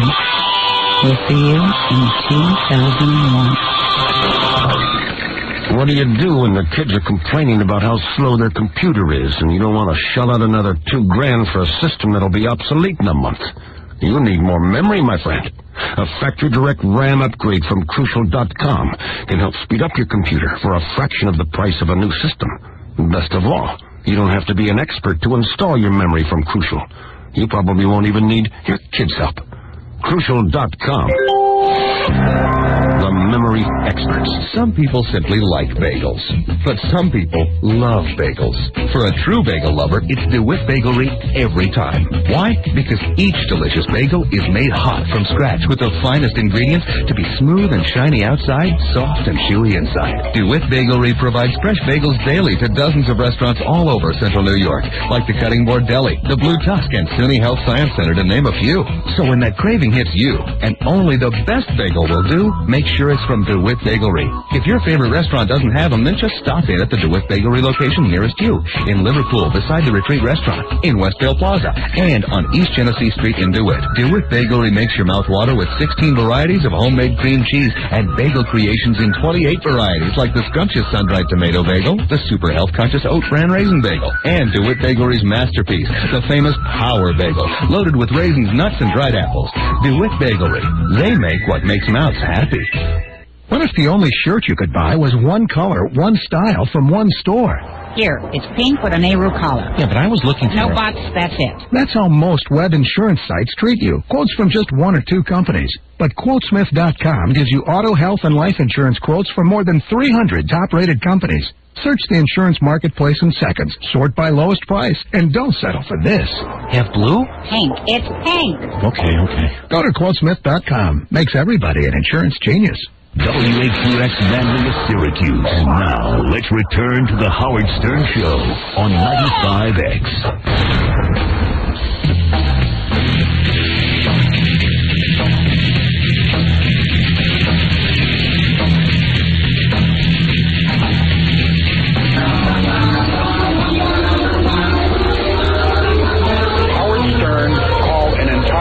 Race of people, an ethnic minority, a bunch of cowardly scumbag peckerheads.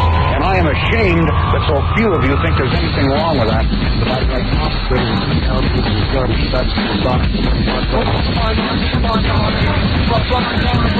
I am ashamed of my fellow Canadians that you somehow think that's humorous. You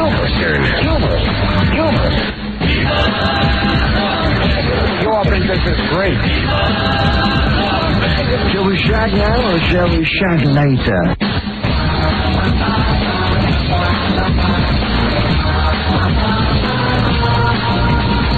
There's a quick-wittedness, a nimbleness at the microphone that Stern evidences. Never heard it. No? Never heard it. And I love to laugh.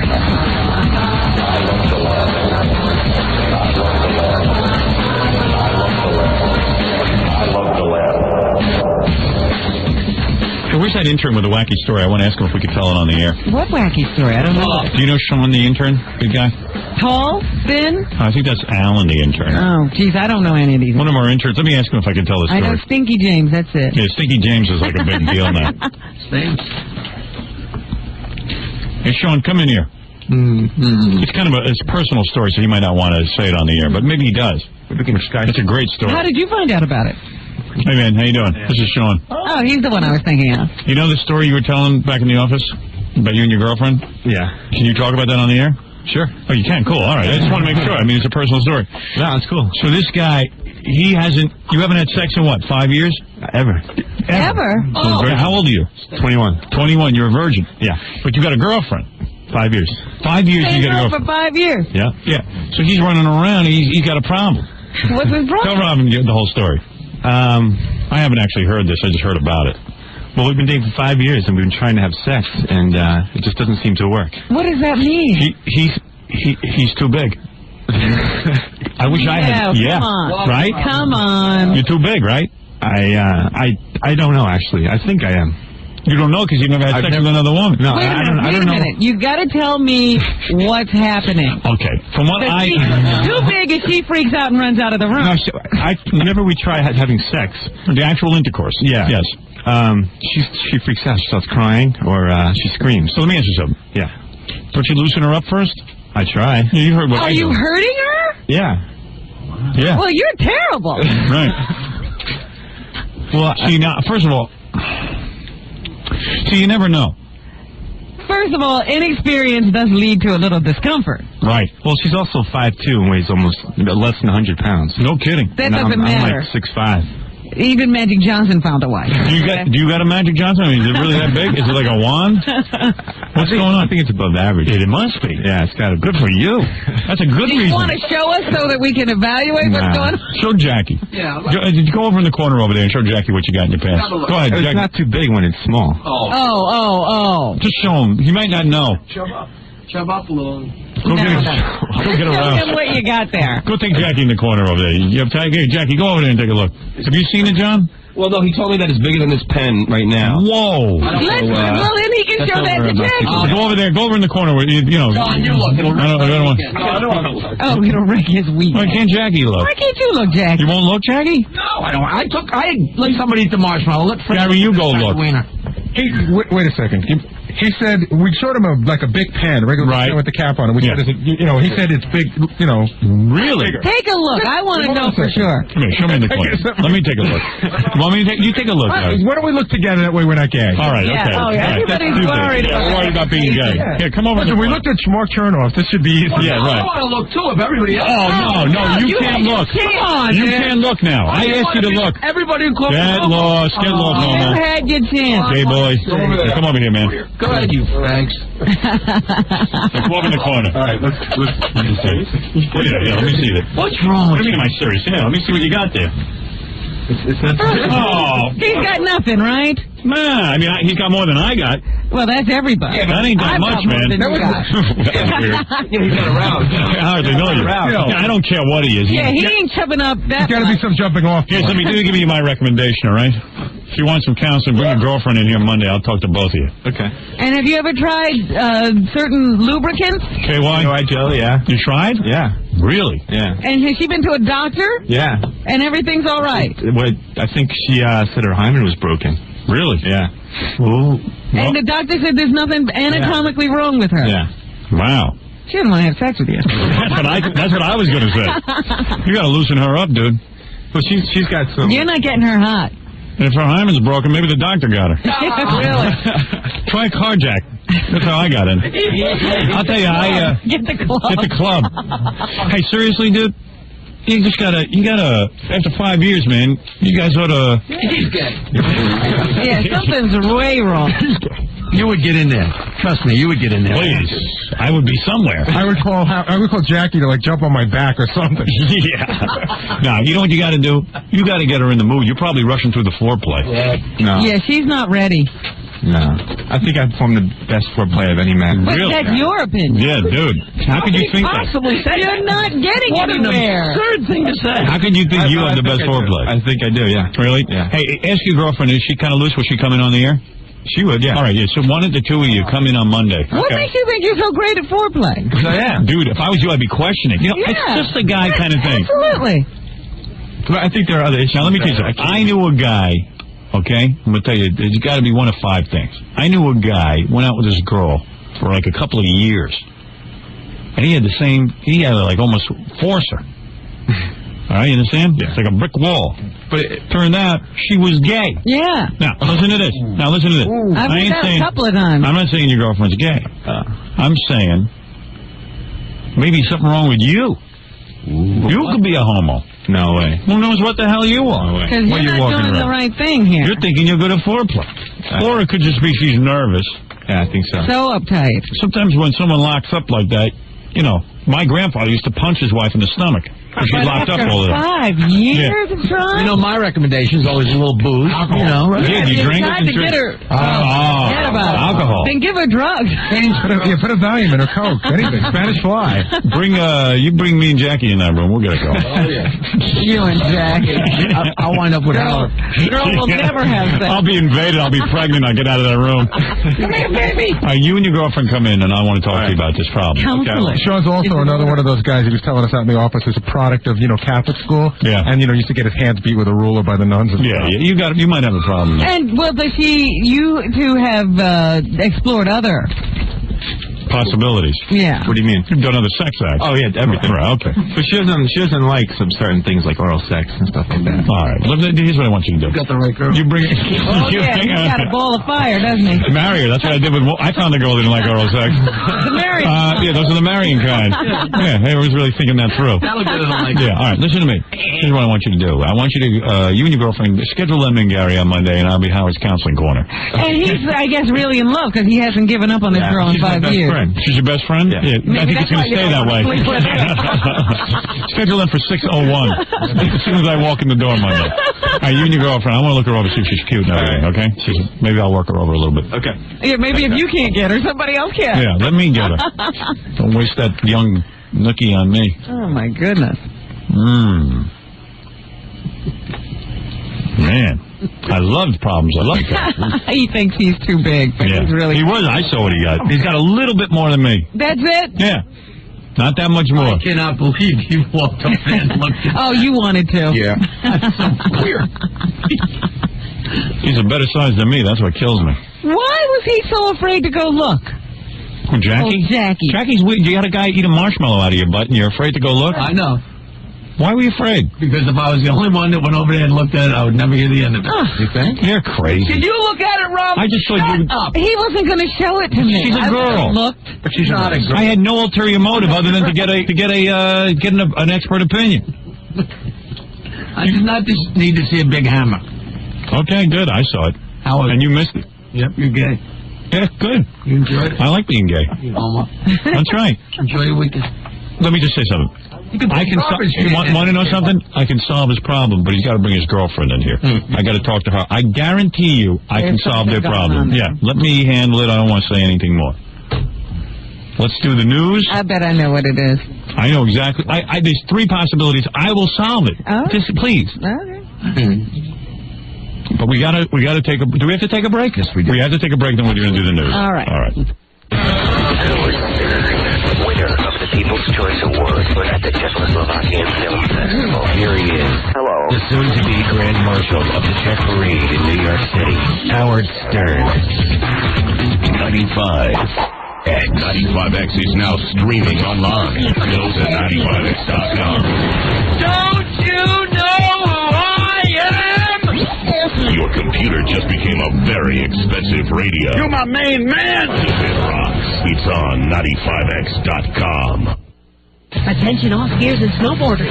Killington Resort in Vermont has the new year covered like no one else in the East. Killington has over 185 trails open, serviced by 30 lifts. That's more than 75 miles of skiing and riding. That's twice as much open terrain as any other eastern resort. Thanks to 30% more snowmaking this year to a system that's already the largest in North America, Killington welcomes in the new year with skiing on all 7 mountain peaks, including Bear and Pico Mountains, for skiers and riders of all ability levels. Whether you're an advanced skier or want to learn how to ski at one of the top ski and snowboard schools in the country, Killington offers the best and most skiing and riding in the East. Head up to Killington right now. Post-holiday January ski and stay packages start as low as $63 per person per night. Call 1-800-621-MTMS. That's 1-800-621-6867. Or book online at Killington.com/WAQS. So why not treat yourself to a real holiday present? Come to Killington, the East premier ski week destination. eMusic Unlimited lets you download and listen to as much music as you want. eMusic Unlimited is the internet's most innovative music service. At eMusic.com, you'll discover an ever-expanding collection of over 150,000 MP3s. Artists like Green Day, Bad Religion, Rancid, and Pennywise.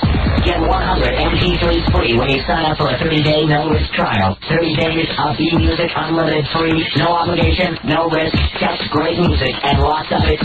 Listen and download. Create your own CDs. Listen on your own MP3 player. With eMusic Unlimited, there are no barriers, just an overwhelming abundance of music. Right now, get 100 MP3s free when you sign up for a 30-day no-risk trial. That's the equivalent of 10 CDs worth of music. Go to eMusic.com and join the online music revolution. eMusic Unlimited. All the music, all the variety, all the downloads you can handle. Find it at eMusic.com. And New Year's Eve at Turning Stone Casino.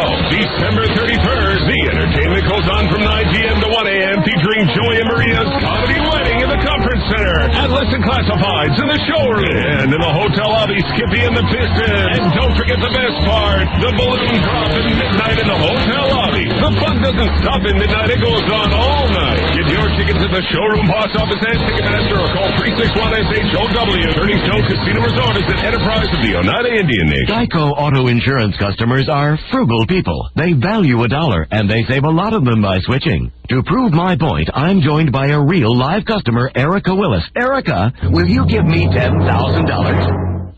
No. There. Proof that Geico customers do not like to part with any more money than they have to. Call 1-800-947-AUTO. You could keep 15% or more of your money. 1-800-947-AUTO. Geico Direct, the sensible alternative. Hard work isn't a 9-to-5 thing, it's a lifestyle. No one knows that better than you with your gym bag / briefcase / overnight bag. Central Performance helps put back the nutrients your eat-on-the-run demanding life takes out. It starts as a complete Central Multi. Then they add energy essential nutrients, including more key B vitamins, plus ginkgo and ginseng to help energize your mind and body. Even in this world of 20-year-old .com millionaires and instant online gratification, if you want it, you still have to work for it. Central Performance, like humanity.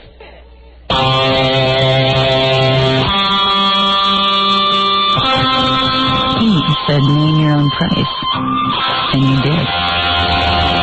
6 million airline tickets sold. 2 million hotel room nights sold. 1.5 million rental car days sold. Happy holidays from Priceline.com. We'll see you in 2001. This is Calling All Colds. You're on the air. Oh, I've got a bad cold. Well, any cold medicine's okay if you just have a head cold. Oh, I never just have a head cold. My colds always go down to my chest. Ouch. For that kind of cold, you need Robitussin Cold Caplets. Robitussin Cold goes wherever your cold goes. My head, my nose, and my chest? Exactly. Robitussin Cold Caplets have 2 powerful decongestants. One to clear your head and nose, and another one to clear up your chest congestion. I get it. It goes wherever my cold goes. Robitussin Cold Caplets. The Robitussin for colds. Also contains a cough suppressant. Use as directed. WHUS Manly, Syracuse. And now, let's return to the Howard Stern Show on 95X.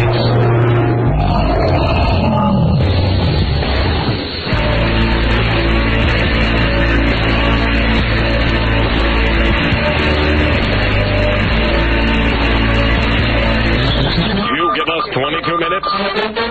Old crow. We'll break balls for 22 minutes. Don't call me an old girl. What are you, an old fart? And don't you stop me, I'll sue you. Howard And don't you stop me, I'll sue you. Don't you stop me, I'll sue you. Don't you stop me, I'll sue you.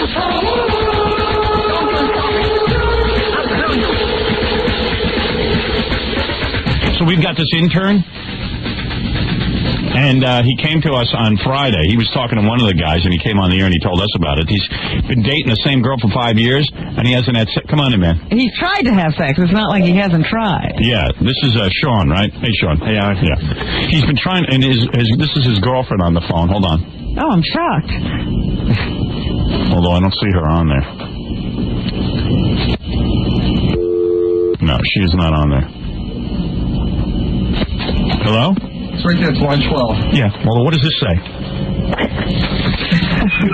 Need it for the name. All right, good. It's just line 11. Hi. Hello. Hi, how are you? Good. Just kind of nervous. Don't be nervous. We'll call you, what is your, I don't know your first name. I don't think she wants to. All right, how about Miss X? Okay. Miss X. Miss Virgin. Yeah. Miss Hyman Closed. Hi, don't be nervous, believe me. I'm going to solve your problem right now. All right, so you guys met what, in high school? Yeah, I was 16. When you were 16. And how old was she? I was 16. All right, so you've been trying to have sex for 5 years. Intercourse. Yeah. All right. And you're saying every time you go to have sex, now you showed me your penis. Yeah. I saw your penis. It ain't that much bigger than mine. Well, we measured this weekend when I was fully erect. Really? Yeah. Well, now that will be useful. And let me ask you something. I'm not going to go into this graphic detail, but I wonder how you measure, because I can measure all kinds of ways. I know I'm about 4 inches, but I can make it 6. You know how to make it 6 I without sure growing. do. That's right. At first we used a pencil, but then... how many inches are you? Just give me the bottom line. We used a big pen, and it was just about the size of a big pen. Okay. Oh, my. All right. ain't the size of a big pen. I saw what you got. I was really nervous. You're not that big, though. You're not that big. I mean, you're probably normal size. Now, you're having problems together, right, the two of you? Correct. You're saying for 5 years now, every time you try to have actual intercourse, he is too big. I guess. I don't know. Now, I'm going to tell you something. I'll give you three choices what you got here. Have you guys done any counseling or anything? No, not yet. All right. There's one theory that every guy's going to say, Miss X. Because everybody said it in here already. Yeah, the first thing people are going to think is that you might be a lesbian. Now, that's not a bad thing, but you might be in denial about it. I don't think that's your problem. I'm going to tell you what your problem is in a minute. But let me ask you a couple of questions about that theory. Have you ever thought about girls? No. You have no desire to be with women? No. You like men? Sure. Yeah, I'm positive. When you see Sean naked, you're attracted to that male form? Sure. Are you really hot for him? Oh, it's a little more than that at this point. It's like love? Yeah. Okay, well, you really love. Aside from that, are you hot for him? Yeah. Right, does he get you... who do you think is the hottest guy in Hollywood? You know, in film. Mel Gibson. Mel Gibson. Does he get you worked up like Mel Gibson? Yes? I guess. Yeah, you guess. You guess. He's not sure. And when you're with him sexually, I know you guys do other things. Do you like doing stuff to him? Oh, yeah. You enjoy it? Yeah. You enjoy the feel of a man, the smell of a man? Yeah. And you really want to go all the way? At this point, yeah. You're very, very turned on. Yeah. And when you're with her, you notice that she is aroused. There's a way of telling if a woman's aroused, right? Very aroused. She's very aroused. She's You check very her. aroused. Yeah. Like, you know how you check if you check the oil in your car? Yeah. You can check her. Yeah. Okay, very good. That's and you what I think do. she's very aroused? She's very aroused. Okay, all right. Let me see something. Okay, let me say something. Huh. Hold on. I'll get to the bottom of this. Yeah, keep going. All right. Now, if you're not... Now, I knew a girl, okay? She went out with a guy I know. This guy showed me his genitals after he tried to sleep with her. They would be black and blue. Do you understand what I just said? He had the same problem with her, but it turned out she was a lesbian. She didn't even know it that much. But it turned out she was a full-blown out lesbian. Did you hear what I said? Uh-huh. All right. Now, if you're not... Even that guy could make it somewhere. Yeah. Oh, yeah. He had made it many times with many different women. He had no problems. No, but I'm just saying he made it with her, too. It bruised him. He did. It bruised him, but he got there. Yeah. He got to the promised land. Hallelujah. The promised land. Triangle. Bermuda Triangle. Yes, sir. He landed. Yes, sir. Testify. Yes, sir. Hallelujah. There you go. That's what I was like. All right. So, I'm going to tell you the second theory. You ready? Uh-huh. Okay. You have to sleep with a different guy. Now, listen to me. I know what I'm saying is shocking, but this dude ain't doing it to you. I guarantee you, if you're not a lesbian, I could break this problem. Would you like me to do it to you? No, it's okay. You sure? Yeah. Have you ever used smaller objects to pleasure yourself? Not to pleasure myself. No? You're very uptight sexually? No, but I just don't No, need she's it. not. You don't need that. No. Mm-hmm. Do you use a tampon or a napkin? Tampon. I see. So, yeah. All right. I'm going to tell you somebody's there, but it's an inanimate object. Let me tell you something. That means he's not turning you on. Because there's you're normal size, right? You've been to the gynecologist, right? And he says there's nothing wrong. I'm telling you, he ain't doing something Let me ask you, when the gynecologist examines you, does he use the usual tools? Yeah, it hurts. But it doesn't hurt as much as when you're with him. Oh, no. Right, because the And that's a piece of metal. The gynecologist gets there, doesn't he? Did you guys ever use KY? Yeah, all the time. You do? Yeah. Still nothing. And you shouldn't have to use that with a young girl. Did you tell the gynecologist your problem? Yeah. What did he say? He went, faggot. What did he say? Did he say that you're normal size? Yeah. That everything's fine with you? Yeah. And the whole time you're with Sean over here, you don't think about girls? No. That's the most unusual thing. You think that you could I'm telling you, he needs another man. Gynecological tool in if he was a problem. You never try to sleep with another guy? No. That's what you got to do. What you need. You got a letter? No. We got to solve this problem. There's a guy on the phone says he knows how to solve the problem. He had the same problem with his girlfriend. You two are pretty desperate at this point, right? That you got this over with. I am. Can't do it. Yeah, I can. You heard doctor's gotten farther with her. Yeah. Get her drunk. Does he ever get you drunk? Not often. Why don't you get her loaded? Not often. Get her loaded. She doesn't get her loaded. I don't care. Slip it into Give her a pill, something. You ever do ludes? I mean, I don't advocate drug use normally, but it's indicated in this. Yeah, it might be. You might have to get some prescription ludes. Do me a favor. Would you guys drink tonight? Would you guys do me a favor? Yeah, I'll buy the booze. Get over this hump here. Here, hold on. Let's talk to some other people. Hi, you on the air? Is this Mary? Oh, hi. Hi, Mary. I called on Friday to tell Steve, is that his name? Yeah. Sean. It's probably never going to work now because he embarrassed her so much. He just labeled her, like, as a freak. No, she's not the freak he is. Did you hear what she did? The girlfriend just said thank you. Well, the same he doesn't appreciate that. to me when I was 15 and my boyfriend at the time was 16. Yeah. And, like, she told one person that we all hung out with in the neighborhood, and that one person told everybody. So yeah, but it's his problem. It's his problem, don't you see? Yeah, I'm telling you, if she slept with another guy, she'd be able to get him. Yeah, but everybody... Be quiet. Oh, yeah, it's so embarrassing. Big deal. It didn't... Well, she might have closed up forever now. You think he closed up forever? With him, at least... Not you yenta. Oh, you annoying. Oh. Hello? Yes. You think you turned off to Sean forever? No, I don't know. I'm not really thinking about that. You love him, right? Okay, all right. That's what I figured. Hi. Howard. Yeah. How's it going? What's happening there? This is David. Yes, it is. He says he could solve the problem. David, you know this problem? Well, I've been with 4 or 5 of these type of women in my past. 4 or 5? Man, there's something wrong with you. No, I specialize in virgins. These type of women. Go ahead, yeah, and tell us, how did you solve the problem? Well, sometimes you just got to get the job done. Oh, you're saying force it. There's going to be pain. That's the problem. You might be too sensitive a guy. I am. I'm a pretty sensitive What did she start? Miss X, do you start, like going, don't, this hurts? No. I'm What the one did she who stops. do? You stop? Yeah. Why? Well, then you're stupid. You gotta keep going. Because I feel bad. It hurts. Nah. Oh, you're just getting off on that. Yeah. Keep in mind when she's really there. I think, here's my theory. This is another, he's gay. No, I'm not my gay. theory is he likes the fact that he thinks he's too big. Yeah, I think he's getting off on it. Have a little humility and just get the job done. Right, you're saying all these other women, they couldn't do it, and then you just use a little pressure. That's right. I hear A lot of you. pressure. The last thing I want to do is hurt her.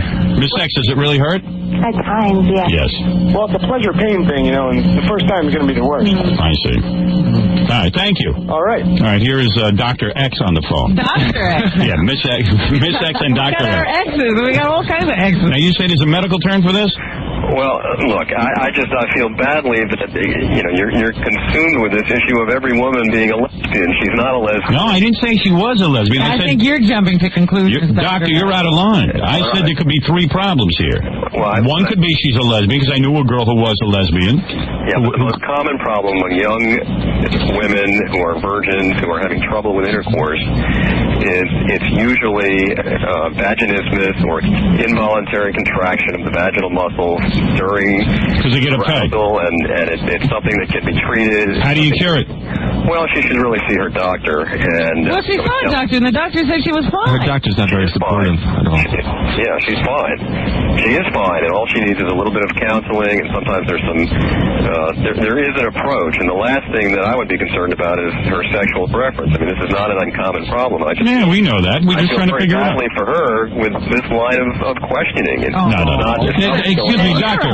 You're uptight because I'm saying there's 3 ways you could go with this. Why can't you question anything? Yeah, we're trying to figure it out too.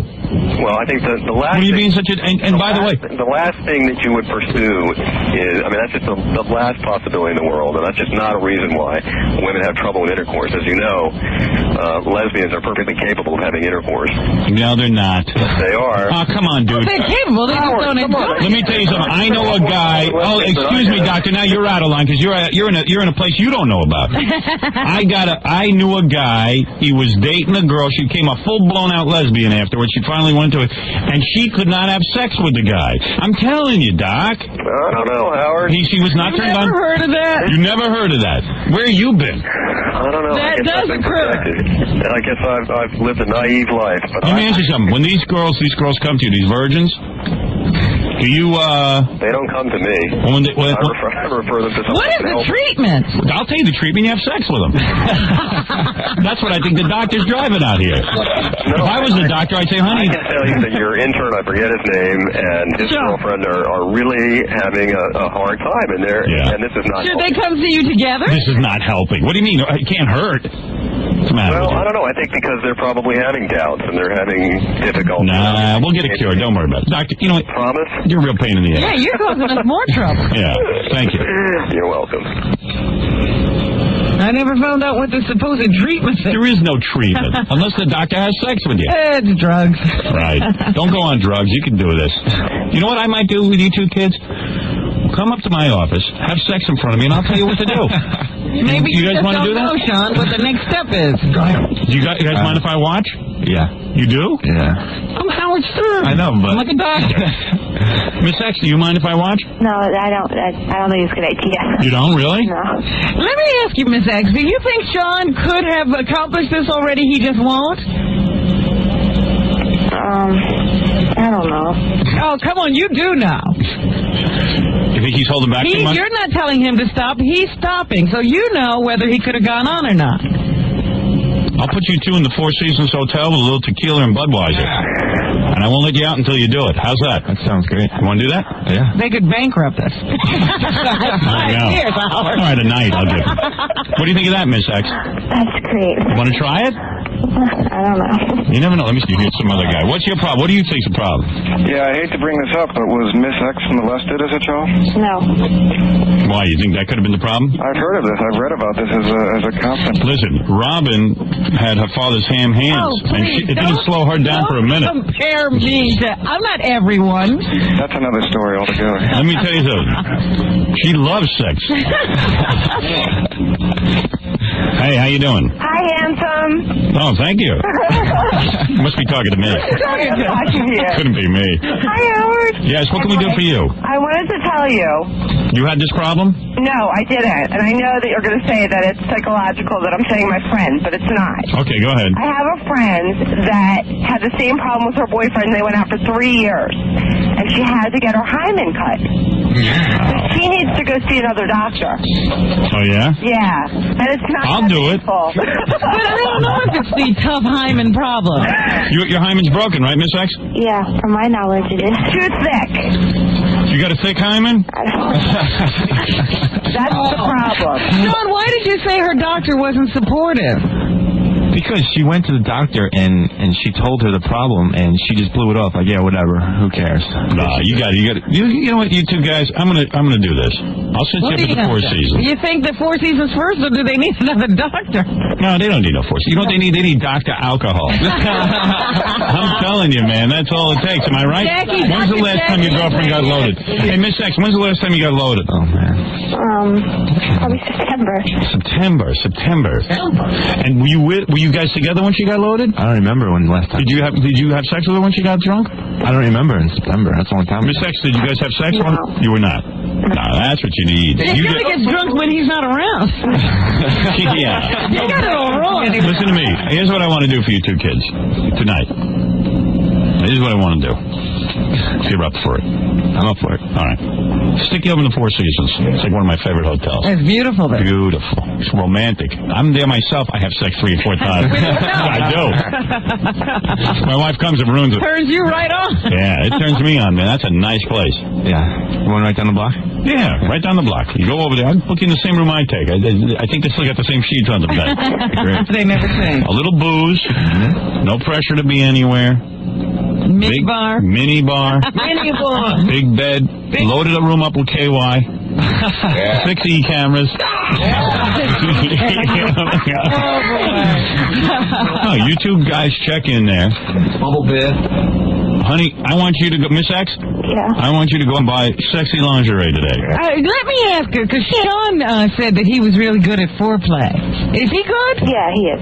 And he works you up real good, huh? Yeah. There's no way I could. don't I guarantee you, I could get the deal done in 10 minutes. Guaranteed. Have you never even been with a virgin? You don't know what it takes. Oh, let me at her. Let me at her. I tell you, I'm almost finished right now. But what about her, Howard? I could finish her off in 10 minutes. She wouldn't even know she had it done to her. Right. No, I hear you. You guys are upset about this. I think I could help. I really think I could help. So what do you say, Miss X? Sounds good. All right, you guys free tonight? Now I got to get Tom to pay for it. Yeah. Oh, well. All right, you know what? That's tougher than breaking the hymen. Yeah, 5 years from now, you'll be in that room. Yeah. All right, so you guys are going to go over to the hotel. Okay. How much are you going to drink? What kind of drink? What kind of drink do you like, Miss X? Shots. You like shots? Shots? Shots of what?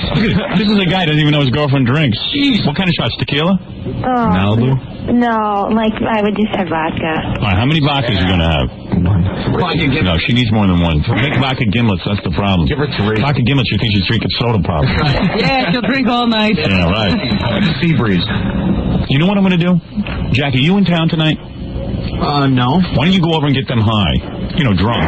Yeah. Nothing illegal. Play bartender in the Yeah. Wait a minute. Set them up with, have dinner at the nice little restaurant there. Have, lots of cocktails with dinner. Yeah, let Jackie eat with them. Yeah. Drinking throughout. What we got to do, though, is the important thing is that she drinks a little bit, but he doesn't. Right. That's all we don't understand. You don't need him not being able to perform. He could have one cocktail. He needs to be awake.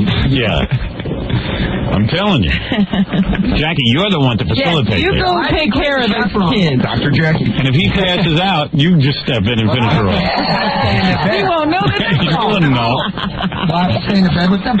Jackie, can you do that tonight, or are you tied up? I'll do it. Yeah? Good. All right. Let me just think about it. All right, you want your bartender, Jackie? It'll be fun. Jackie keeps the party going. Hey, Tom, you got to get 2 rooms, one for Jackie and one for this couple, so Jackie can be there on call. Just fell over. Did you hear that? Oh, man. Tom has to spend a little money to make money. We know we can have one of those rooms with the door. Jason, the door. The connecting door. Hey, Dr. John, that you? Yeah, that is. Hey, he just got puts out great albums. Dr. John? Yeah, Dr. John. Hey, Dr. John. Howard, how are you? Hey, how you doing? I want to tell you that Gary's a tough guy to get through. Right. I had to prove to him that I had 2 phones in my office. Yeah, but go ahead. Okay, the way to do it, is she a small woman? We got 5'2". 5'2". Okay, well, what breast size? I would guess a B cup. Yeah, that's a nice compact package. yeah, listen, it's not important about her breast size, but... Sure it is. I just had to find out. Okay. Maybe it's not important to you. Well, anyway, I told Gary that I am a doctor in Boston, and I am. Yes. I got through his 2 phone calls. That he Yeah, we understand that, Doctor. What was the video about the problem? Stop dwelling on your problem. In a way, Sean's digging this because everyone thinks he's so big. So big. Yeah. Oh, I am. You're not. Believe me. Don't be so impressed with yourself. No, I'm not. I seen you. I was nervous. By the way, you should know this, Miss X. He's not that big. You're going to be with a lot bigger guys than him. Oh, yeah. I don't know about that. Oh, you think what is it, Baba Booey? Everybody's just calling. You can't put everybody through, but everyone's calling with all sorts of wacky formulas. But saying that he's got to do more things to her. Yeah. That he's just not, maybe not experienced. That's what I'm saying. Jackie was there to get, at least through some of the foreplay. Oh, no, you want him in the room? I'm a phone call away, right? Right. Right next door. Yeah, if they have problems, if there are problems, you call Dr. Jackie. Yeah, right. The problem isn't that he's not doing enough if she's ready, like he says she's ready. But they don't know. Maybe he needs... That's a giant vibrator coming through. All right, so here's the plan. Why don't we buy him a vibrator too, Howard?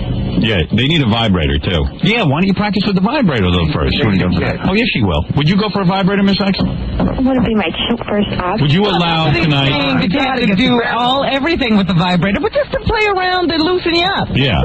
Get started. You want me to teach you how to use a vibrator? I'm an expert at that. Sure. Yeah, you can't just barrel house your way through, right. Hey, Miss X, will you allow a vibrator to be used on you tonight? I don't know. Please, this is for the experiment. We're all pulling for you, Why too. wouldn't you try anything? Yeah, really. Be open-minded. Obviously, I can see there's a problem with you, too. It's not like I'm indicating Benoit balls. It's also helping other people. Right. Who? Me. You know, guys, this happened to like maybe 2 dates, Howard. I never heard this going on. Do me a favor. Gary, bring me a vibrator and a blow-up doll. I want to show Sean how to use one. Are you recommending that little thing, or No, what? this guy needs a little bit bigger than that little thing. Miss X, how's this? You go out today, buy some lingerie, all right? We're going to make a romantic night of this. Did you hear what I said? Yeah. Can you do that? I guess. Have you ever wore sexy lingerie? Yeah. All right. You got heels? High heels? Yeah. Do you ever wear high heels and sexy lingerie? No. All right, that's what you're going to do tonight. I'm telling you, You're this is going to be a real woman. You're going to be really sexy tonight, and you're going to do a strip for Sean in the hotel. Did you hear what I just said? When you're drunk. That's And what he then wants. Sean won't have to try because he'll already be done. Yeah. He wants a lap dance. But you haven't been married 150 years. This kid's head's going to explode. Well, we're going to get you a lot of seafood.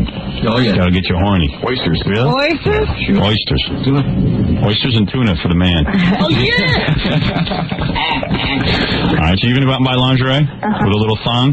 Do you look good in one of those? Yeah. Yeah, she got a good body? Yeah. Oh, boy, I wish I could go over there. You can't supervise this. No. You have to go home. You got to work on a movie. I want you guys having your meal in your lingerie. In my not lingerie? in the room? How's Jackie going to be there? So what? Wear a blindfold. Jackie will be in lingerie, too. No, after Jackie leaves, you get it to your lingerie. Okay. You'll go in the bathroom. What is that again? Listen, they're doing construction downstairs. We have a radio station in here. That's the sound of love on the third floor. All right, you guys are going to get in lingerie. Listen to this. Get a hammer. Wait. How can we go through this every single day? Every day. That's Tom. He goes out, I'll go talk to them. He must like visiting. He puts a Band-Aid on the problem. I would go down and talk to him permanently about what time they can start. Who's in charge of that? Yeah. Tom. Whatever Tom's in charge. No, I meant who's in charge down there? Is he talking to the person in charge, or is he talking to the guy with the hammer? I don't know. All right, here's a vibrator. Oh, Lord. You got one that makes noise? Yeah, wait, hold on. Oh, my God. You won't need Sean with the thing you just brought it. You this big? No, this is a little too big. That's too big. Then you're not big. All right.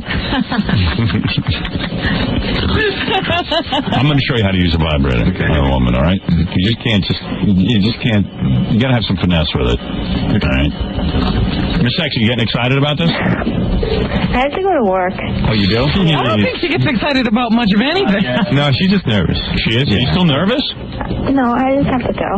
Oh. I have to go to work. So you guys don't want to do the hotel room? Oh, no, we'll do that.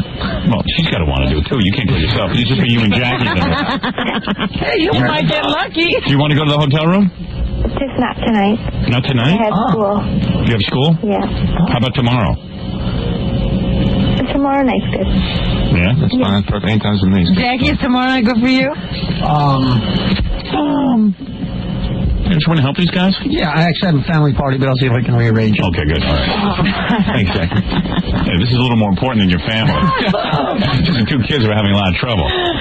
What is it, Stuttering John? Everyone's saying like they, like tried it in different ways, like with Sean on the box. Yeah, they've tried everything, right? Yeah, we get that from them. Get out of here. No, I just said that was everyone's. It's none of your business.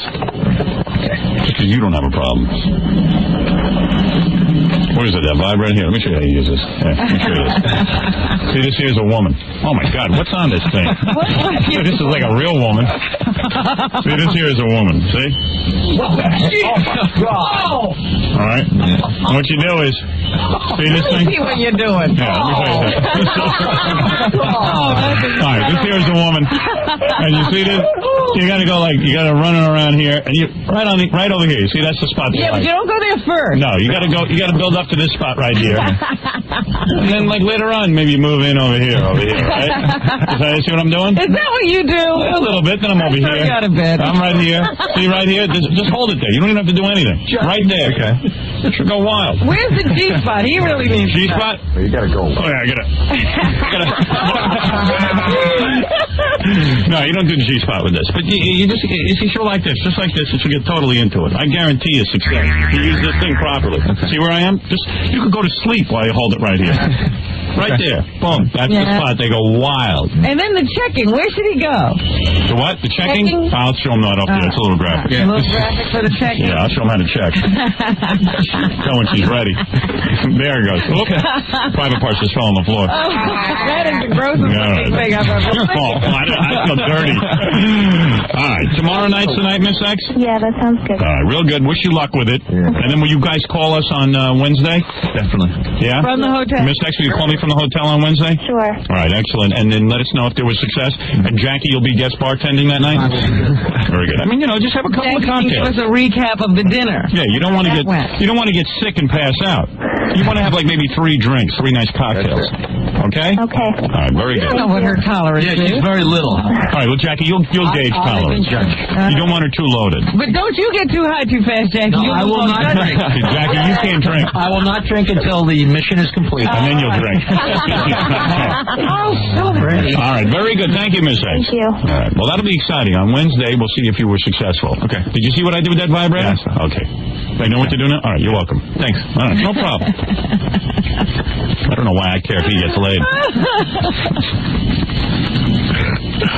Let me take a break, Robin, and we'll be back right after these words. Oh, my God. The Howard Stern Show. Hello, my name is Daniel Albresta from Ghana. I drive a taxi in New York City. Back in my country, we don't have a radio man like Howard Stern. We only have very religious people on the radio who only talk about God, peace, and religion. Well, them. Now I have the freedom to listen to the ruler of the American Airways, the king of all media, Howard Stern.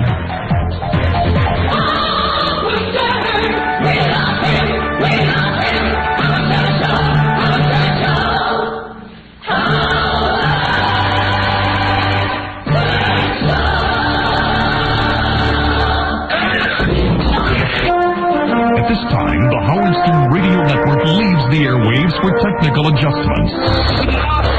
If it rocks, it's on 95X, and we're heading into a 20-song rock marathon on a 2 for Tuesday. Here's Led Zeppelin.